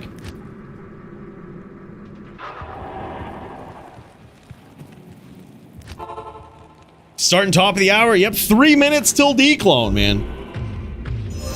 Oh yeah, we got you in there, Travis. 9-4 in favor of Cats, Gats, Tats. What? Holy shit. That's actually a phenomenal showing here so far. It's not over though. AF50 can make a savage comeback here. Big hits for Cats on this Barb. And it's looking like a pretty early lead for Cats on the Barb, man. Oh my god, is AF50 gonna take it back? He does! Just like that. What a round. Jesus. Let's pop back over here. Will jamming, repping that life back as he should. This is a real duel, boys. Get him, Cats! Holy shit, man. AF50 is part of the Din Brethren, though. It's really hard to pick a favorite in this matchup. AF50 is part of the Din Brethren. Cats Got Tats is on a Barb. These are two of the most disadvantaged classes here. Oh my god, what a round. We've got a duel, boys. Cats is at 9 wins in this non-title bout, meaning he just needs one more. A moment ago, AF50 only had 4 wins. It was looking like a shutout. And now AF50 is trying to pull off the comeback of the evening. Possibly the year. Big hits for Cats, though, again to start this off. Damn, son, and there it is. That's all she wrote. Cats, Gats, Tats getting in there. He's also PS5 gang. No shit, dude. That's sick. Make the Barb great again. They can say, let's go, Cats, as the crowd goes wild. We need a crowd goes wild sound effect right here. Pull the old Jim Davis. I need me a Rodecaster soundboard. Holy shit. That was wild, man. Let's check out this gear. I'm so interested to see this, man.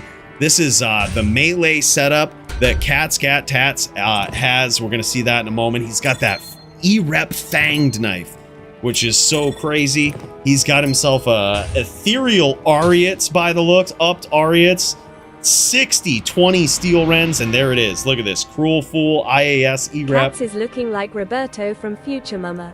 Damn, son, yeah. I'm telling you, man. I never saw the show, all right? So I'm not even gonna pretend that I know who that is. But wait a minute. Is he a robot? Because he definitely looked like a robot out there. I get it.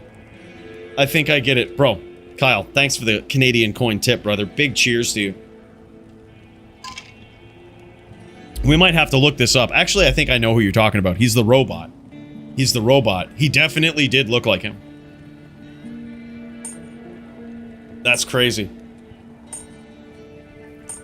Wow, great setup here, though, I gotta say. Like, it's so good to see Barbs up in here. It's so good to see it, man. Wow. Cats, Gats, Tats is back. Wow. Big win, epic bout. AF50 started mounting the comeback, but damn, son. What a duel. So good to see. It's so good to see both of those guys go at it, man. What a fight. A great throwdown in the melee division as we go back to Will versus Stu. I believe, I'm going to guess, that the score here might actually be 2-2. I think the score might be 2-2. It was a close one. It was a close one last round. This is crazy. All right, boys. As we start up the next round, let's jam.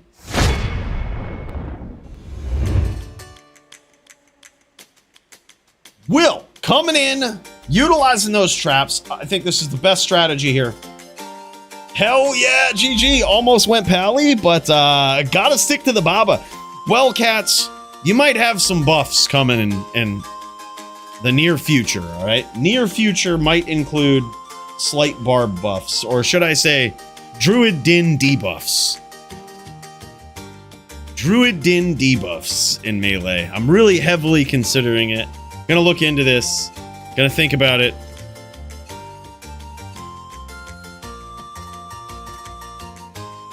Yeah, love that weapon. That is really cool. The Fanged Knife, he uses that to hit those IAS breakpoints. Barbs struggle with that, man. You're pretty much pigeonholed into EBOTD or a sick Fanged Knife weapon like that. Like, really short-range weapon that has massive IAS. Kind of pigeonholed into it, unfortunately. But, is what it is, man. He made it look good. great tool, man.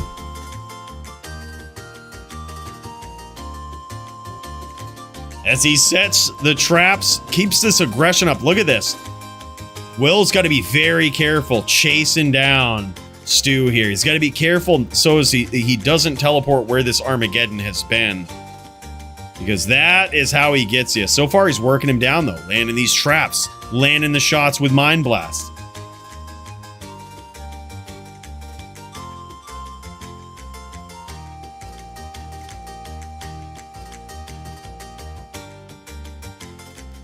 Yeah.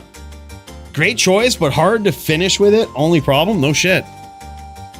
I suppose because of lower base damage, right? Is that what it is?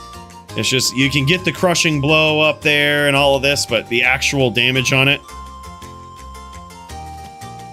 Yeah, I wish Barbs didn't have to make that sacrifice, you know? Like, in order to hit the IAS breakpoints, they have to go with very low damage, short range weapons like that. But, yeah. It's too bad. It's too bad. Barbs need buffs. Hell yeah, Hell Link.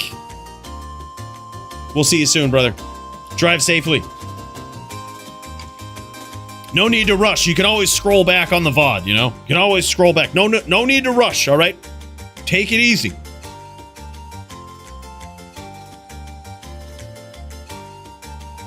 Just use a Zeal PB, Barbs. Yeah, come on now. Come on. PB Zeal. What are you thinking? Can you imagine? I wonder if anyone's ever tried that on a Barb. Zeal Barb with the passion. That'd be crazy. You could probably even pull it off with a higher damage sword. Grief of Destruction is best wolf barb. Yep. Seems good. Seems good. I got me a GOD on the LOD. Love me that thing. Someone give me a Zeal sword with fools on it. Actually true. There are Zeal charges with fools. That's actually smart, dude. But then you couldn't have an Eth one. It couldn't be Eth, so you'd still be sacrificing vicious damage. If it was Eth, you couldn't repair it.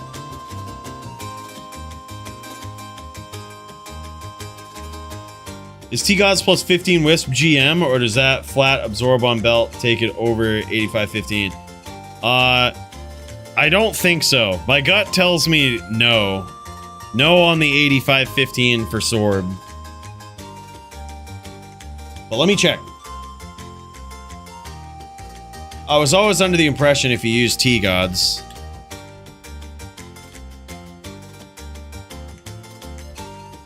that you couldn't. Yeah, okay, so Lightning. Absorb from items cannot exceed 20%. If using Thunder God's Vigor, no percent Sorb. Yep, so... No T-God's Wisp. You can go 85-15, but you just can't do it with T-Gods. So you could go like 85 with a 15 Wisp, which honestly I think is a good way to go about it. But T-Gods has like that flat lightning absorb on it, which kind of pushes it over the top. I like 85-15 over T-Gods. I think I do too. Like, if you can pull it off without compromising your build, I think 85-15 is the way to go.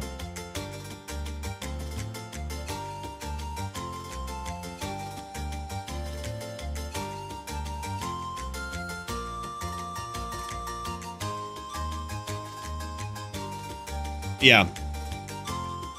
Oh no, Kyle. If you've ever seen that, there's like certain situations. So like, for example, if you're going up against a trapper and you have like 85-15 with T-Gods, they had better hope that their traps roll so high every time that they hit, because you can actually heal from it, and it happens frequently. And, you know, they get like a, I mean, if they roll anything lower than like 1k on their traps for when it rolls, it's like you heal from it basically. And on average, they'll roll half, right? So you got 14k traps, you're rolling 7k. There's 7k is like 1.25k PvP. Then you resist 75% of it. We're now looking at like 300 damage. And you're going to absorb another almost 10% of that with the flat lightning absorb on T-Gods. It's kind of crazy.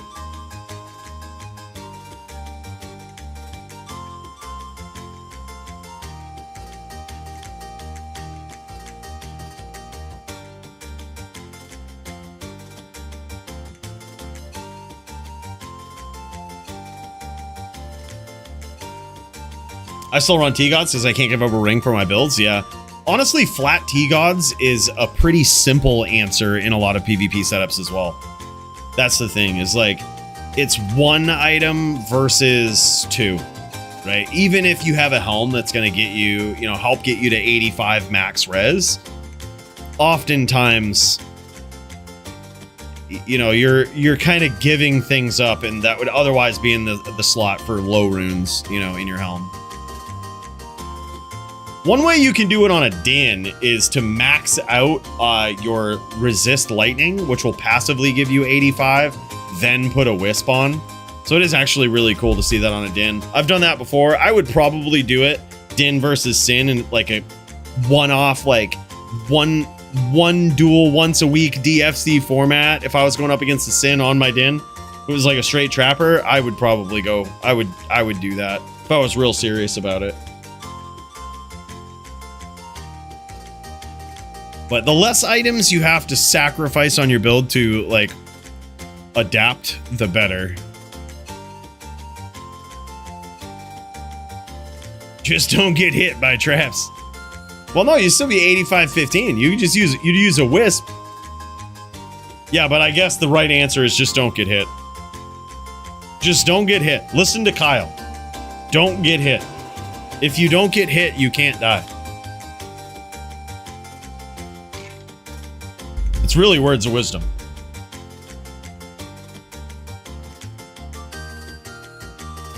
Uh-oh, now Will in trouble.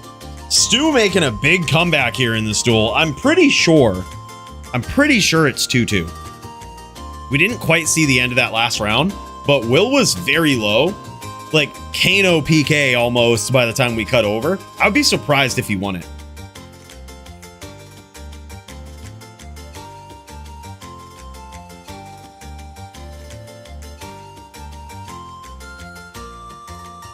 Yeah, exactly. Easier said than done. Yep. Traps can be real sneaky, dude. If you get a really good trap player, it's crazy. Like, Will right here, you're seeing this guy just lay down traps efficiently, right? But if you've ever seen Chew 30 go at it, that guy, oh my god, I knew he was a different trapper from the first time I dueled him. That guy was like aggressively CT casting traps right on top of you. Like aggressively. You always had to be on the move. I remember trying to cheese him with a bow from distance on my Din. And it was just like, he just kept CT casting traps right on top of me. I was like, I can't ever post up.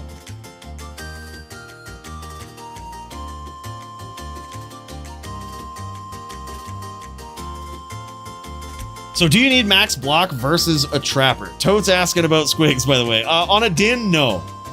Because here's the thing, Nim. Whether you're on a smiter or whether you're on a hammer Din, if the Sin makes the mistake of trying to telly stomp you or fire blast you, or if they have blade shield and they're trying to telly lock you or some dumb shit, they fucked up, right? Like, you certainly don't need block, because if they close the distance, you should, instead of worrying about block, just be ready. Like, oh, you're gonna close the distance. Like, okay, well, let's go. Like, just punish them for it, right?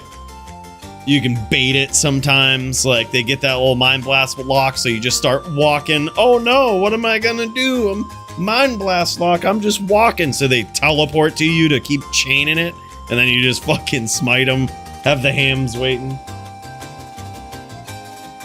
If you're facing Squig Sin, you might want max block. He might be do a little bit of kicking, but he probably ain't gonna be doing that to a Din. I don't think he would do that to a respectable Din player.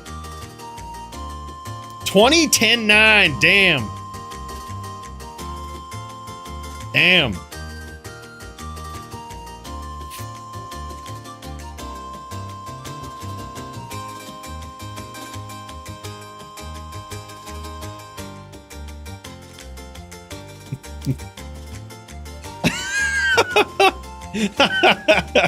You take that back right now. I think, you know what? I think I know exactly who Adillo is. He got triggered over the elephant sin. I think I know. We've got an alt. We've got an alt in the chat. You said too much, Adillo. You said too much. To a respectable Din, got it. So pumping max block.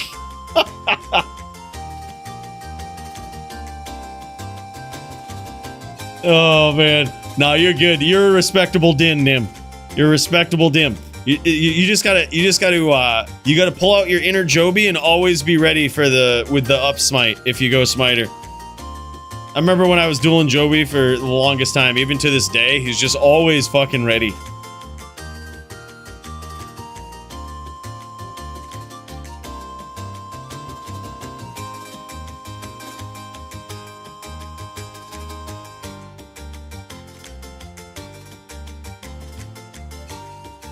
That's sick, dude.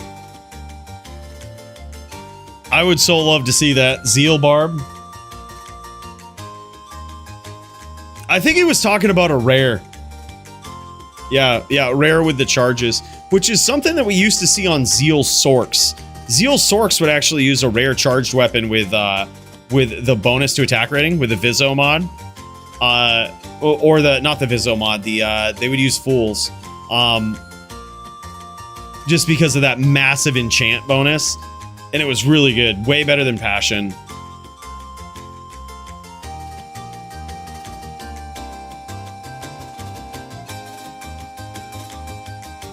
Oh shit, Super Dude getting a new tune set up? Yeah, dude, you remember the Din giveaway from last week, Nim? That went to Super Dude. So he's got himself a Din now. Yeah, I'm pumped to see it, man. He is officially in the Din gang. He's in the Din family, the Din brethrenhood. He's here. He's here now. Charge and H-Din. He's on a Liberator. What? The Liberator. Hell yeah, man. Hell yeah. Not something you commonly see in HLD, but I bet Jits will look on in awe and say, this is the way. I think just about any Din, in my opinion, should have Hams as a backup.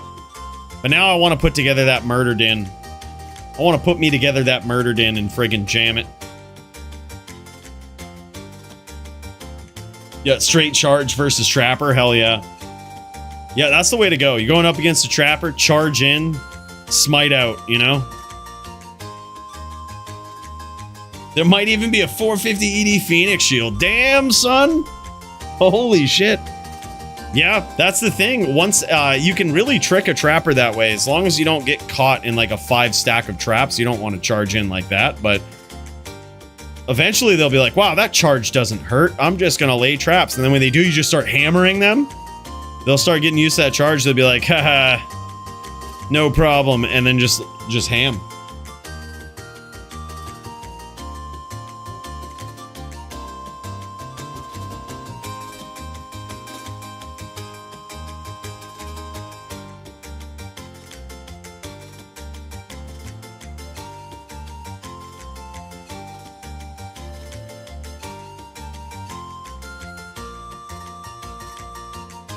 Oh yeah, you could use Phoenix with Light Sword.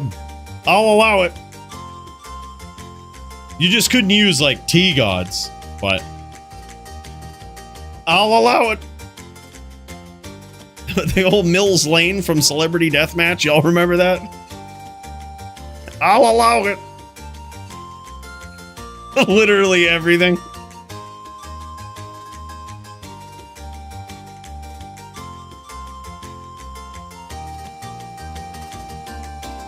Oh, hell no. This is what I say. If it's broken, break it. If it's broken, break it.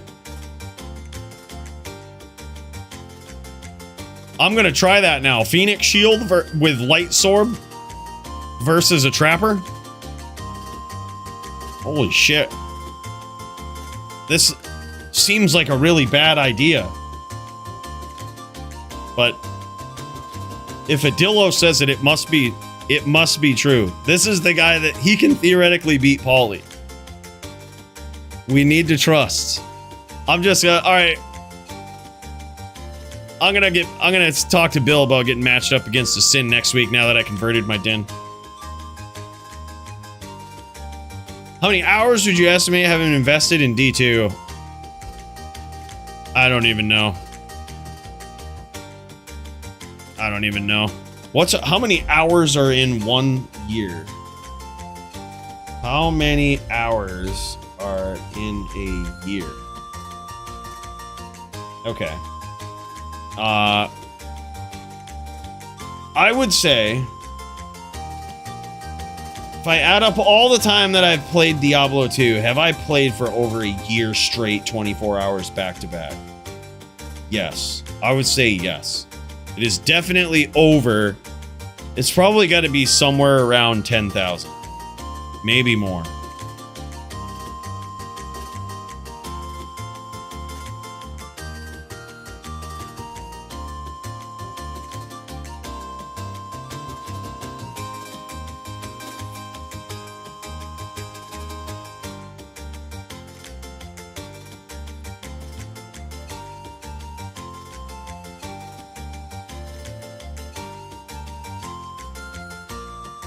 Don't you know?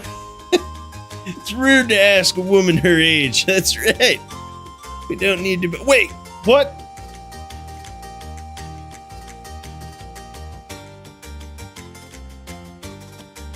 Yeah. How many years have I played it? I started playing when I was 15 or 16. So yeah, about 20, I'm sorry, about 10 years, yeah. So I guess only 10 years.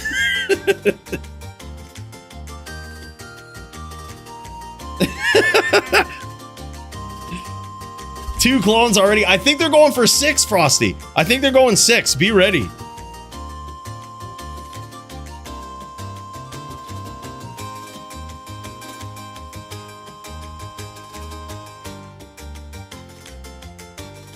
Yeah, probably. I think 10,000 hours would be a conservative estimate.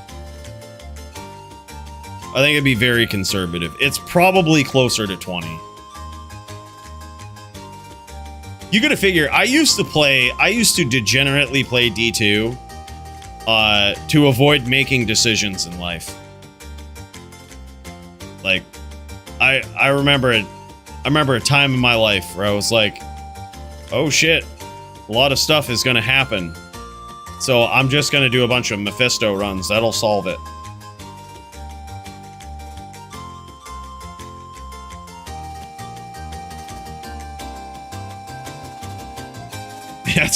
That's the way to go. Insane life regen, dude. Hell yeah. You got to jam it. It's a close round. It all depends. If Will won the last round, this could be, if he wins here, I think that's it. But I don't know if he won.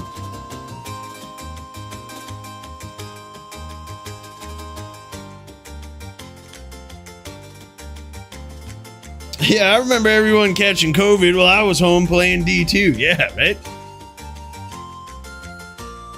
Yep. Oh, yeah, man. It was crazy. There was a lot. I still remember my buddy Brad got me into it. He's like, you got to check this game out, dude. You go to the Chaos Sanctuary and you pop the seals, and then the devil appears, and you got to kill him, and you get loot and shit. Look at my weapon. It was probably a shit, like, little rare weapon. He's like, look at this fucking hammer.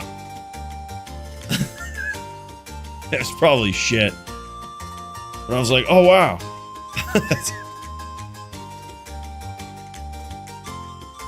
Pepperidge Farm remembers.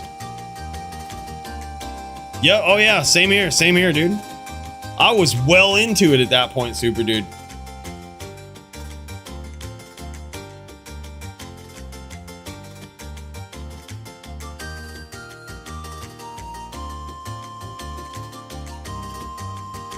Yep, well into it. At that point, I had started up my first barb and then quickly moved on to the din. I had 2 whole characters and I was good on them. I think it was at that point where I was charging around maps, not even aura swapping.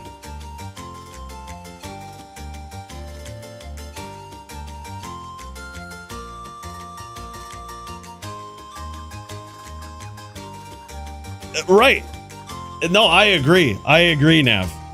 No, I am very happy with all of the time I sunk into D2 in my entire life so far. So far. We're about halfway done, you know? We got 10 or 20,000 more hours. Whatever it comes down to.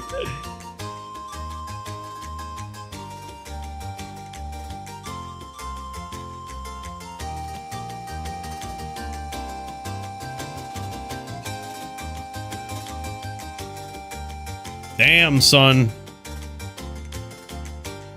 Oh, GG, I think Lust is coming out and repooling here for these guys. That's awesome. It's coming down to the wire with this. Big cheers to Lust. What a good guy.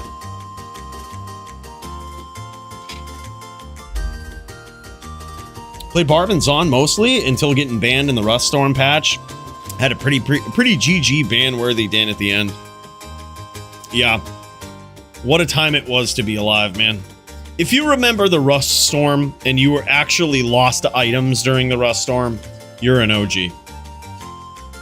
I think that signifies true OG.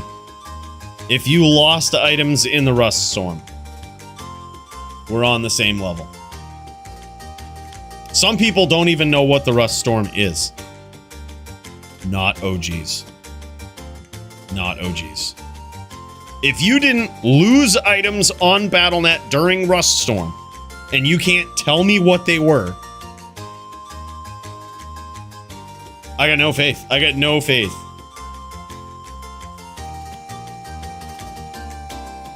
I lost Havoc Jewels was the ones that I had. I had so many fucking Havoc Jewels.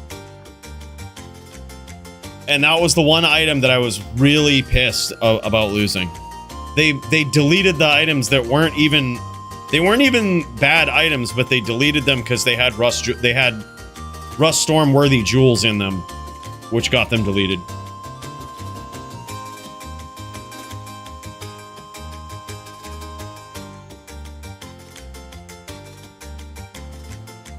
Yeah, glitched Aussie, like 4 Whiz Spike rings, dude. Hell yeah. Rust Storm was basically a patch where they added coding to the game to delete hacked items.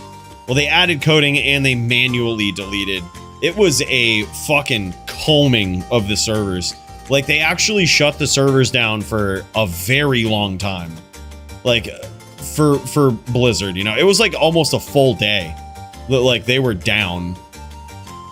They added coding for if to delete ifs automatically. They added coding to delete dupes, which, yeah, they added that just before 1.10.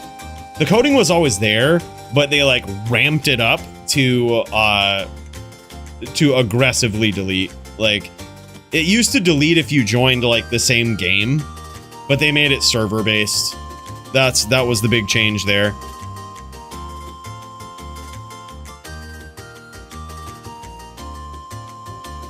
Yep. Crazy. It's now 3-3, man, and it comes down to this. All right, I got to peek in while these guys get this next round started. We've got a few people dialing up here. Super Dude just about ready to go. I'm sure Coach Jason is just waiting on Paulie the Ist to start to poppin'. Peeking in at Nimrod over here. He's still waiting by the fire for Squigs to get internet. Squigs is trying to get on that thing there called the internet. And once he gets that luxury, we might be able to throw down, but damn, son. All right, boys. Let's cut over to Super Dude. We've heard a lot about this guy. We've heard a lot about him.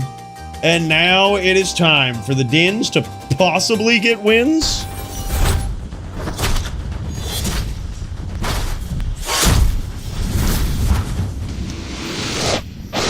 Damn, son. All right, here we go. This is Super Dude.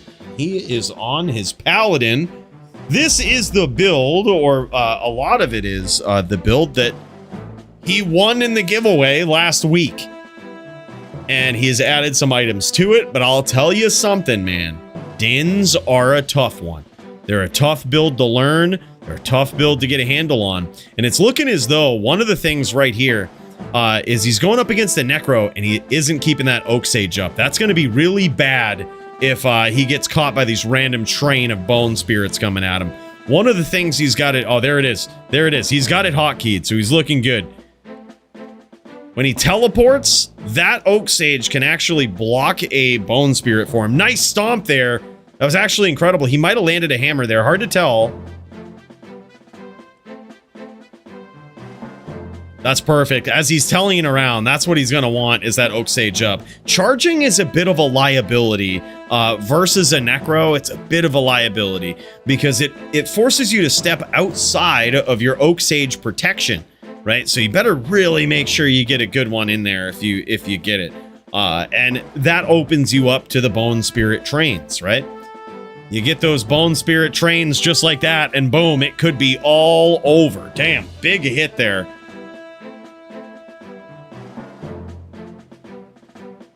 And Super Dude's opponent tonight is none other. I think he actually has a couple. I think Travix. Yeah, I think he's going up against Travix right now. Travix on the Necro, Super Dude on the Din. Definitely a tough matchup for a Din, that's for sure. It is not easy.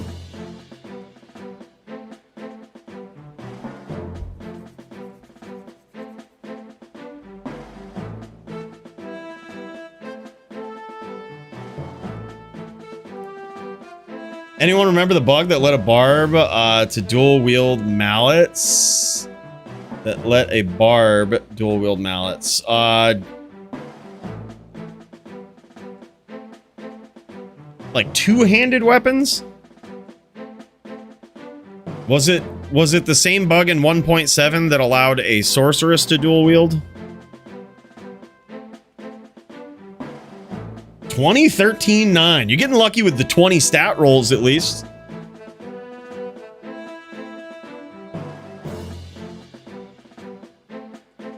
Yeah, actually sounds pretty insane. Maybe they ought to bring it back. Maybe the Barb should be able to dual wield two-handed weapons. Barb needs buffs.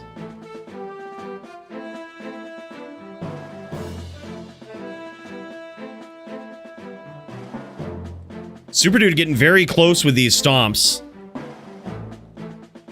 But not quite close enough. He's got to get that name lock, and or if his opponent starts doing the walk down strat, that's when he wants to get in there and start doing these cuts. But right now, he wants to get in there and just land a stomp. He's noticing. He's noticing these Dins.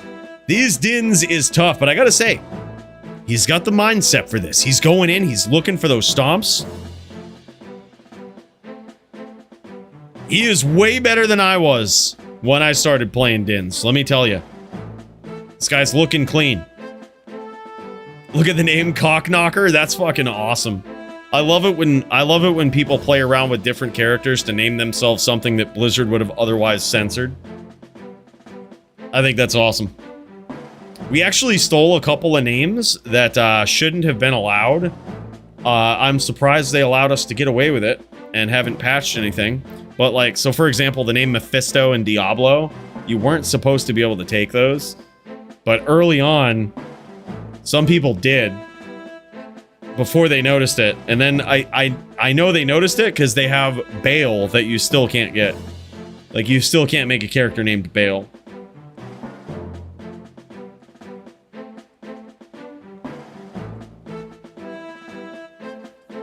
Remember when synergies first got added to the game and Charged Bolt was the most powerful skill in the game?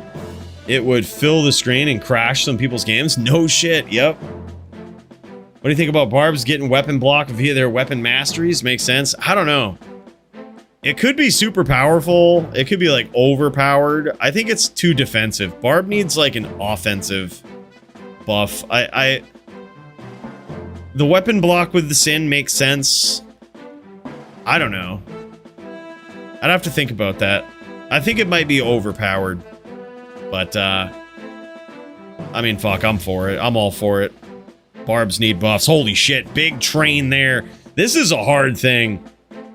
He goes, that was just dumb on my part. It's hard, man. With the Din, you've got to get in there and grab those stomps, especially as a Necro gets a bit flat-footed, sets up the chain, lets their Golem wander a bit. They are prime for a stomp. So if you can actually get a clean stomp in there, it's going to be real good. And then you don't want to get too greedy, right? You might land a hammer, maybe two, but by then they're going to realize that they should move, and you probably should too, because there's a train of bone spirits coming.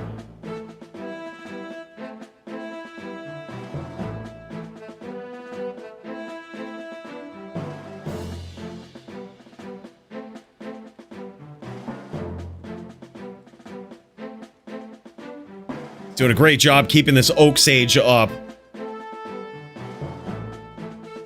He's getting those name locks. He's hunting them. He's hunting them.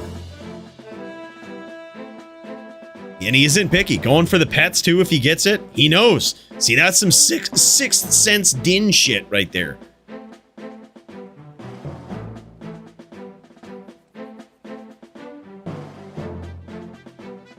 Right now, what's going on is that Travix has this pattern where he's launching Bone Spirit trains back and forth and just kind of tullying into them, right? Because he thinks that our boy Super Dude's gonna fall for it, right? The other thing too is that in those situations, what Super Dude can do is what he's doing right there. Lay hams at the other end of that train, right? If that's what your opponent's doing, lay hams at the other end of the train. Try not to get hit by the train, but you know where they're gonna be.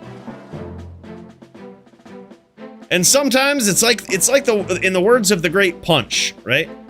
Sometimes if you're patient enough, they'll come looking for you, right? Sometimes if you're patient enough, they'll come looking for you. Paulie the Ist is in the chat. What's up, man? And damn, son. Bro, I gotta say, nice job on this Din, though, man. It is hard. This is a hard class to play. But, bro, you've got the cadence down. You've got the killer instinct down. Super Dude coming in and busting it out in the hardest class to duel with right here. One of the hardest classes. And damn, son, he's off to a great start. He's off to an incredible start with it. I'm happy he's jamming on this Din. Welcome to the Din Brotherhood, Super Dude. This guy's showing off some gear here. I love it. Din versus Necro is painful. Certainly is, man. It's a very, very tough duel. You gotta get creative with the Din. It's one of those duels where you have to be creative with it. You have to kind of turn it into a mind game with the Necro. It gets very weird. Otherwise, they just spam kill you, right? Like, they just spam. But yeah. Good setup, and a nice job from Travix, realizing the pattern that he needed to do there. Look at this. All of this minus res. He's got the new helm. He's got the sling rings. He ain't messing around.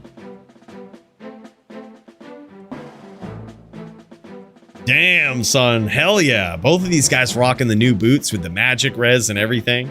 It's really good, man.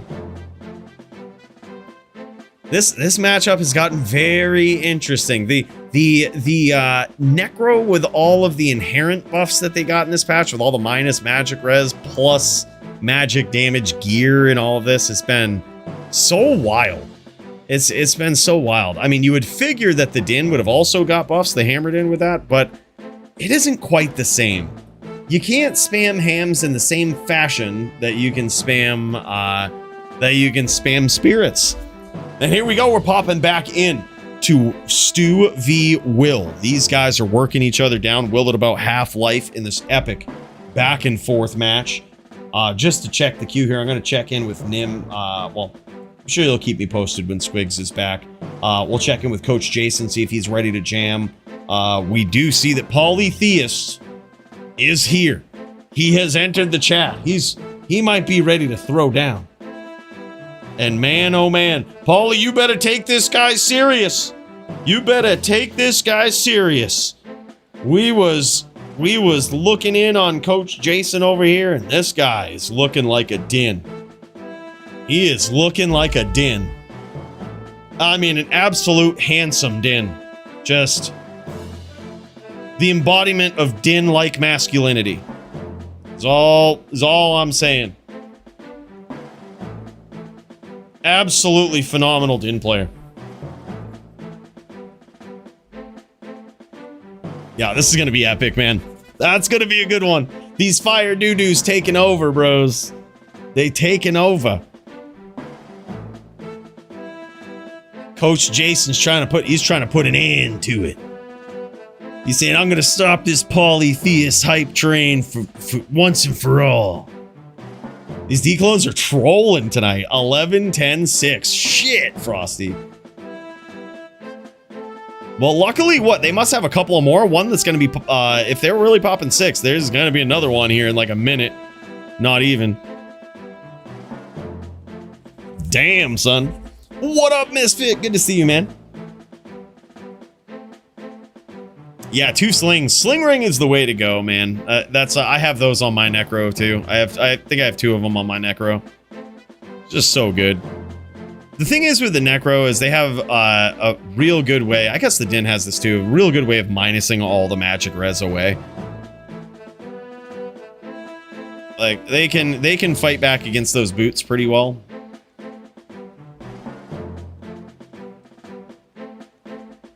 But unfortunately, they have to do it with a handful of items versus the boots, which is just 1.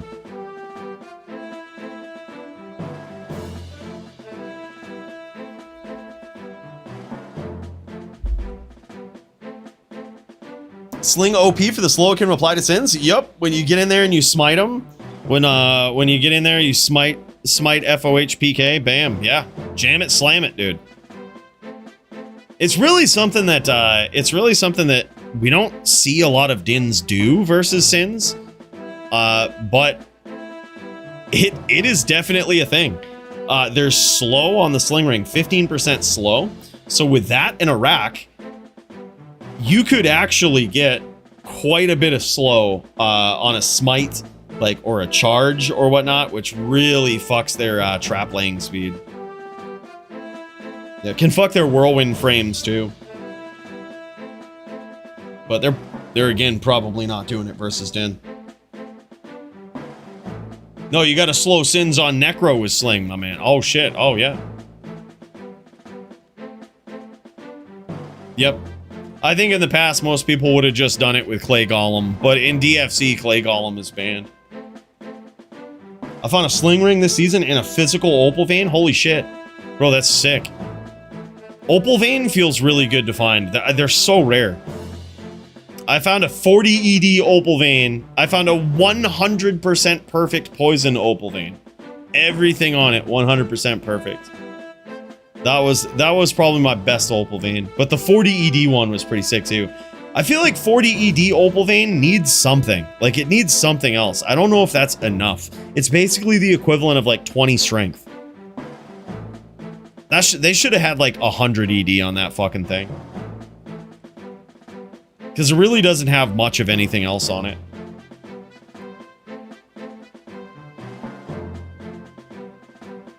Zan's OP as fuck.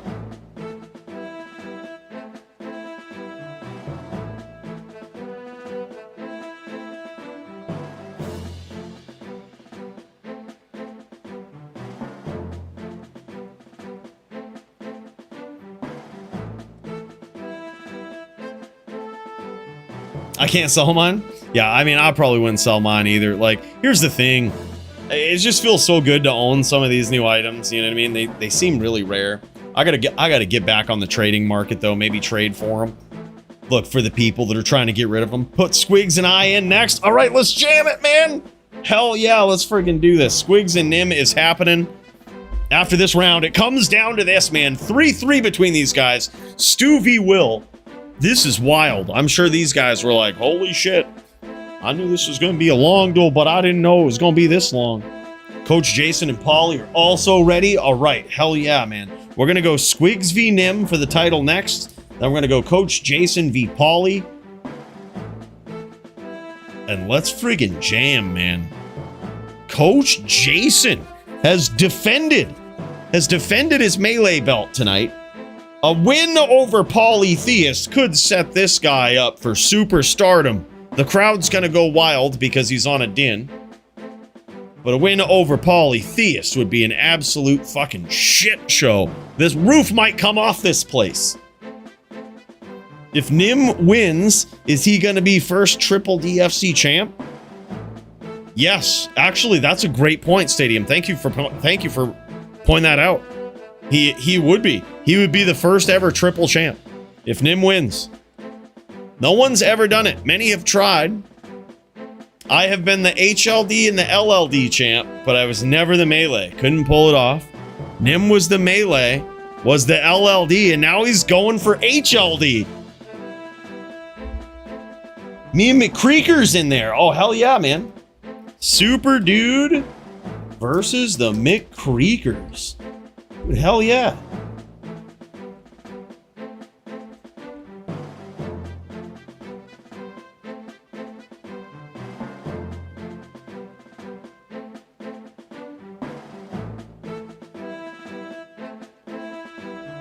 Hell yeah. All right, one sec.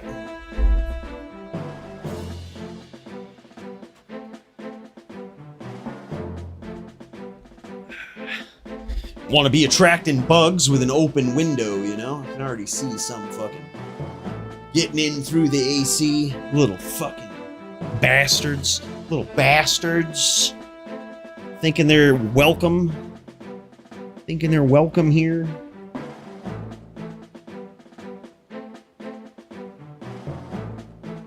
Dude, hell yeah. This is a close one, though, I gotta say. Will is very low. He is looking to set this up. He's getting these traps ready. Big hits there.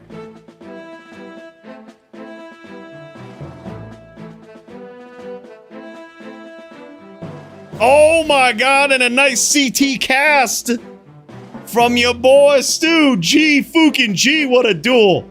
What a duel, man. It came down to that round, man. Faux show. But boys, up next, we've got Squigs v. Nim, and this shit about to get wild.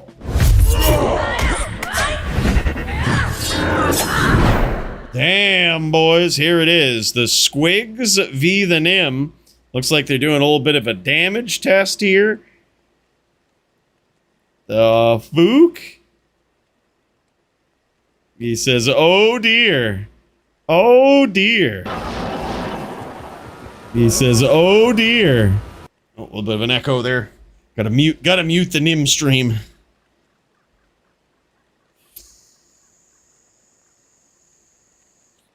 Someone say track. Oh shit. Oh shit. And here we go, boys.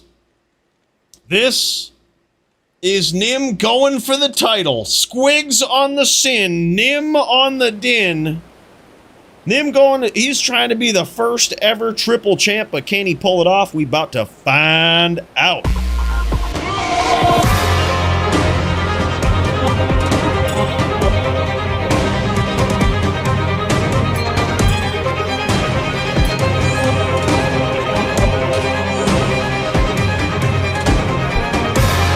In this corner, we have got Squigs on this beautiful sin here, fully faded with the back glow and everything. Man, it's looking great.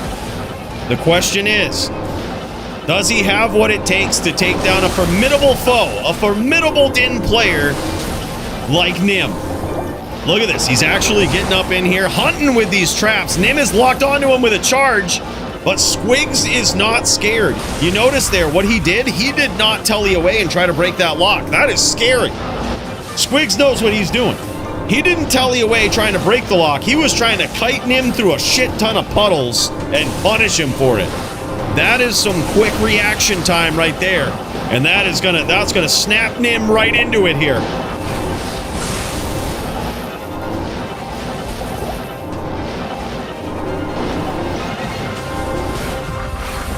Damn, man. He's going after it. Holy shit. Let's take a peek in at Nimrod's point of view here. See how that health total is looking despite all the traps?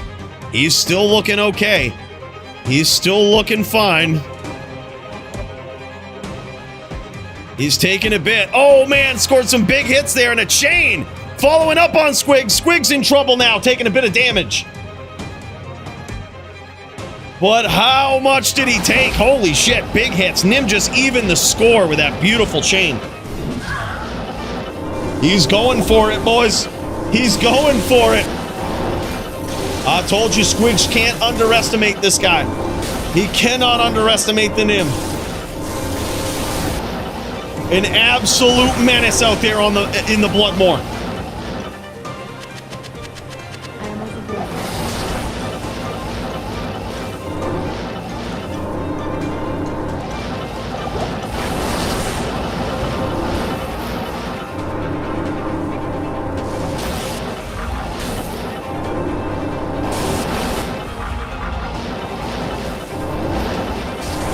This is my game plan for my match versus Sin, but charge, not smite. Hell yeah.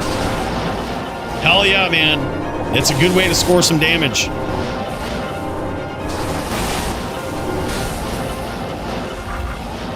Bro, he looks just like a little lightning ball flying around the moor with the freaking... He's got the back glow, dude, and it looks so cool on a Sin, I gotta say. This is wild, boys. This is absolutely wild, but can Nim pull it off? That's the question, man. The Din Brethrenhood, if there ever was one, it is this guy, but can he get there as we bring in the spiritual support, the Tin Spirit, for more like Din Spirit here tonight. This is the Nim theme song. This is gonna get him in his zone. It is gonna give him what he needs. And speaking of which, he's the light bulb Sin, right? Bro, Kyle, thank you so much for the 10 months of Prime, man. Holy shit. Holy friggin' shit. Big cheers, brother. Big cheers, man. A 20-10-6, dude, I'm telling you, 4x stat Annies tonight. That's insane. And down goes Nim in the first round. Squigs off to a great start, but will Nim pick up on the tricks of this Sin player? We shall find out. Me and Crypto in the queue? Oh shit, that's gonna be nuts. Track v Crypto. Damn, son. I can't wait for that one. Look, Track, I know I absolutely embarrassed you earlier, all right? And probably not good for your confidence going into this duel, but good luck, sir, all right? You know, good luck. Yeah, that duel that wasn't even close, and yeah. But don't let it hurt your confidence going into this duel, Track Amp. You've got this. You can do it. Crypto, a formidable foe.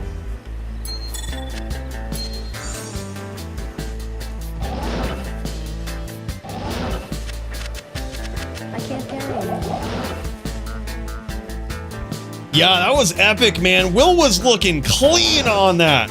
That's a tough bout, man. That is a tough bout for a Sin. It's really tough for both people. And like, that was epic. Epic back and forth. GG fights, dude. That was crazy. Fire Druid is fun. I was playing like a Windy at first and was getting fucked right up. Yep. That's how it happens. Gotta play it from the outside. That was a nice CT cast there at the end as well. And here we go. This time, Squig's keeping his distance, laying these traps down.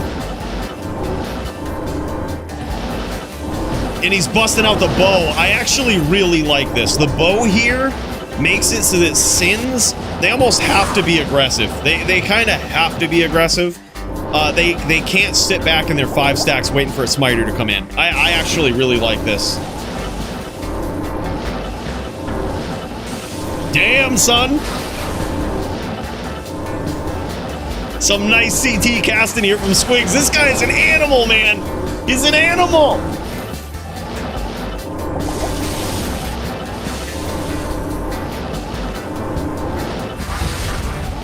Now Squigs coming in, looking for that name lock, but he's actually, I was going to say, name is desyncing on him right now. Looks like he had a charge lock on the Shadow Master, though, or the Shadow Warrior.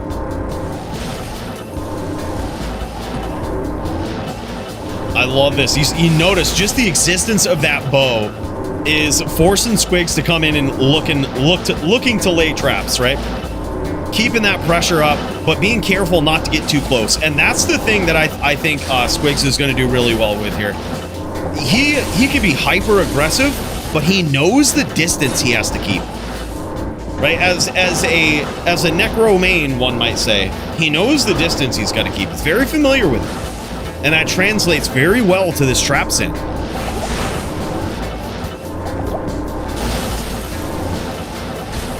Squigs so far unscathed. You might have seen that well that he hit there. That's completely legit. He was at full health. He's eating up the well to get it out of there.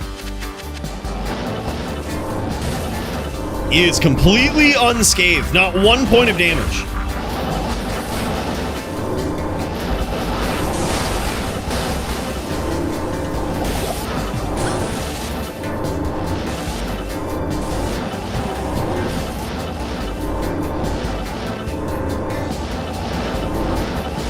Well, that was looking clean, man. God damn. That Sin play is always impressive, man.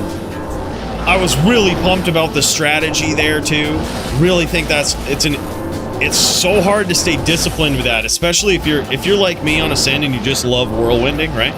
It's hard to stay disciplined as a trapper, right? But you got to in that matchup, and you did it, man. That's a long bout, but like to stay disciplined and in the zone for that long, that's what you got to do. That was impressive, man.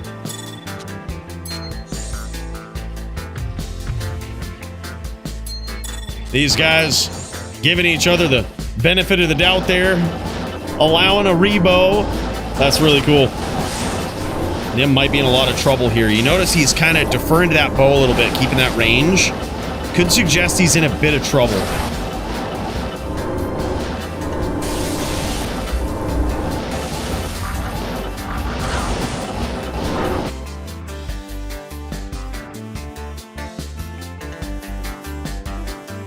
Actually, he's looking okay. He's at about 75% health. Looking clean. Looking to get these locks. I actually like that. He's not just rushing in and backing off as he's low. He's waiting for opportunities. He's trying to affect the long game of how Squigs is going to play. This is very smart. It's very smart. I did this versus Vamp the Champ, if y'all remember. When he was on Sin and I was on Din. It's all about affecting how they play in the long run. It's a very smart move.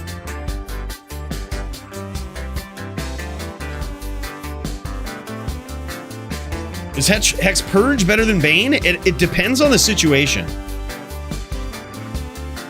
It depends.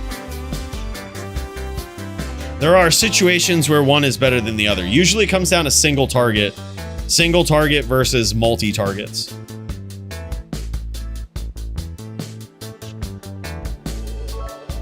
What is this? Classy duels. Nim needs to condition Squigs. He's gotta do it. Kyle, thanks for the bits, man. Holy shit. The 100 biddies. What a savage. He's got to condition him. I think that it's true, though. You kind of have to make them play in a certain way. It is a mind game, especially at this level. Big cheers, brother. It is a mind game. If you're on a Din, this is not an advantageous matchup for you. Especially if you're on a smiter. Hell no. Another thing that that does work from the outside is FOH, but you really got to CT cast it. And when you're going up against an opponent who is also familiar and is a very good CT caster like Squigs, it usually won't pan out. They'll have traps up, sure, like you might be able to land a couple of FOHs, but they'll probably CT cast on you as well. So that's the dangerous part about it. Nice traps there from Squigs. You literally just lulling Nim into these 5 stack of traps here. Absolutely insane. A little bit of frame drops here from the Nim.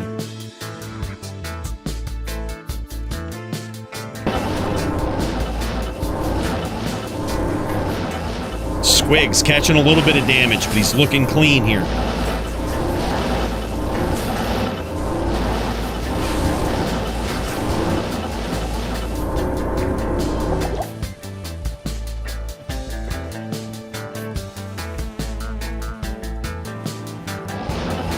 He's going at it. Bowing again. Hey, that's how it is, man. Kyle says they might need a repool. You might be right.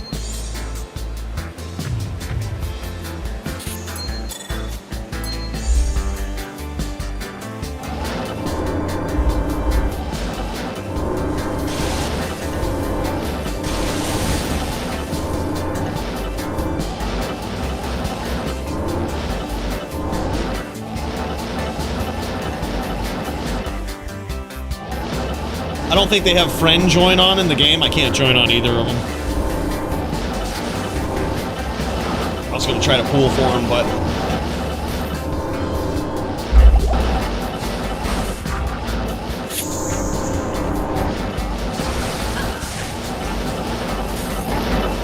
Oh, by the way, it says, Coooley, Fire Druid when? I'll borrow you my budget Flickering Flame for your matches. It's 3 Kano, 2 Fisher. Good enough. Yeah, sick, man. I'll probably convert it soon. I was, I actually made a big move for me tonight, Stu. I converted my Din. My 99 decked out Din with god tier fucking gear. I actually converted it to ROT dubs tonight, live on stream. We did it. So that's a big move. More to come.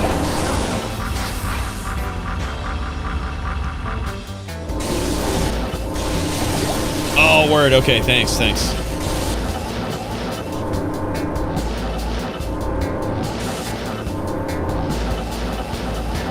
Word. All right.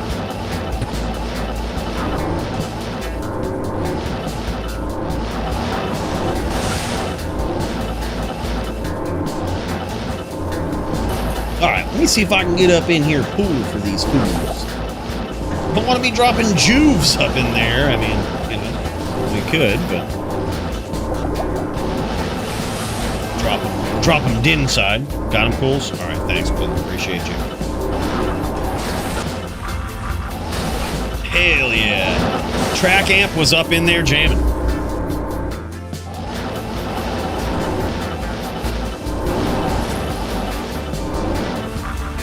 Hell yeah, man. Unfortunately, the less Nim connects with the bow, the more it gives Squigs time to kind of regen that life, right? Where the less he gets in there delivering the violence. It gives Squigs the opportunity to get in there, or to essentially not get in there, and to rep that life back. That's the risk with the bow. You affect the way that they play, but you also have to be ready to capitalize on it when they do, right? Nim might be low here. I think we caught a little bit of a health check on him there. And he might be low. Just go Oridin versus Santa? I kind of like it, actually. I kind of like it. Oridin with a bow? Sign me up. I love that idea, Crypto. I'm probably going to do that from now on. He's basically one word. Okay. Who needs auras when you have charge? Korea Melee converting in the next week, too? Nobody is left. Dude, that's what I was thinking, too, Coach, is like, I went looking to see what PvP games were up on expansion the other day, and there were fucking no games up. I was like, there's nobody left. I was like, what are we waiting for here? Like, what are we holding out for? I don't think there's just going to be a magical day where everybody comes back. Like, there it is. Nice Mind Blast PK from Squigs. Holy shit. 0-2. Damn, son. Ordin with Gimmershed for that Uber Ancient. Probably not a horrible idea. You'd probably actually do a lot of damage. Those Gimmersheds would probably, comparatively, might be the best time.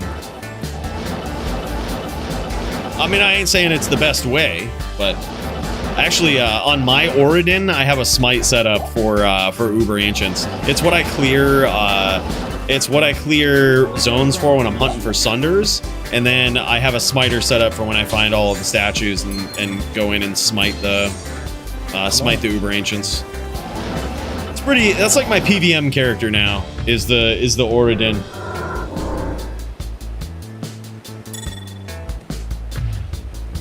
They fixed the Gimmer bug? What was the Gimmer bug?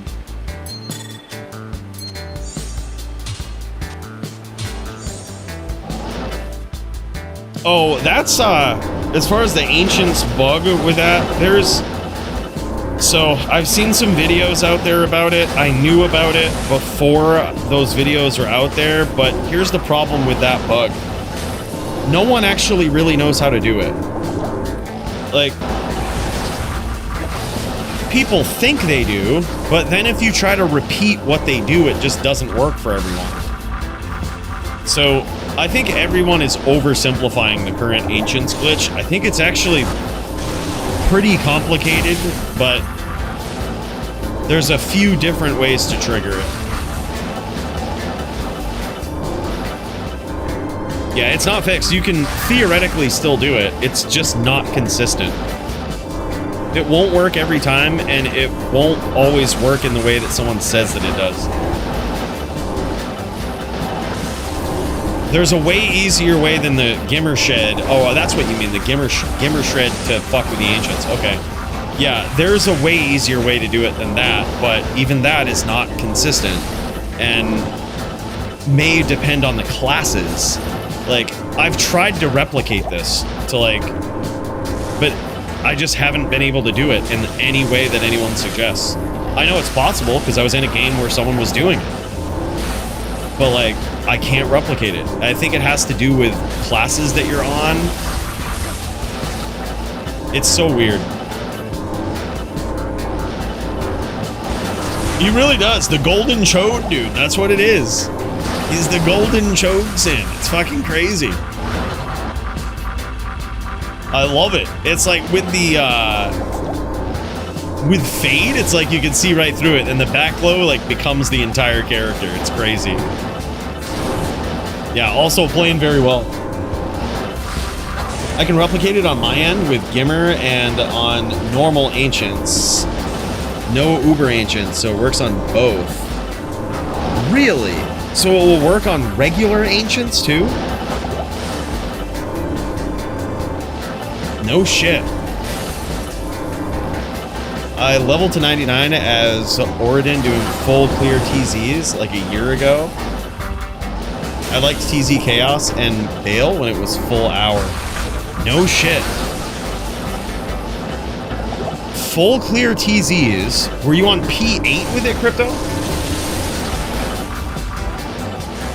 No shit, so you don't need the statues to test it. Okay, actually that's really good. I might do some more testing then, because there's a way easier way to do it.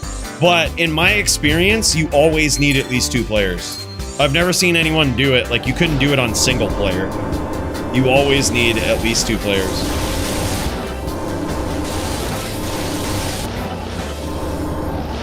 Yeah, no matter what the trick is, there's a few different things, items, skills, all of this shit that do it. But it all requires one player to be, like, out of range.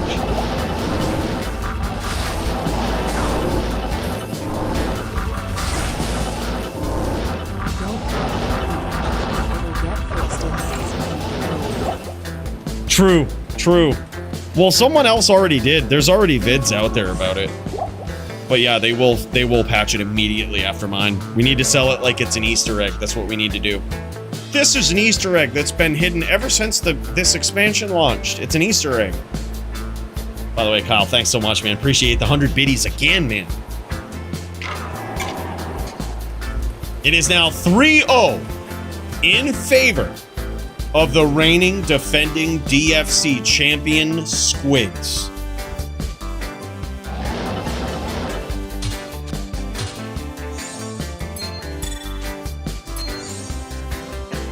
There was a way to do it without Gimmer, but it's more consistent with Gimmer. No shit. Most of the time I would join a bail game with a TZ enabled and just run that zone. Some people would get mad because I wasn't helping clear waves, but oh well, yeah, fuck them. I say those were the good old days of TZs where you had to join other people's games and they would get pissed. That's kind of what I say too, Leroy. Which is why I haven't really been too fired up about it. It's because the Ancients are fucking easy. Right? Like, let's be real. They're the only threat that the Ancients are is when they die, they blow up and kill you. Which is like, okay, if you're playing on hardcore, alright, but, you know, like, that's literally the only time you're ever really in trouble with, like, a smiter. They're super easy. You can do it with, like, budget gear.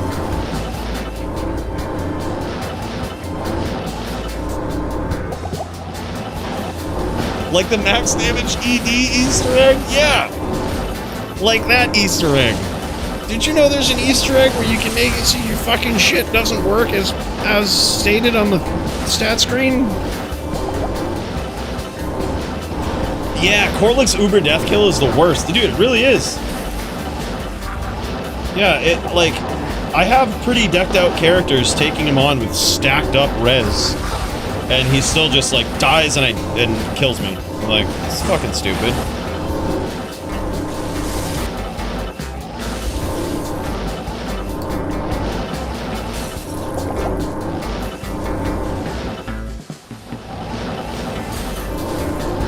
Yeah, I think they are, Frosty. I think all 6 clones are done.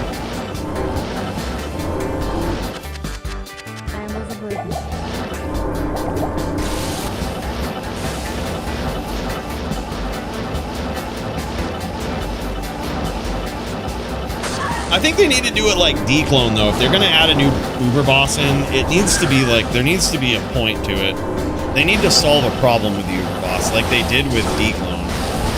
Like, they kind of essentially not only solved duping then, but kind of, I wouldn't say prevented it in the future, but certainly regulated the price of Stones of Jordan for all eternity. Right? Like, they really did. I think they ought to do that for Sunder Charms. I don't know. It can't be like a pointless one. I think they should do it with intent. I mean, technically they kind of still are, Super Dude. They're kind of still in the currency. Not as much as other things like runes, but they are still traded for, like, in bulk.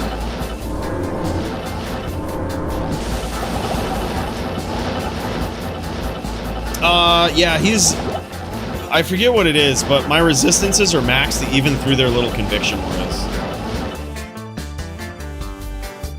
I forget exactly what he has, but they're maxed.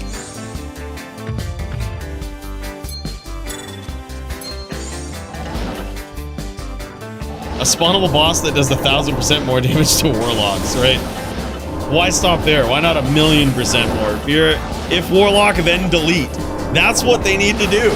They need an Uber boss that if warlock, then delete. That is actually so smart. God damn it, Odin. That might be the smartest thing ever. Where if you try to do it with a warlock, it like deletes your shit. It like deletes your gear. When you die, it kills you and then deletes your fucking corpse. And says, fuck you. If warlock, then delete.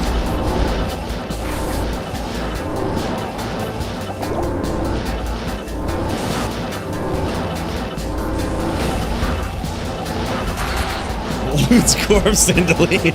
That's exactly what it is. Yeah, throws your items on the fucking ground. Deletes your corpse. Yes. If you have a warlock made on your account, it will do the same thing to the current character you're on. Now we have a boss. Now we have... I actually am in full support of this.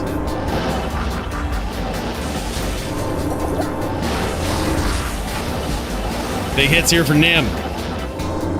Nim could be in trouble, though. Yeah, Nim is low.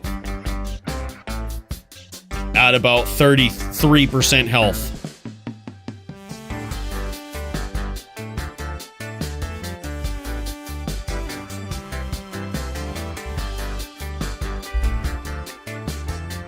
Yeah, exactly, Hydro. Well said.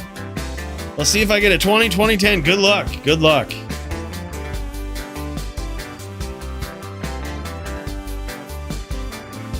If a warlock gets in range, kicks you from the game.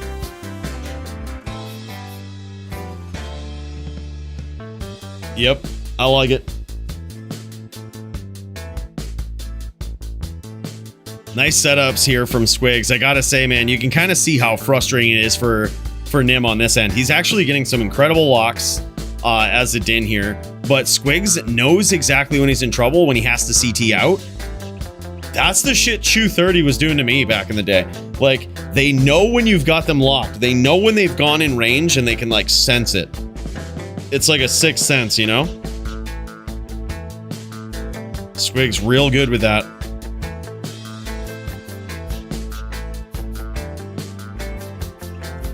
Hell yeah, what a guy, man. Squig's letting him bow over here. That's really cool.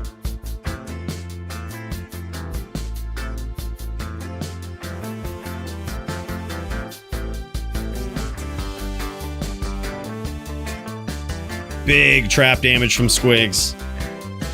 Another thing Nim could have done here is use Drax, which can proc life tap on the pet from ways away. So even if he's not connecting on the... Oh, he does have him. He's pointing him out. Okay, yep. They just haven't procced. Smart move. Smart move. That was single-handedly... I was going to say, I was literally thinking back. I was like, single-handedly, that was what tilted fucking Vamp the Champ. Uh-oh, this could be a Mind Blast PK. He's very, very close.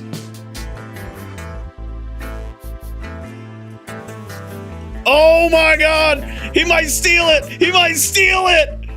Holy shit! Holy shit, he almost stole it. That was like reverse chat PK. That was like a reverse chat PK. He was being nice to him, which got Squigs to let his guard down. If only the FOH, right? Oh my god, dude. Holy shit. Yeah, and Nim also had no rep life there for the most part, but damn, son. Damn, son. Wow. Squigs and still. But until next time, this guy is certainly one of a kind, Nimrod. One of the only people in DFC history to even be in this close to being a triple champ. It's wild, man. That is insane.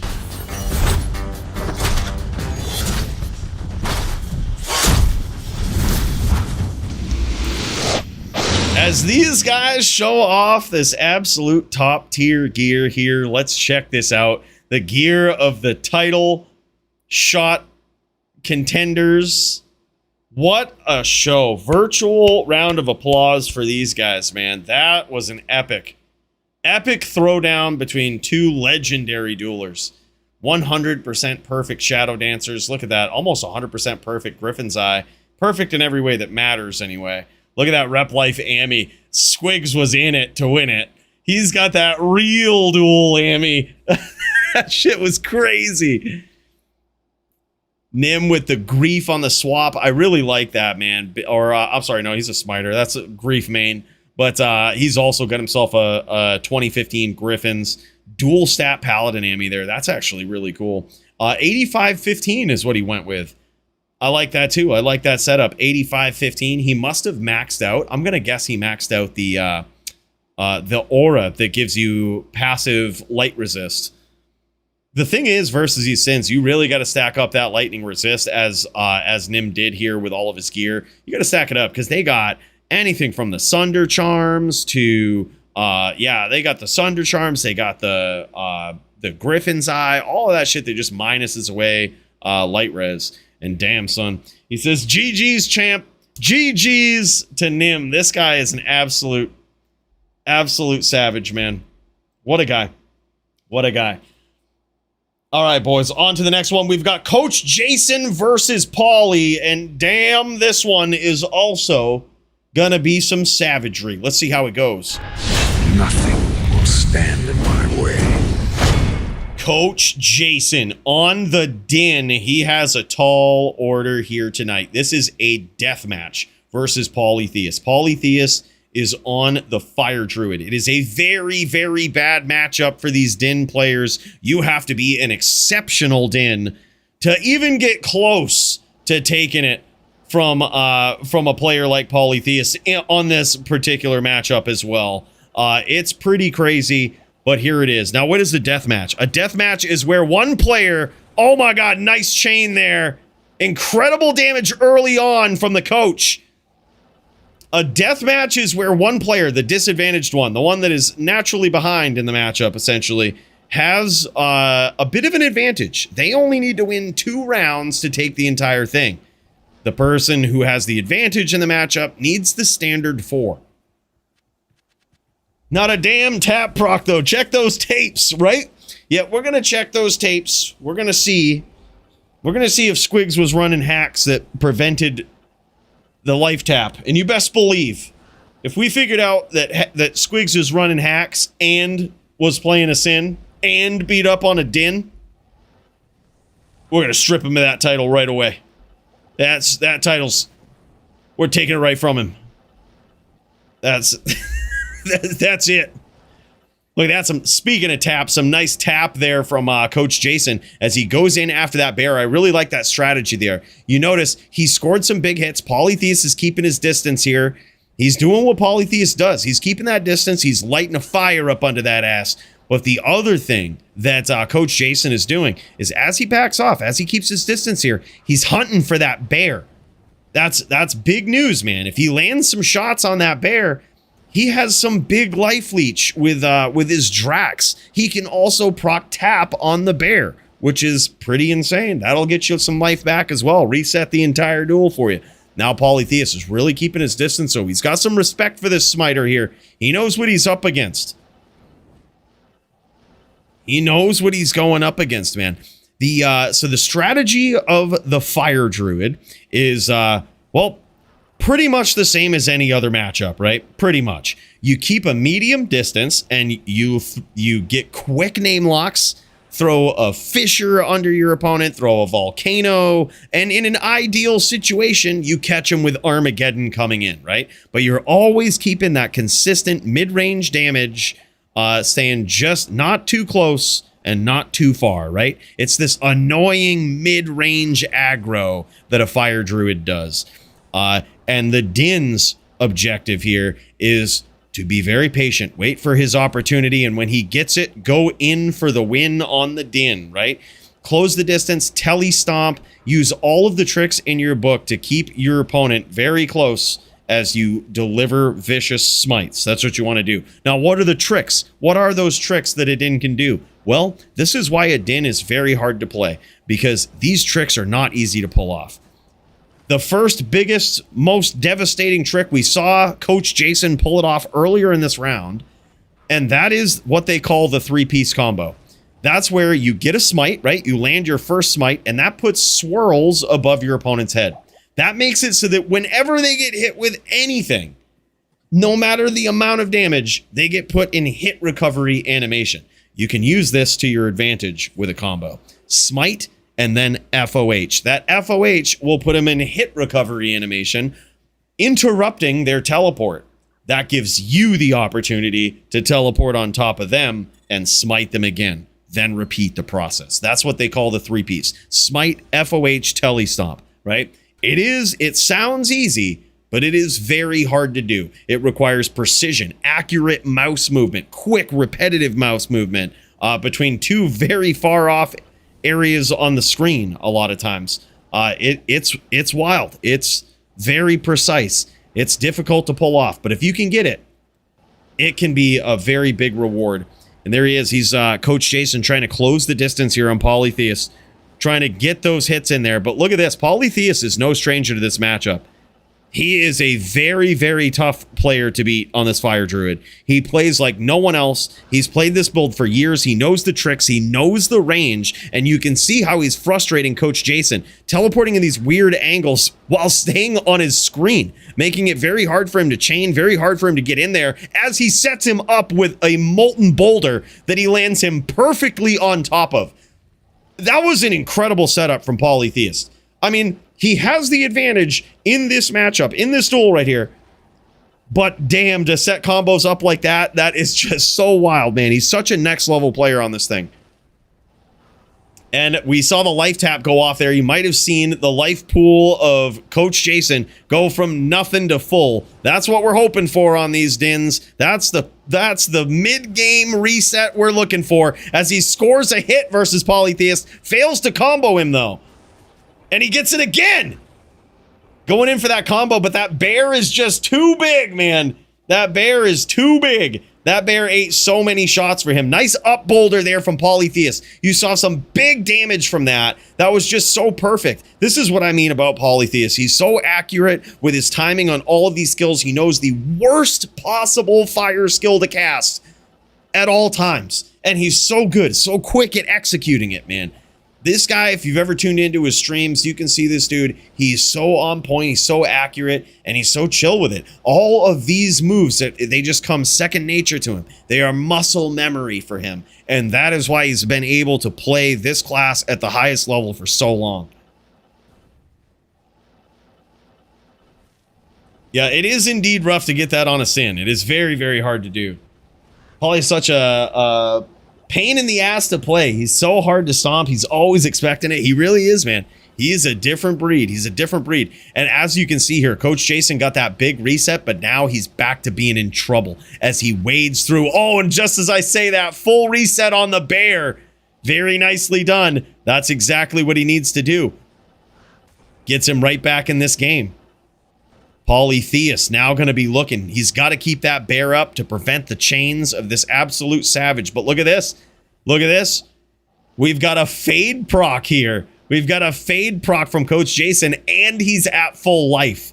This is incredible. This might be the most the highest defense against this matchup that Coach Jason could possibly have. Full life and a fade proc. That is insane.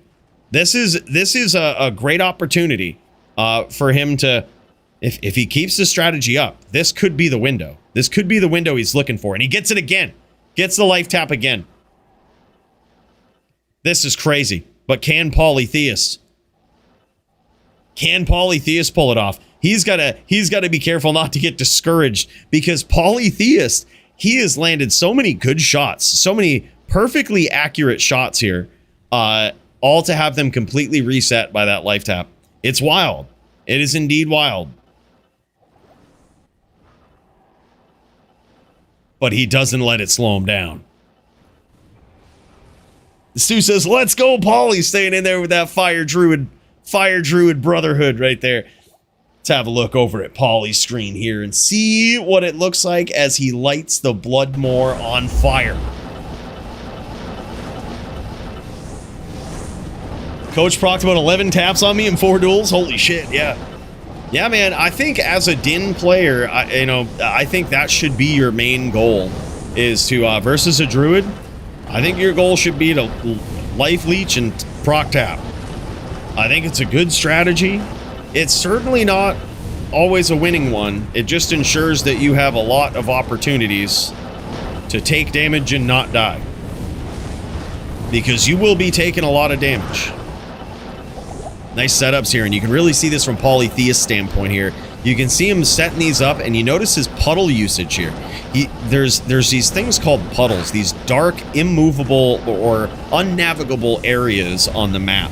And that's what those little dark areas are. They call them puddles, right? They're physically puddles, but it might be hard to see, right? Those are puddles, and they make it very hard for a Din to charge through. You can't pass through them. They're like mini walls. And Polytheus is trying to set up these traps around these big puddle areas of the map. And that makes it so that if Coach Jason gets in and gets a charge, right? Charges in, tries to close the distance, charge that bear, Polytheus is just going to run him through a shit ton of puddle traps.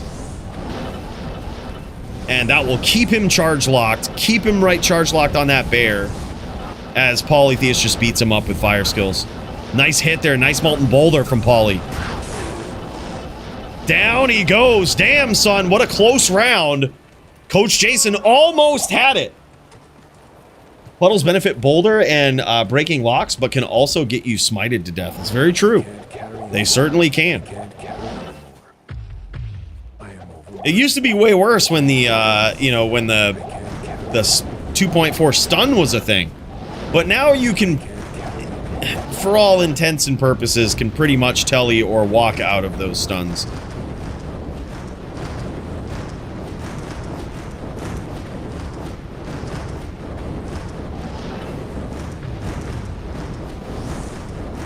Yeah, well, that's the thing. He wants to get into a spot, Dougie Fresh, where he can do that.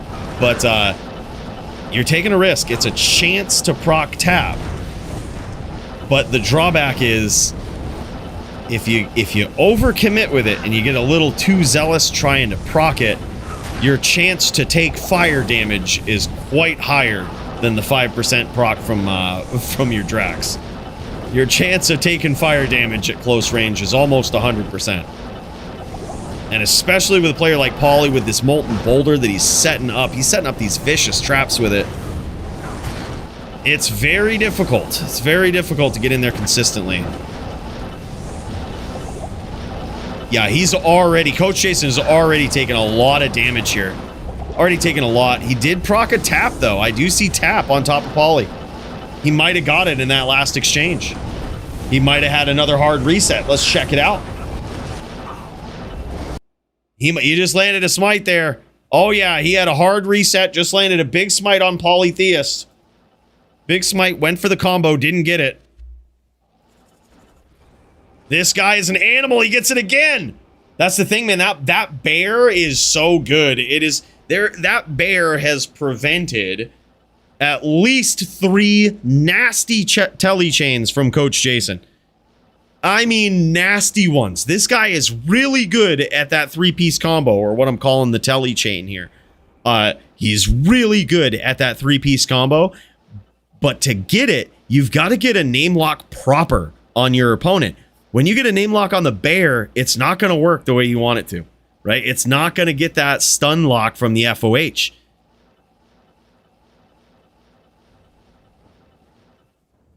A little bit of frame drops there from the coach. But damn, man.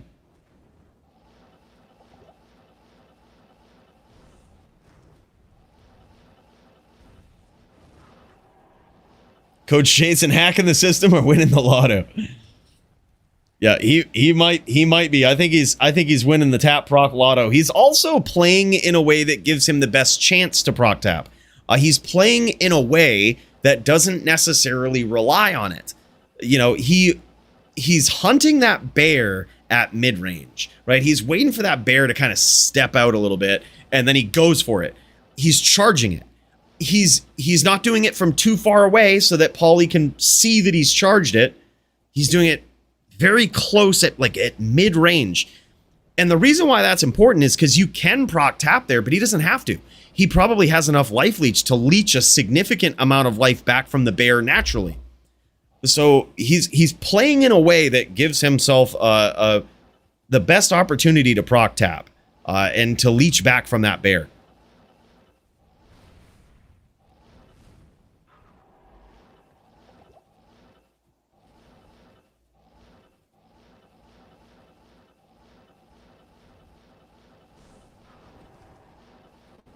Yeah, true.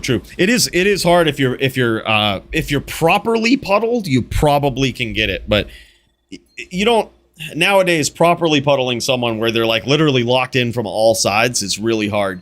But even if you are, there's a chance you can just telly out of it. There's a good chance you can just telly out of it. Unfortunately, the 2.4 metagame changes for Stunlock has just turned it into a teleport fest in PvP. They literally made the change specifically for PvP, and it blows my mind that the entire PvP community fucking hates it, and they don't undo it. It blows my mind. Like, it's literally in there in the patch notes for PvP players, like player versus player. We don't want people getting awkwardly locked out in PvP. Oh, the whole fucking community hates it and wants it reverted? Nah, we're just gonna keep it in there. It kind of blows my mind. I don't really get the point of that. Like, you know? Yeah.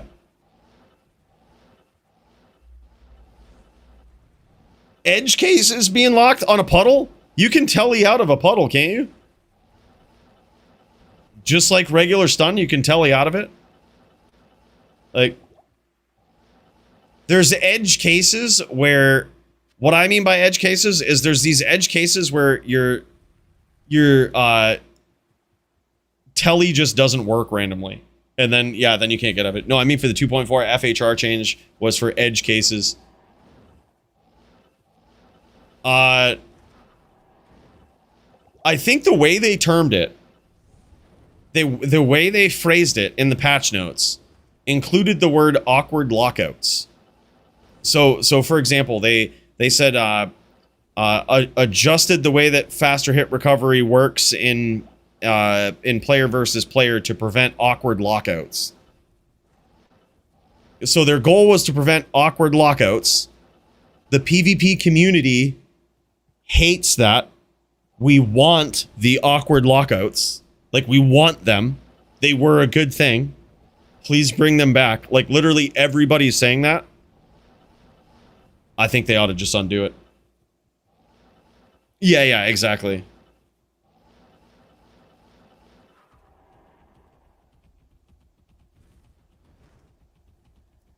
Yeah. I mean, at this point, I would really even take the... Like, I hated the Mind Blast locks, but I would take it. I'd take it just to be like, okay. It is what it is. Other classes are hurt so bad by this.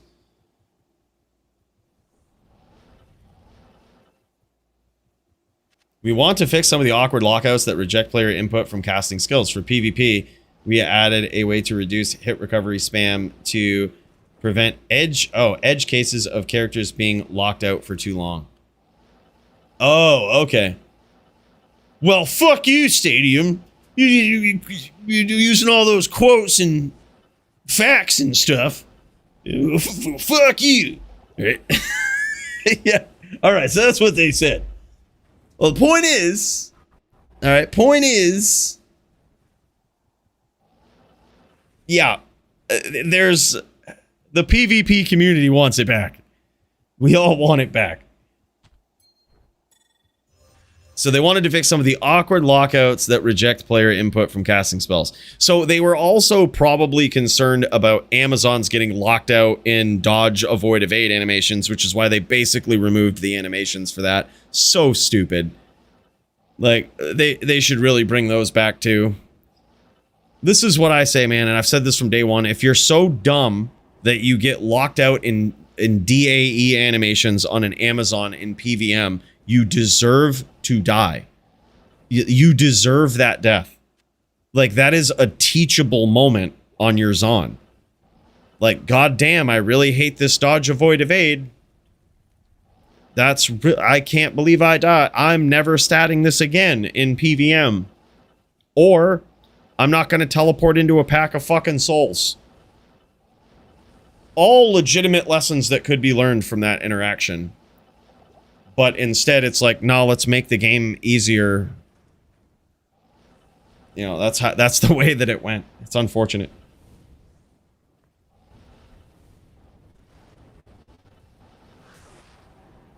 Coach Jason in a lot of trouble here. Polytheist up 2-0. Coach Jason very low in these exchanges. He's hoping for that pet to wander a little too close. Polytheist is staying way on the outside now because he knows that the only out that Coach Jason has is to tap off of that pet, right? That's the only out that he has, and he's trying to prevent it by playing way on the outside and CT casting. He's taking a little bit of a risk by doing that CT casting, really committing to it. But damn, son, nice molten boulder there from Pauly as he advances to 3-0 in this showdown. This is crazy, man. Polytheist is a beast. This guy is on a whole different level, I'm telling you. This guy is insane. Mr. Theist.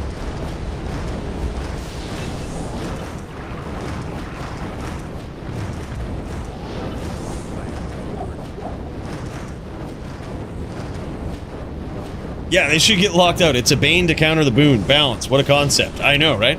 Yeah, I mean, that's what it is with dodge, avoid, evade. It's a really good skill, but not if you're relying on it to save you, right? Like, Pauly's throwing it, by the way. Rollin Hammer. The man, the myth. 21 months, man. Thank you so much for the tier 1 sub, brother. Big cheers to you. So good to see you. Time really does fly, man, doesn't it? Fucking 21 months. Big cheers, bro. Can't thank you enough. Happy Thursday to you.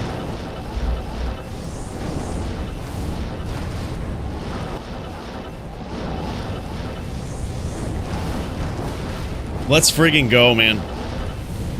Polytheist. He needs one more win. The Coach Jason. Oh, big hit for Coach Jason there. He actually just landed a big smite. He needs one more win, does Polytheist. Coach Jason, gonna need 2. Pauly has robbed him of every single win so far.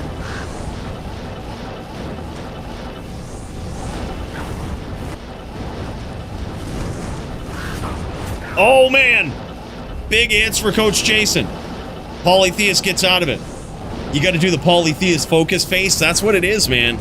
That's what it is. He's got one of the most intense focus faces ever of any D2 player in the history of the world. I try to lock in and do my best Pauly impression when I'm dueling now, especially when I'm defending the title.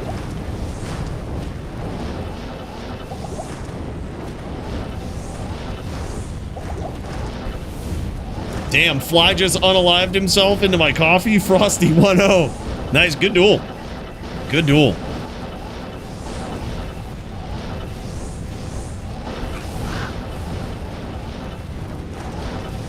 Yeah, and if it was a hot coffee, you ain't got to worry about any germs on the flies. Fuck it. They'll all cook off. They go down easy.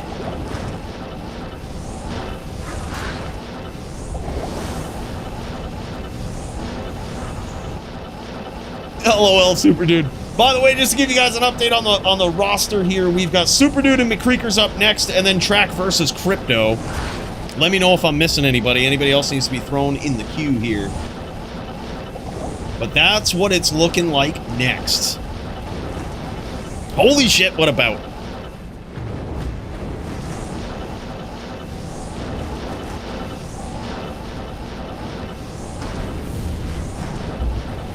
Polytheist, for so long, I think so many people, I remember when this build was relatively new and so many people would hate on it.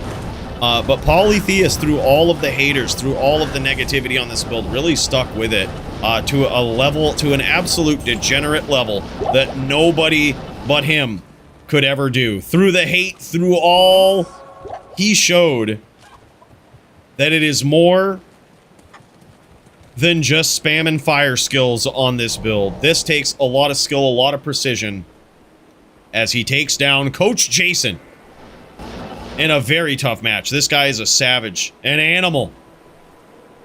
But Polytheist has done it. Very nicely done, Pauly, as he holds on to his undefeated versus Din record, I believe. I don't think there's ever been a Din that's beat him. I mean, besides me that one time when it obviously counted. It meant everything. It was on a stream of his in front of thousands of people. We took him down and then AFK'd for 6 hours. Serenity got me once. Oh, that's right. No shit. Yeah. Holy shit. Yeah, Serenity also a savage, man. Yeah, and then that Coooley guy one time, and then unfortunately AFK'd for 6 hours after the one round, you know. He did all right, though. He did good. He's a good dude. GG's, man. Polytheist, an absolute savage. Absolute savage, man. As we pop in to Super Dude on the Din, this guy switching it up, going in for it here. His second duel tonight on a Din. This guy doubling down, locking in on this thing. Look at this. 230-20 helm here with the new jewel. -9 physical resistance. He's going in full smiter here. He is going to try to take down this Sin player. He's got himself a Phoenix. He's got himself a Phoenix. Oh, man. And look at this. Nice shots there already. His opponent setting him up good here. This is Super Dude versus McCreakers. McCreakers on the Sin. This is McCreakers' DFC debut. A little bit of pixelation here. This might clear itself up. Might clear itself up here. But look at this. He's actually landing some nice shots here with these traps. He's using a little bit of puddle work here too. A little bit of puddle work versus these charging Dins, and that's all it takes sometimes. Boom, blowing him up with those traps. Holy shit. I think Serenity and Sogi each stole one match off Poly. Yeah, actually, true. You're right. You're right. I shouldn't have spoke so soon. I remember Sogi doing that. And the funny thing is Sogi is such a humbled in player. He didn't even feel good about it. I think he didn't feel good about it because I think Poly lagged out or something. Like he dropped connection. But Sogi technically won. You know, it is what it is. And he didn't feel good about it. Yeah, I remember that now. Then they had a rematch and Sogi didn't take it. Yep, you're right. I'll allow it. Yeah, I'll allow it. That's what it is, Clint. I'll allow it. Yeah, I remember that. Yep. Yeah, Paulie was having a rough night with DCs that night. There was like long matches, and for most of the time, Sogi would just like recognize that he's lagging and just like not attack him. But then like he goes in, finishes, it looked pretty clean, but then Paulie lagged out. So it was like, yo, man, he did his thing. I'll say it was legit. Look, sometimes the internet connection is what you got to take advantage of. You know? Just got to do it.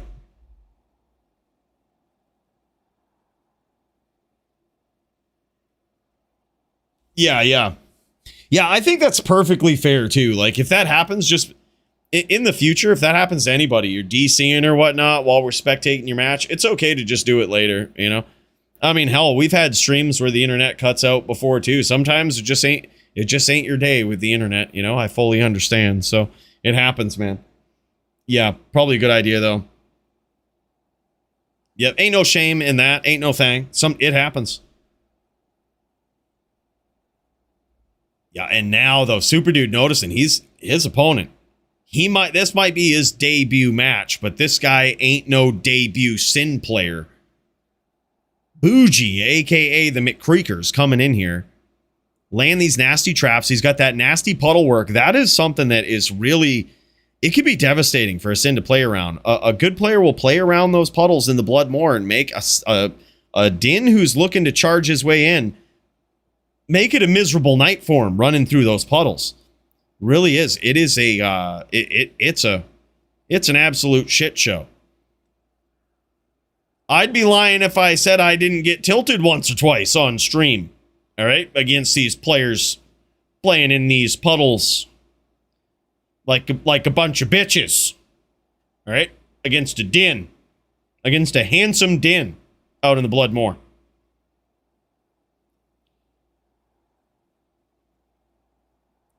Playing like hoes out there in the puddles. But I'll allow it. It works. And H-Din? No, I was on a charger. It was LLD. I was on a charger. And they had 2 Zans, all right, which 2 Zans can take down a charger. You'd probably only need 1 Zan to take down a charger, really. And they fucking puddled it and double Zanned me. They fucking double Zanned me. An H din, yeah, right, a handsome din. That's what I meant. The H din. That was good. That was good, Stadium. Are they puddles of mud, though?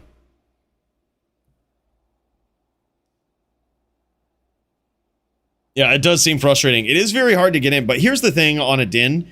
If you get some puddle abuse from people, you have to kind of force them out of it. A lot of times, as a VT, the answer is to FOH them, right? If they're setting up by puddles, just CT cast the FOH. You're not always going to hit, but like you might connect with their shadow bay. You might, you got to force them out of it in some way, because that, or the other option is teleport more, right? Because when you teleport and you stomp them, the puddles become a liability. Bow is down here for Super Dude. Getting beat up with no bow. That shit hurts.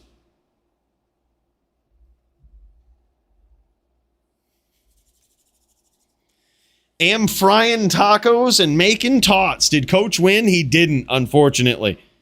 The Din Brethrenhood did not win. Polytheist was bullying Coach Jason. So obviously we're going to go back, check the tapes, make sure Poly doesn't have anything suspicious. It'd be a shame if Bill decided there was some suspicious play there and just gave the win to the Din.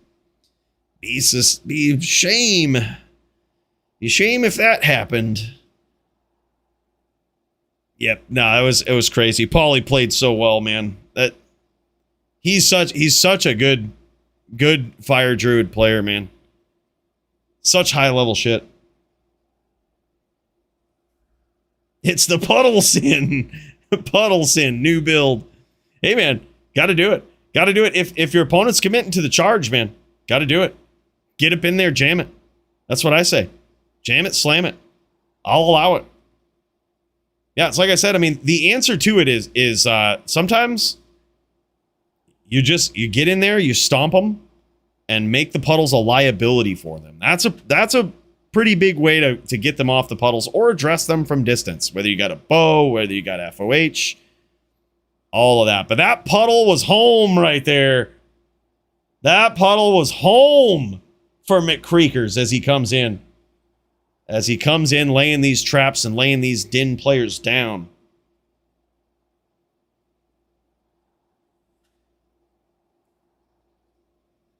That's the big charge weapon, man. Death is the big charge weapon. That's probably why he's using it. He's trying to get up in there. It's Jits is on death. That's his weapon of choice on the charger, I believe. It is the best charge weapon if you have a good base for it. I think Grief is better if you're mixing in smites, though. If you're going charge smite, I'd probably Grief it.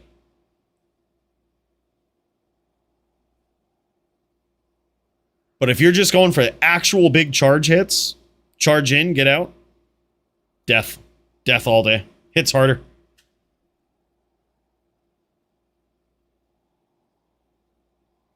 The thing is, we haven't really been able to pick up. Oh my God, look at that. Yeah, he's just holding down charge. Look at that bit. You see that charge hit? That charge hit through fade just took about 70% away from that sin. One charge hit, 70% through fade, through all of that shit. He was lucky those weapon blocks were going off.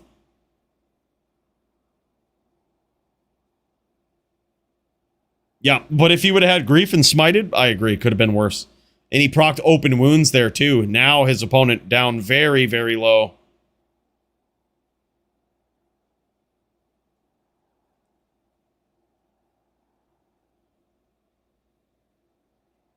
Turn off toggle view so that you can actually lock. What do we need to announce?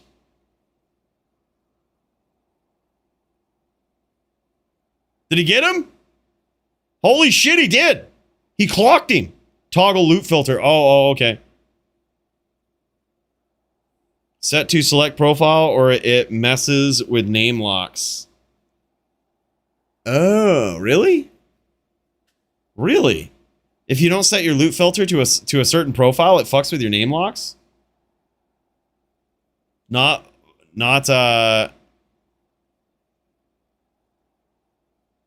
I've never heard of that before.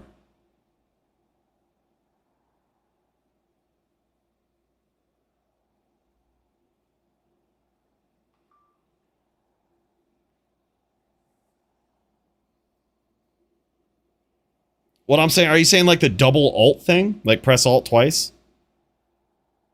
I'm not sure what's preventing a lock here. I've never heard of this.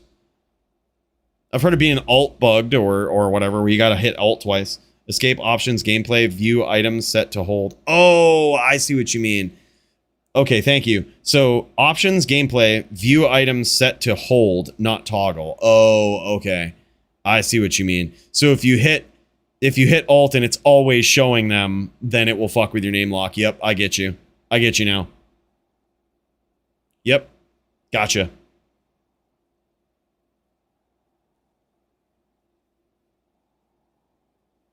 I see. Yep. I've never had it that way. I've never actually had it always show items, so I never would have seen that. I like having to hold alt to see the items, you know? That's what it is. That's how it always was. But yeah, especially if I notice it fucking with locks, yeah, screw that. He doesn't have a no pickup. I mean, overrated, but no pickup overrated. I think it's good to have, but it only really matters if there's shit on the ground. Just don't get hit and don't click shit.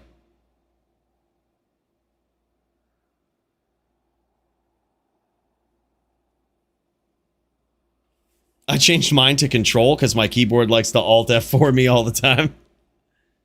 Damn, son. So far, this is 1-1, now 2-1 in favor of McCreekers. As we can see, a big charge hit in that last round and how much damage that was doing here from this Charger Din setup of Super Dude. I gotta say, I love it, man. He's going in with a Death Etten Axe is his weapon of choice. Very interesting.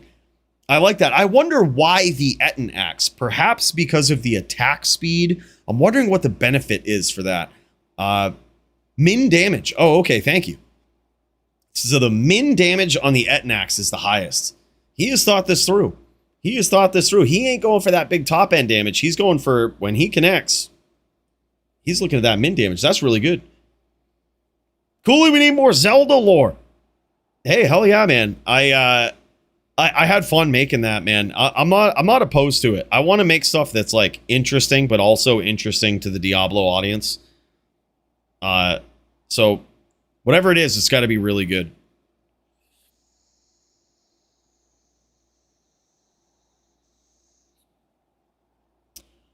I want to do stuff that the people who have subscribed to the Coooley channel would also appreciate. So I don't want to be one of those guys that just does random fucking games, right?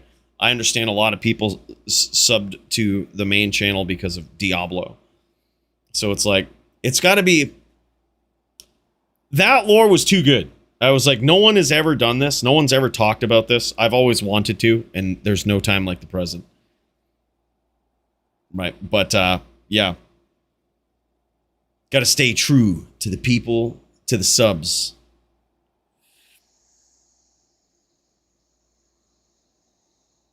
Yeah, I think if it's interesting enough, it will work either way.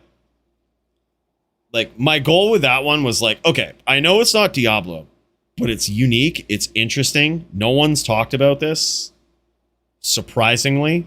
There were some people that addressed it. They were like, but they said the opposite. They were like, nah, Zelda's not dead. I'm convinced she's dead. And there are other people on the internet that are convinced as well. And it's like, it's an interesting theory. It was fun to do. Do it for the people, right?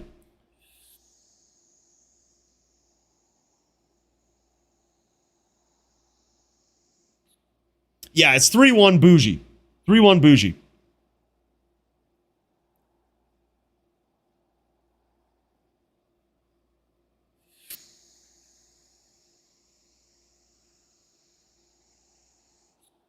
Say Frosty says, hello, 240p. I know, I was looking for the other stream. I was looking to see if McCreakers was streaming too, because I was like, this 240p. Real bad. It's going to be bad. It's going to be bad. Give my best Dustin Poirier post. It's going to be bad. But is what it is. This is what we got, boys. This is what we got.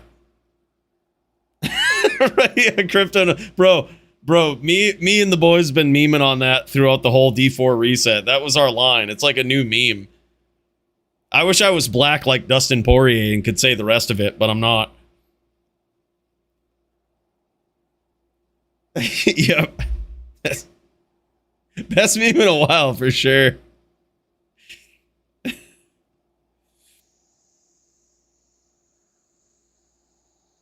It really is, Irox. Unless it's a perfect Annie or like a 2020 or like a really good rolled Annie, you can't even give them away. Like, I had so many people commenting on the video where I traded P Amethyst for Annihilus Charms, and they were like, yeah, right, that would never happen. I'm like, are you fucking crazy? Like, these things are so common now.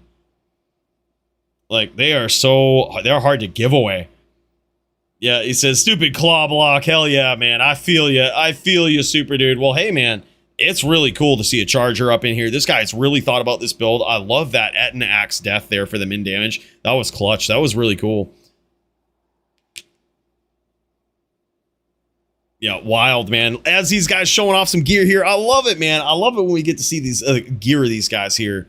By the way, up next is Track Amp versus Crypto. Cannot wait to see that, man. I'm pumped about it. Yeah, see, Frosty knows.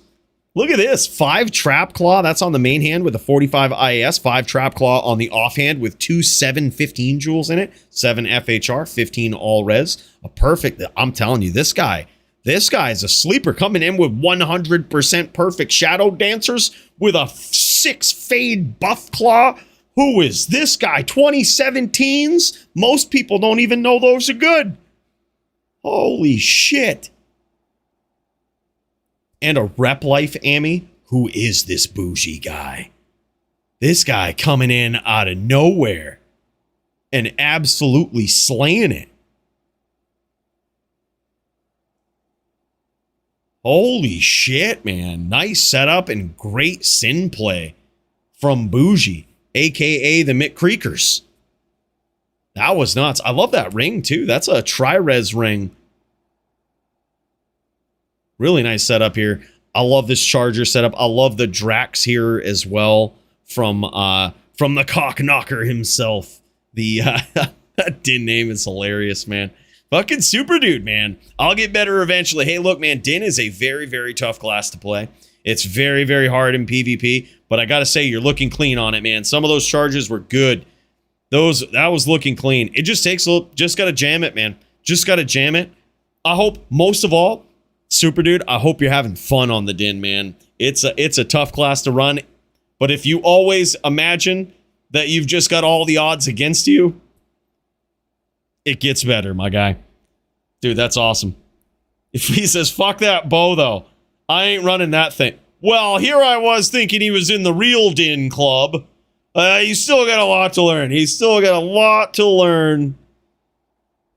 He shit talking the bow. He's got a lot to learn on that Din. He's got. I'll forgive you, super dude. A lot to learn if you want to be a real Din like this guy. I don't know if Crypto runs a bow actually, but nah, there's a lot of highly respectable PvP players that shit talk the bow until that one time Serenity busted it out. And Serenity is the top Din.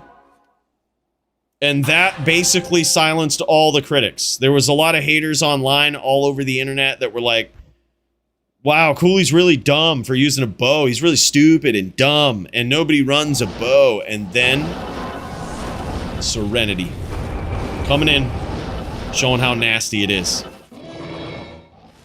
And now everyone's like, wow, Serenity invented the bow Din. Serenity was so smart and thin. That Serenity guy.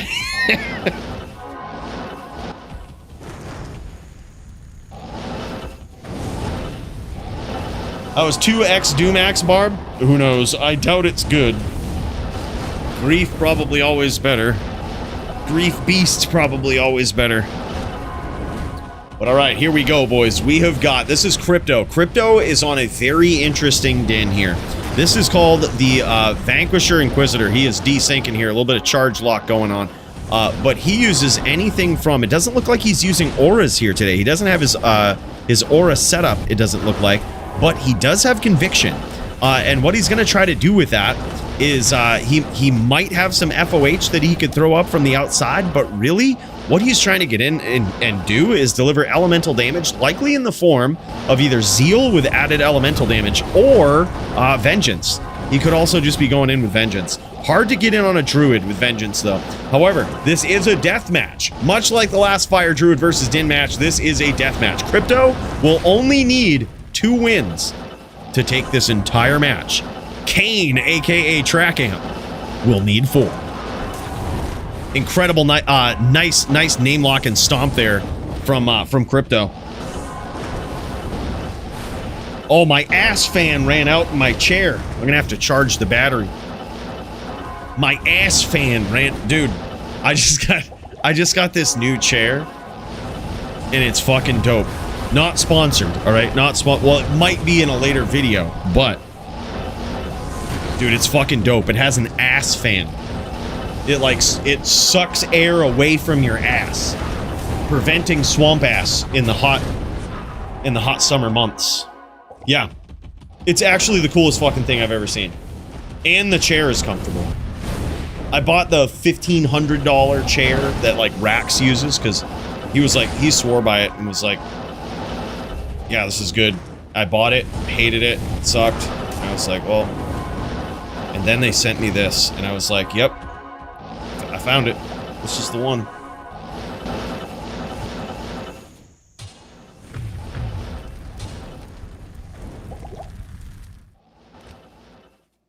Whatever cools are ours, right? Yep, exactly, dude. That's what it is. I actually, when I first got it, I was like, how do they cool your ass? Like, this is fucking crazy. And then I had to look into it to see what they were doing. But you can, they have, like, this negative airflow where it, it's a fan that blows away and, creates an airflow pattern. It's so fucking crazy, man. The things they can do with the technology these days for your ass is kind of astounding. You had me at ass fan. Hell yeah. Perfect free balling chair.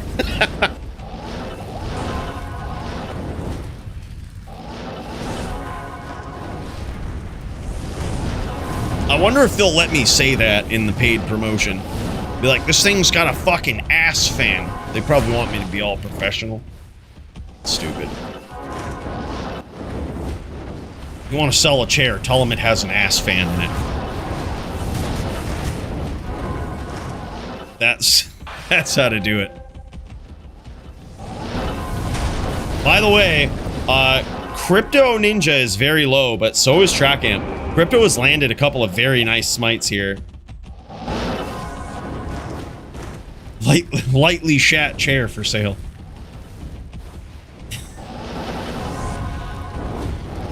I hope they are, Frosty. I hope they are. It's true, man.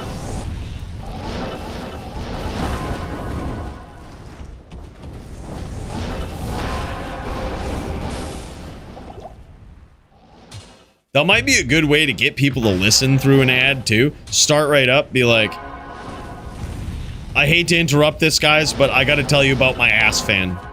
Who's fucking skipping through that ad, right? Who's clicking past that? Nobody. Nobody. I'd listen. Someone's like, all right, I hate to interrupt this build guide video, but I have to tell you about my ass fan. Nobody's skipping that. They're like, what? And then you just go into it. You're like, dude, so these guys sent me a chair and it's got a fucking ass fan. And it Manscaped just entered the chat, right?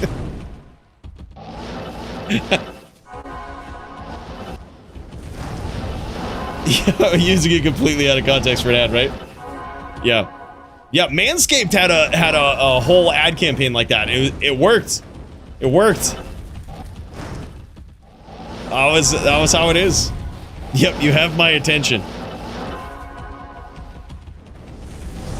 Bro, I'm gonna do it. I'm gonna do it like that. You guys have inspired me. Holy shit! From the brink of defeat, Crypto Ninja takes the first round on the Vanquisher Inquisitor. This is very interesting because he's going in with, I'm very confused by this. He's going in with the Conviction aura, but he doesn't have his typical Auradin auras that are flashing all around, burning shit up, right? He's really landing shots with Smite. I'm very confused as to what. Oh, he does have his, oh, okay, he does have it. He can swap to it. Okay.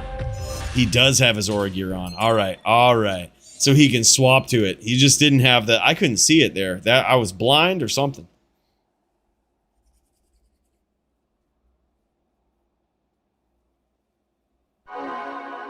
Some of you Tom Petty fans might have heard Free Falling.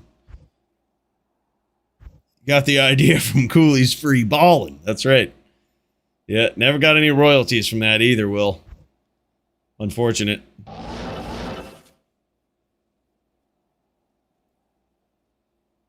You'd figure you'd be nice enough to give me some royalties, but nope. Oh, I'll have to think of another $1 million idea.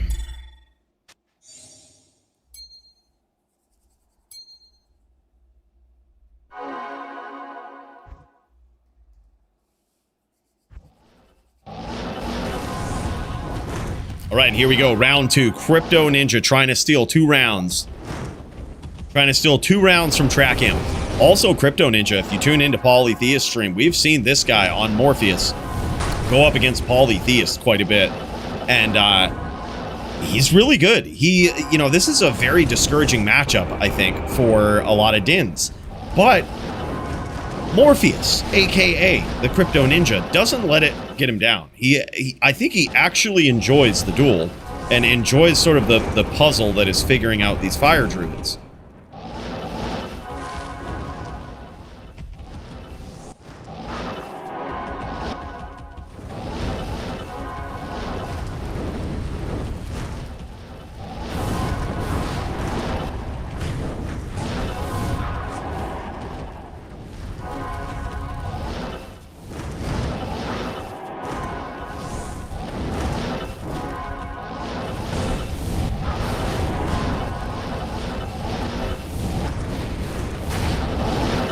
Nice connection there, and that was a life tap by the looks, or at least a big life leech from Crypto Ninja right on that bear, bringing him right back into this game.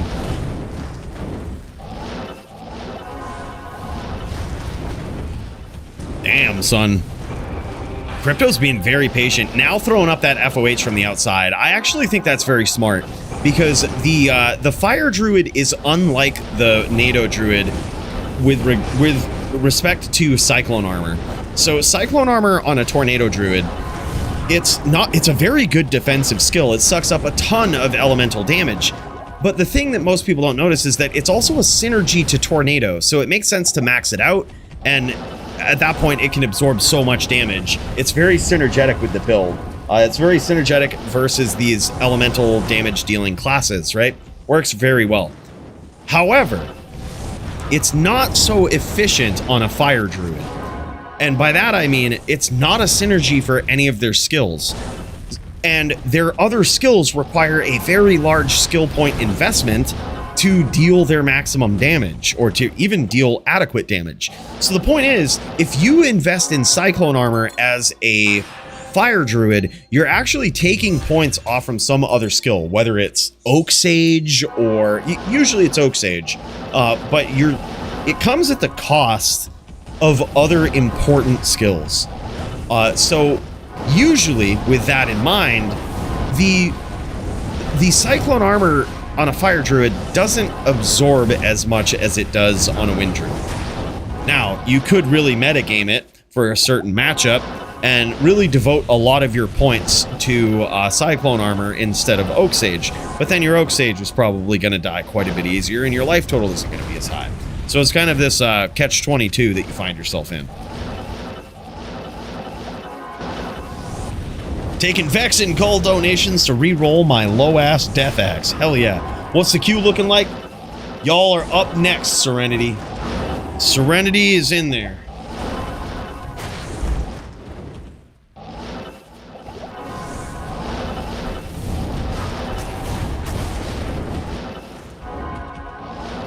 Serenity versus Baloney Pony. That one's going to be wild. Serenity versus the Baloney Pony. Let's friggin' go, man.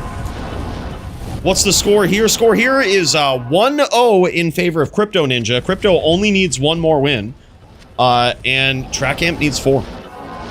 This is a death match here. Crypto's being very patient. I like this. He's not getting overzealous. He's being very patient.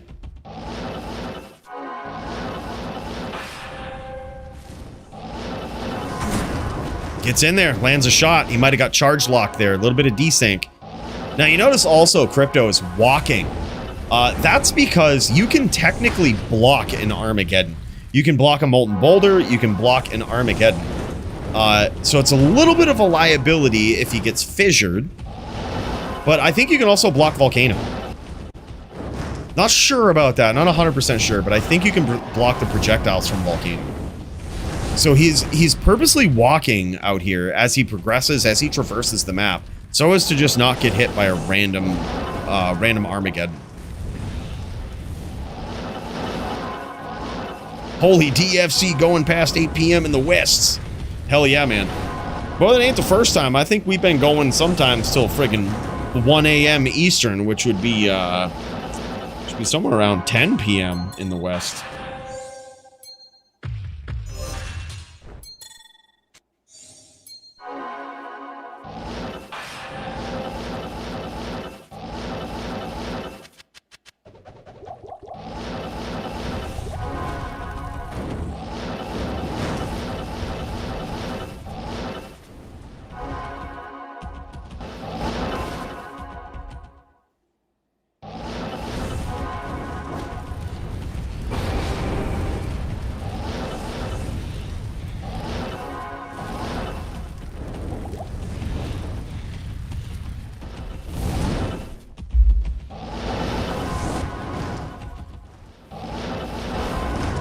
The wife loves it, Jake.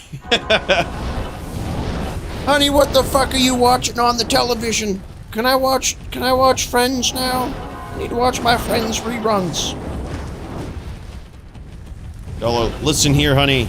This is the pure digital violence that is needed in the world. We are here with the boys doing God's work in Sanctuary, cleansing it of demons and inflicting violence on other people. So, oh my god, what a close one. That was a nice name lock there from Crypto. He almost had it. Track amp was very low.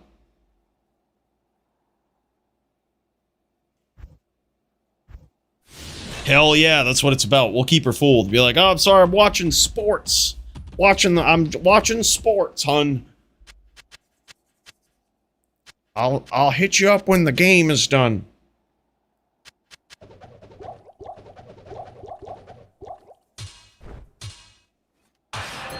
Yeah, this is the real Law and Order. Exactly. Dude, hell yeah, man. I'll take that as a compliment, you know? In my opinion, I think Joe Rogan is the only, he's one of the only tolerable announcers in the UFC. John Anik is a fucking turd. DC might actually be retarded. The only other good guy, actually, I loved Mike Goldberg, even though he was kind of dumb. it was a likable kind of dumb, and he was very excitable, brought a lot of energy to any event. There was some girl, I always forget her name. She was actually a really good announcer. She was very informed. The problem with John Anik and fucking DC is it seems like they don't really know shit about what they're talking about. Like, Joe Rogan will tell you, like, you know, fucking, I still remember the time I learned what a Peruvian necktie was. And it was because Joe Rogan was commentating the fucking match. And he's like, he's going for a Peruvian necktie. I'm like, what the fuck is that? Like, literally, he knows all of this ridiculous shit that none of these other chumps know. Like, no one adds value like that besides Joe Rogan. Yeah, it was real, dude. It was real. Yeah, Goldberg had a fucking sick voice. He might not have been the most intelligent announcer, but the energy alone was iconic. Did you really, Will? No way. That's fucking sweet, man. He seems like a cool dude, man. Seems like a cool dude you can chill with. That's dope, dude. Where'd you... I mean, I guess he is in Texas now. Did you just, like, run into him a couple times? You're like, yo, what's up, man? That's fucking crazy. Oh my god, track amp is very low here. Crypto is making some big progress early.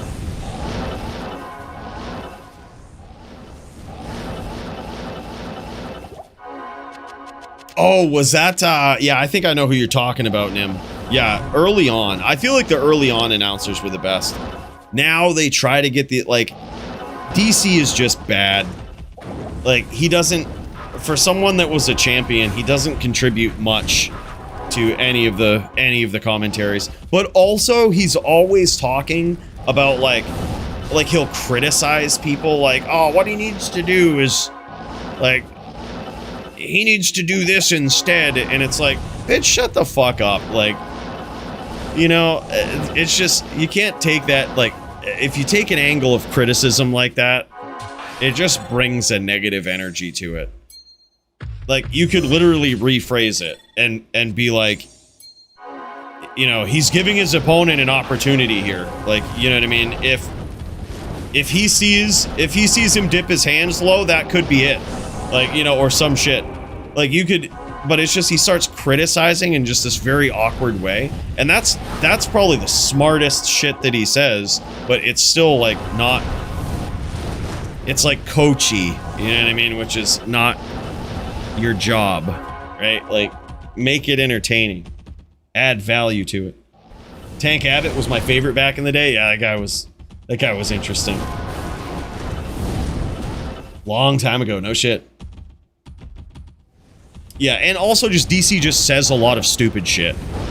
Like, most of the time, DC says things like, he's trying to punch him in the face here. If he can punch him and kick him, then he'll land some points.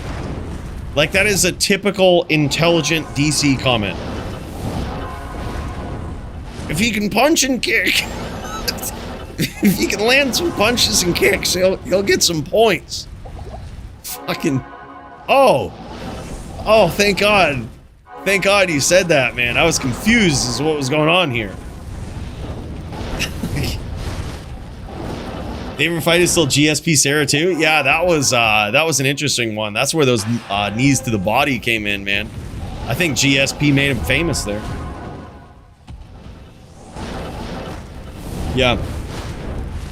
Reminds me of early poker commentators. Yeah. Yeah, if he can just roll a better hand than his opponents here and bluff them, then he'll win this game. Oh, shit, okay. Yeah, wow.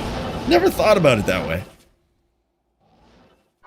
Yeah, that's DC. And then John Anik is he's just a turd. Like, he just talks with this voice like this. We've got a bunch of shit going on here today, and now it's time for the next thing to be going on. Zero substance in anything he says.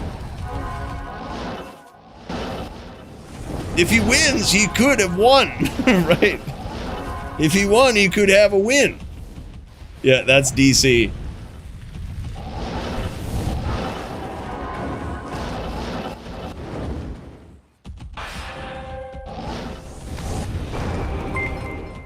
Oh, what is this? What? Omega Deebs. Holy shit, man. Bro, thank you so much for the 5 gifted subs. What is this? Bro, I appreciate it, man. And a big cheers to you, brother. Thanks so much, dude. That is so wild. Super generous. It's the classic John Madden. The team that scores the most points is going to win this game. Yep. Oh, fuck. Okay. For a second, I thought I was watching golf. I'm so glad he cleared that up. Yeah, just smite. Yeah, exactly. Let's do my best DC here. Yeah. If Crypto can get in here and just land enough smites to reduce Track Amp's life total to 0, he will win this fight.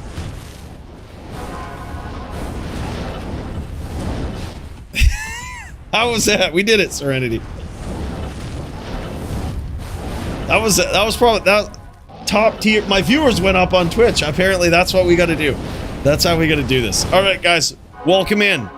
What we've got here is a paladin, and this is PvP. So it's player versus player. That means these guys are dueling. All right, and what Track Amp has here is he has a very important task. He's using fire spells, and if he can reduce Crypto Ninja's life total down to 0 or lower somehow, he will win this round. I think that's, I mean, if you think about it, pretty good way.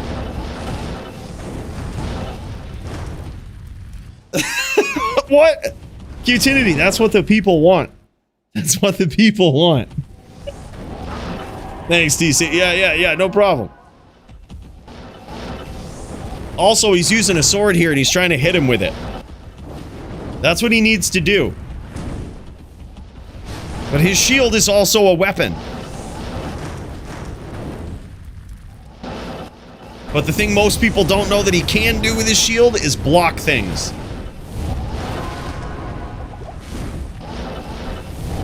Uh-oh, Crypto Ninja just got charge locked there. Track Amp was trying to run him through the mud and the muck of this fiery blood moor. But he didn't let it happen. Trying to catch him in those puddles. Some nice CT casting here from Track Amp.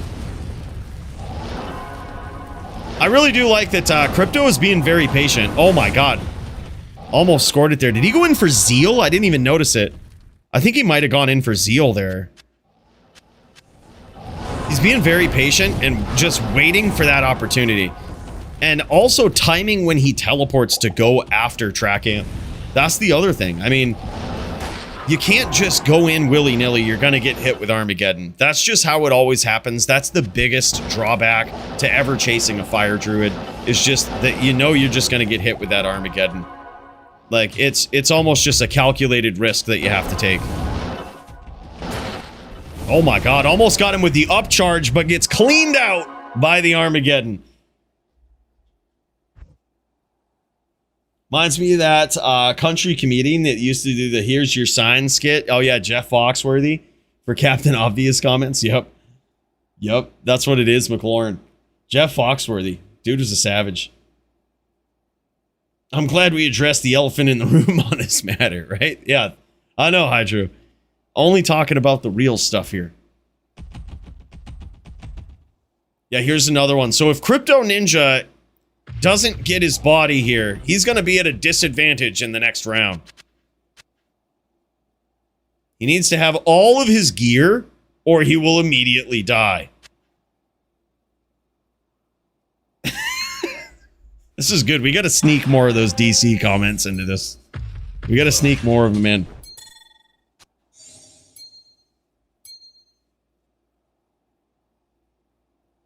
Oh, yeah, Mike Tyson was the man. I'm an animal. I was trying to kill him. You know who had the best corner advice, though? Like, if I was doing anything in life where I needed a corner man, I would want Quentin Rampage Jackson. Because while most coaches will, like, tell you something technical that you're probably, a lot of times, not going to absorb in the moment, right? Quentin Rampage Jackson I remember his corner advice once. He goes, all right, now you gotta get in there and whoop his ass. And then he like patted the guy on the shoulder.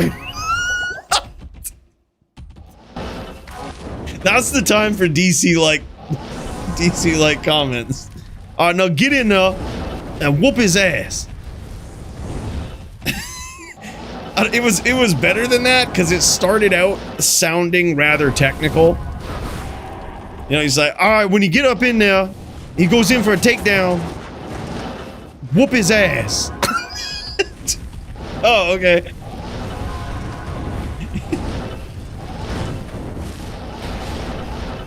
Oh yeah, I don't remember that. I don't remember that well, but that sounds about like an Eddie Bravo thing. Yep. Oh my God, invisible fissure there. That's gotta hurt. And by the way, Crypto has actually landed a couple of shots here already. Track Amp already in trouble. All of these rounds have been like super close, where Track Amp has really been close to being just knocked out of it. I think right now it's 2-1 in favor of, well, it's technically a tie, but Track Amp needs 2, Crypto needs 1.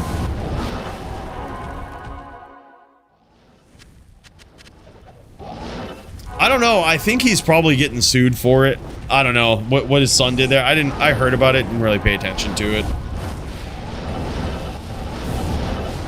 But yeah, it was a pretty shitty thing. It was pretty shitty. Might as well have Johnny Bravo in your corner, yeah. This guy's way better than Joby. Well, that bar isn't very high, okay?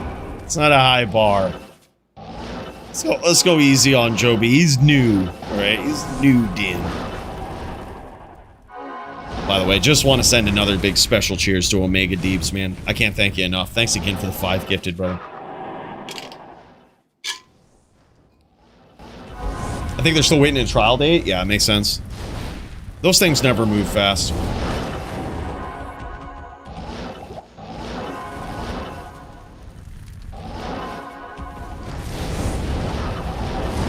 Get in there, whoop his ass. Now, Rampage commentary on this would be sick. Now, every time Track Amp go in there and he start throwing them fire shits, you know, whoop that ass. That's what Crypto's got to do. He's got to whoop that ass. It kind of makes more sense and is actually still better than DC somehow. Somehow still better than DC.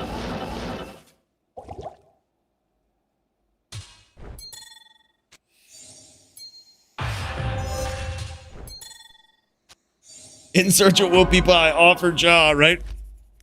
Now Crypto very low though. He's got to be very opportunistic with how he approaches this. So he does have those auras that he's swapping to. But it doesn't feel like a full commitment to the auras, because I don't see him now. Like, they're out. Like, those auras is gone. Crypto being very, very patient. Looking for that opportunity. He's got to be careful of that Armageddon, though.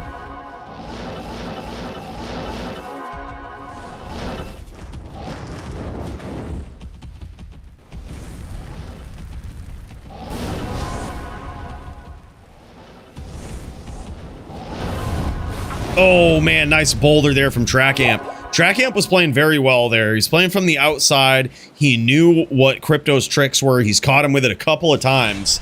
And Track Amp was able to punish him there. Playing way on the outside, trying to get those CTs in there. Trying to play from the maximum possible distance that he can.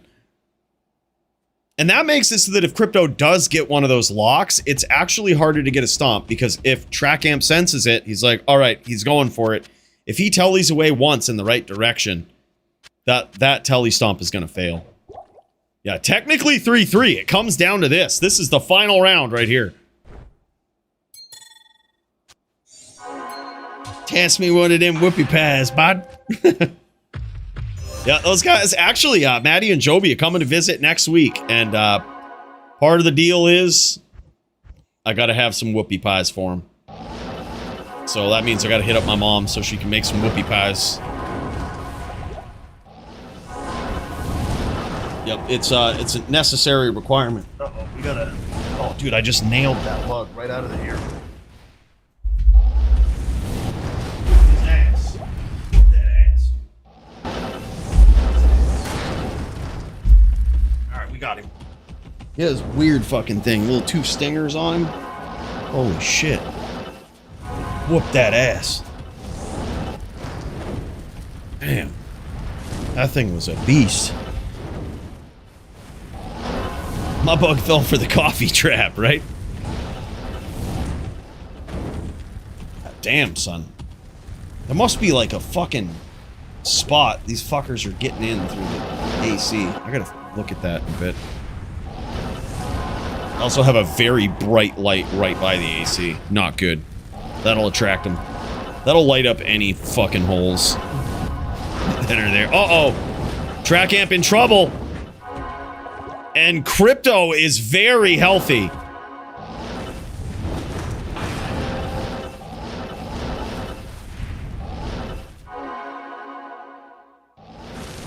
Nah, it could fly. It wasn't an earwig, it could fly. Imagine like an earwig that had like sharp pinchers on the back that it could fly. That's what the thing looked like. And it was red. Fucking weird. Weirdest bug I've ever seen. Yeah, I whooped its ass. I like knocked it down with a left hook. And when it was stunned, I just fucking whooped its ass. Yeah, it was fucking weird. I whooped its ass though. That thing is out.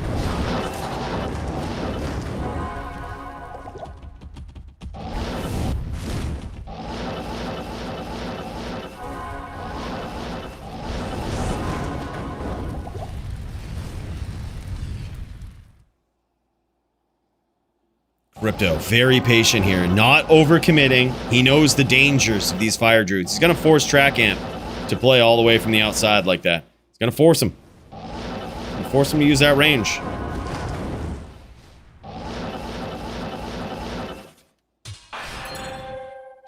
Taking this opportunity to rebow there, I like that. Once you force your opponent to the outside like that, that is the perfect time to rebow.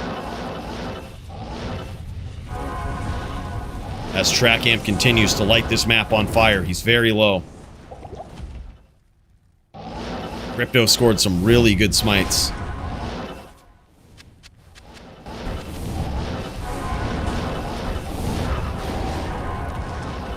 Nice up boulder attempt from Track Amp. Just misses though.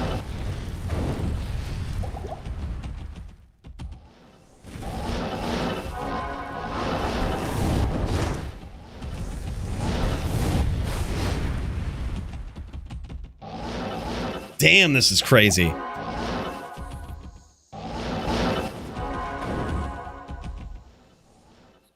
This is a tense duel.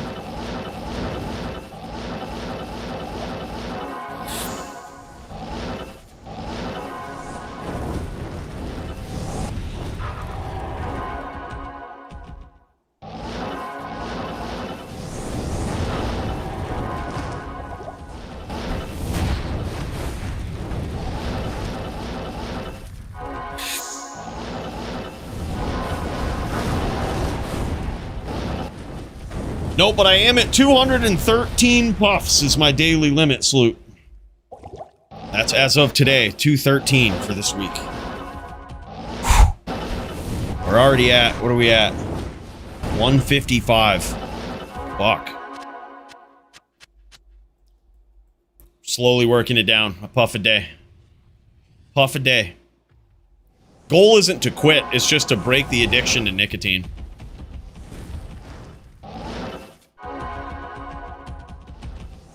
Yeah, thing has a vapometer, yeah. Yeah, once I noticed it had that, I was like, alright, man, well, now's the time. I'm gonna work my way all the way down to 0 puffs, and then I can just do whatever. I think that will beat my addiction to nicotine, though. It'll make it so that I can do anything without craving nicotine. If I can pull it off. And then after that, do whatever. Smoke 500 puffs a day if I want, but goal isn't to quit.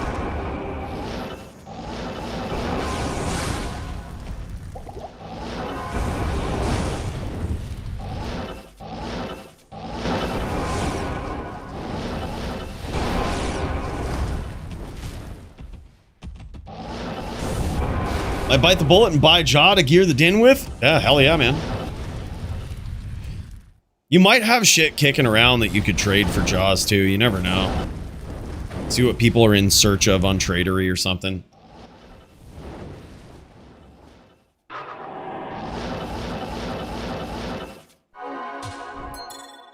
Very, very tense battle here. It literally comes down to this round. After this, we've got Serenity versus the Baloney Pony.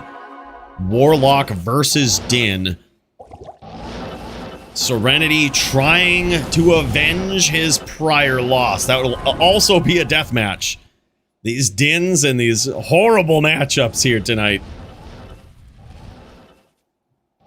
But I gotta say, Crypto has been the closest of all the Dins tonight.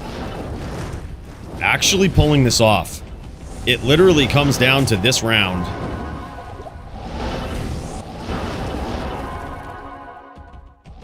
You got very lucky avoiding that Armageddon.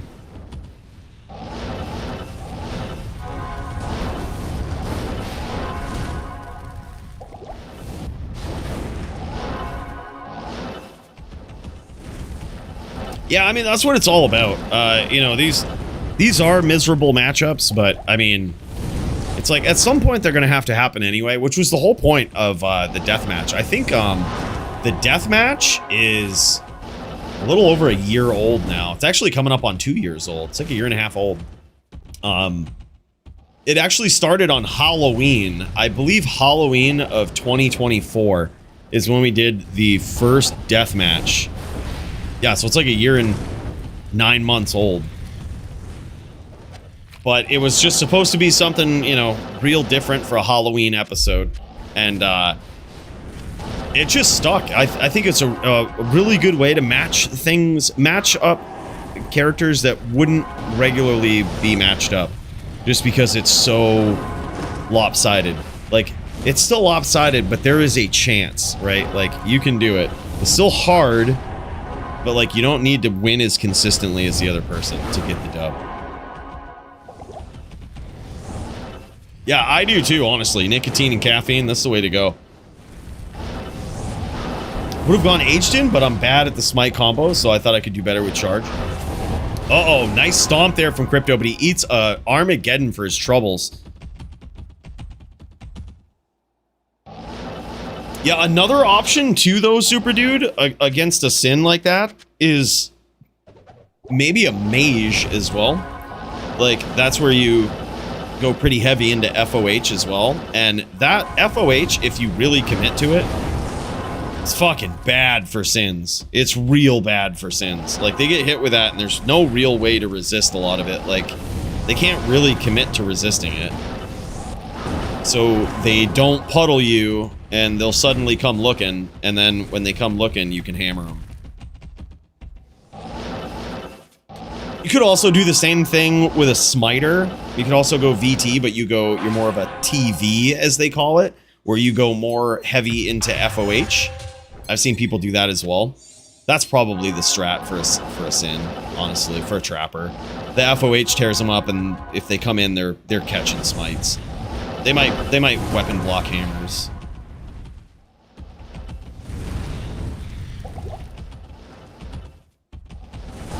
Anyone played Mage? I don't think in a long time. We haven't seen a Mage in a long time. Or a TV in a long time. But although we wouldn't really know if we saw a TV. I think the closest thing to a Mage was actually Nim played Din in LLD today. That was a hammered in technically, but it had some heavy FOH damage. You can't really go Mage in LLD. It doesn't quite work as well. But that was the way. Like, that was almost 700 FOH damage. It's fucking wild. Yeah, that'd be 6 too. I actually think they're in a pretty decent spot. If I was going up against Polly and it was a deathmatch, Din v Din v Fire Druid, I would actually go Mage. Just because the FOH it tears up the Cyclone armor. If, like, you get hit with one, the Cyclone armor is down, and they took some damage. They have to recast Cyclone armor. Holy fuck. What a duel, man. What a duel. He says, no, it was so close, man. That literally came down to the wire. It was like one hit away for Morpheus, aka the Crypto Ninja.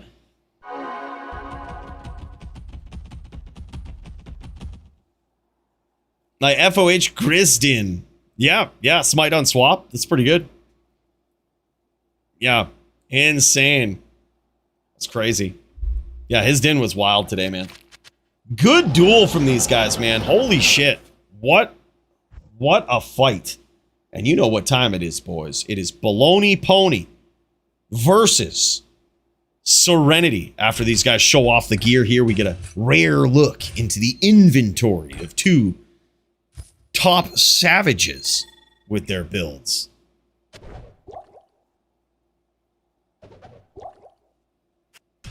Damn, son.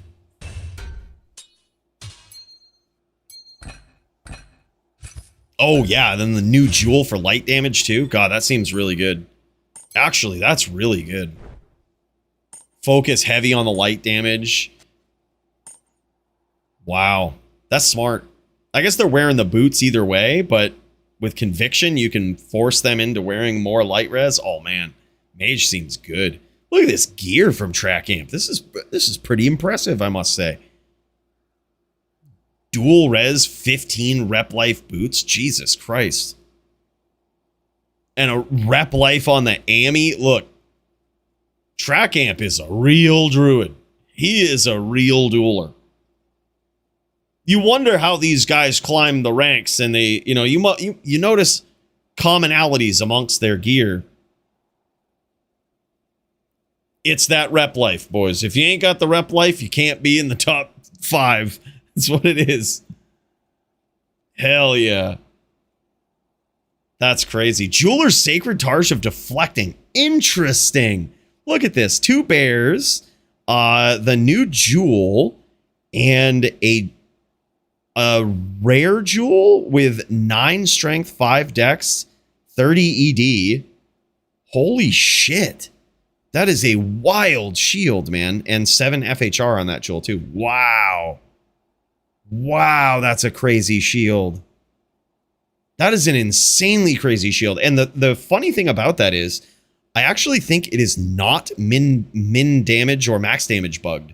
Just because the ED was on the shield first, and then those 2 things were added at the same time. So I think that actually is not bugged, that shield. That's crazy. That is a wild shield. I'm glad we got to see that. That looks like an open BattleNet shield. Yeah, that is wild. Look at this thing. That is so crazy. Jeweler's Sacred Targe of Deflecting. That's wild. You never see those, man. And he's got the Knights mod roll on it. Hard to tell exactly what it is, but it has to at least be... Well, you can't tell because there's 2 jewels in there that add ED. But the total ED was like 130% enhanced damage on the shield. That's so wild. Yeah, and a very nice helm there as well. Yep, nice boots. God, all this stuff, it's really well set up. Life leech on the ring, dual stat, all res. God damn, 10 life leech on this caster ring. 10 all res, 14 dex. Yep, beautiful fire res with life leech on his other ring as well. God damn. Look at these boots. Yeah, dual res, 10 rep life, 30 10s. Beautiful. Those things are beautiful. Yeah, gotta do it, man. You gotta do it. Stack up the life leech versus the druid. So if you hit those pets, you leech it right back, man. Just how it is. Crazy. All right, boys. It is time. Let's get up in there. Check out Baloney Pony versus Serenity. Can the Dins get the wins? Let's find out.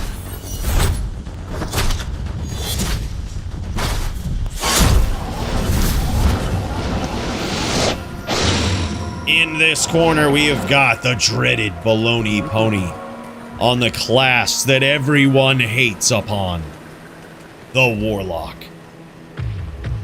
That Sunder looks real familiar, he says. No shit, did you give that to him? Damn, son. And he is going up against Baloney Pony on this Warlock. He is probably using the most busted version of the Warlock. This guy is he's a Chaos Warlock that gets in there. He has a little bit of fire spells. He's got a little bit of fire damage, but I think he's really down to 1 point in Ring of Fire, if I had to guess. He might be 1 point Ring of Fire and basically a full commitment on these chains. The chains are the most broken legal Warlock spell in PvP. They probably should be banned, but they ain't, right? We gotta let some classes have their fun, right? And here it is. The chains do so much damage. It is probably the biggest tool to take down Dins is to have accurately placed chains. And that is something that, as Baloney Pony playing on a controller, he's always got those accurately placed chains. Always keeping the chains up, making it very hard for a smiter to get in and actually deliver damage without taking a shit ton themselves. It's crazy. I mean, this is certainly a matchup that is heavily in favor of the Warlock, but that's why it's a death match. If Serenity can get 2 wins here, he can take the gold home for the Dins, and the Warlock player, Baloney Pony, is gonna need 4. A little bit of frame dropping over here. Serenity also live. Let's see what this looks like. Was he shooting the bow? He might be shooting the bow, bros. No, he's chucking them chains. I thought I heard the bow for a minute.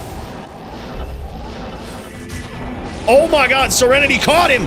He's in trouble. He's in big trouble here. Nice chain.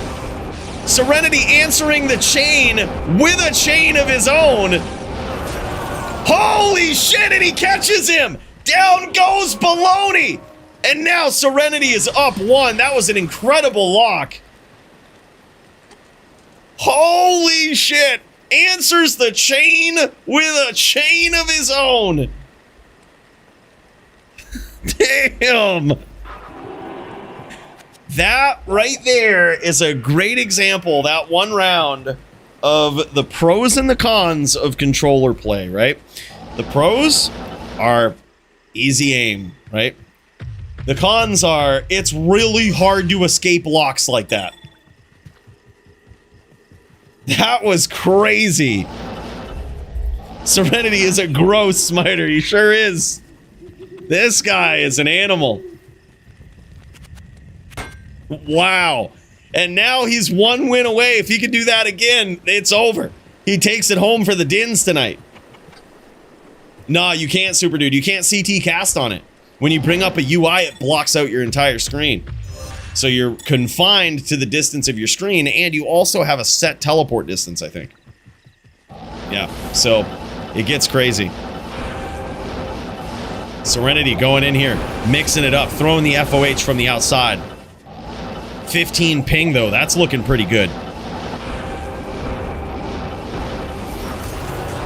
Oh, and he catches him again. Baloney Pony could be in trouble.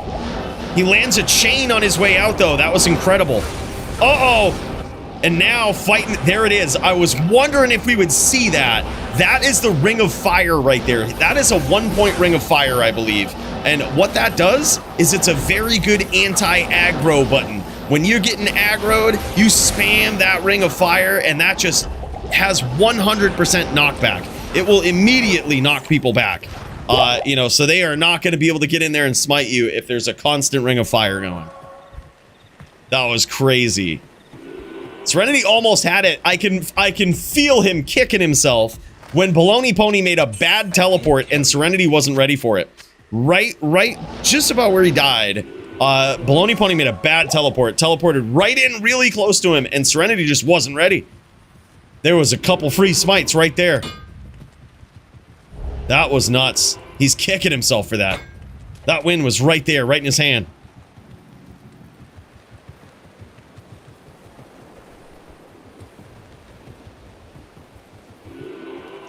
Yeah, and that's why, I mean, Baloney Pony can pollute this map with chains, making it so difficult for Serenity in these up close situations to actually get in profitably.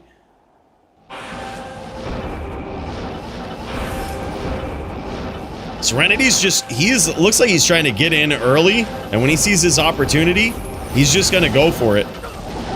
He knows that's what he's got to do, and you can see how quickly he melts with those chains.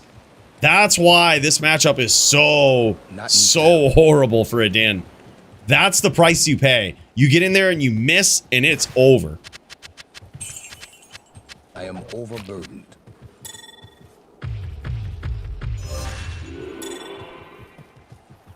When chain nerf in rules. Who knows? It might happen. It might happen.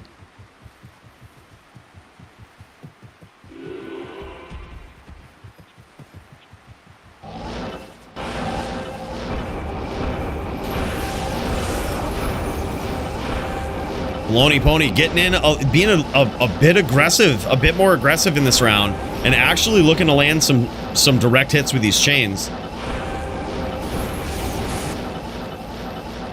Serenity is learning that if he just teleports away from the chains, he can break them, and under perfect conditions, he actually doesn't take any damage.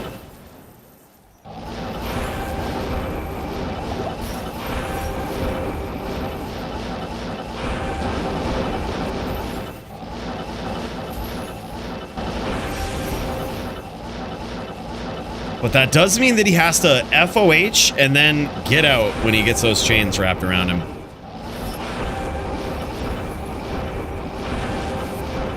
Serenity playing it a little more patiently here.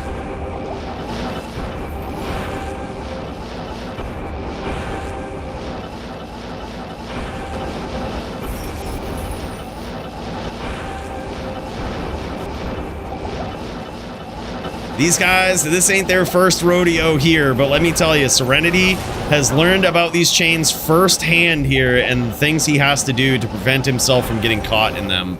It is certainly an uphill battle, but he knows what he's got to do.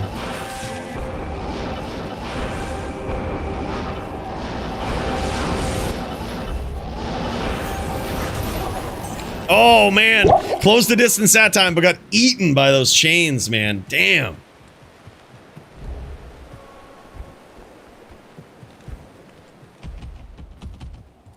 Yeah. I mean, it's a blessing and a curse, I think, with the controller. The blessing is the auto aim. The curse is what we saw in the first round.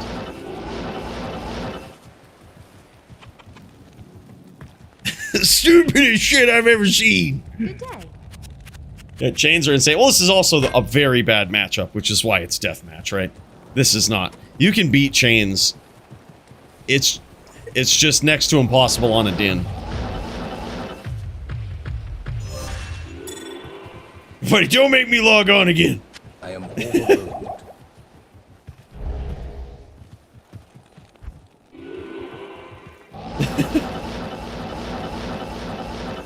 He's using the Holy Shock to burn up the Oak Sage from afar. The Conviction is not going to land when you have to stay a screen away from your opponent. You're never landing Conviction. They're never going to be under Conviction. So instead, what he's hoping to do is the Holy Shock aura will reach that far, and it can blow up the Oak Sage, giving him an opportunity to get on the inside without having the Oak Sage block his name lock.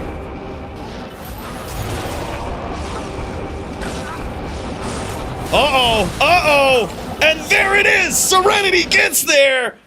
Beautiful play! Even through the Ring of Fire. Holy shit, he gets there! Wow! He tried to upfire. He did. He tried to shake off that aggro, but that time Serenity gets through. Holy shit, man! That was crazy. What a duel. What a nail biter. That is wild. Serenity is an absolute friggin' machine on this smiter. That is tough. And it's got to feel good because I think Serenity and Baloney have dueled a lot, right? And that was as Baloney was evolving as a Warlock player, not just in his build, but getting very, very good on it. And as on that come up there, we had Serenity learning about it on the receiving end, right? So for him to take this here, it's big, right? It's big. That's huge. That's a big comeback fight right there. He says it's my psychic ward. Hell yeah, that sucks up some physical damage.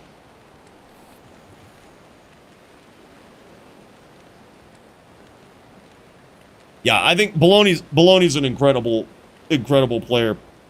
Love his style. This guy wants to get in there. He wants to stand and bang. He wants to do unfair shit, man. I think it's cool. I think it's good to see. Wow. Serenity gets it in for the Dins, boys. Can you friggin' believe it? Great duel. Great duel.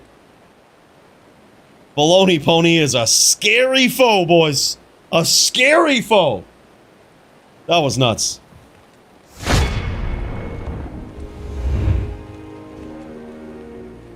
Wow, boys. Another DFC in the books. This is wild. Big shout out to you guys. Thank you so much for being here with me today. Thanks for the support. Thanks for chilling with me.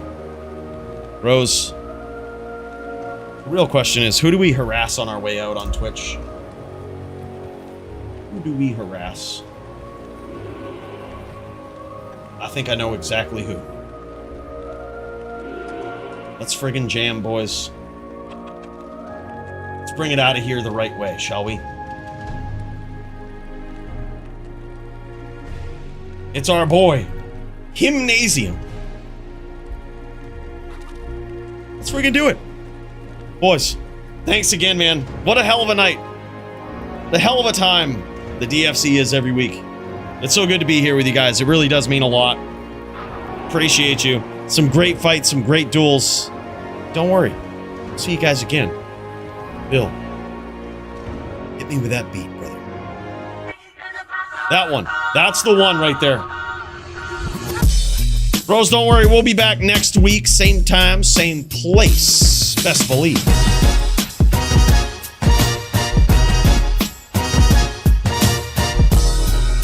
Bros, happy fucking Thursday, man.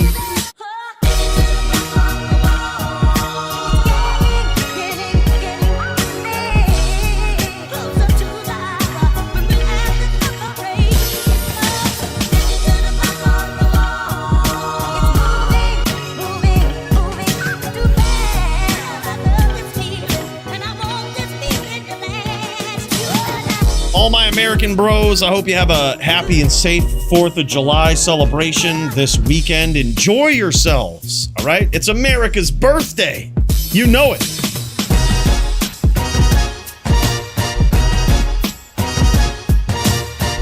We'll see you guys in the Discord if you're not already there. Until next time, guys. Peace. Thanks again.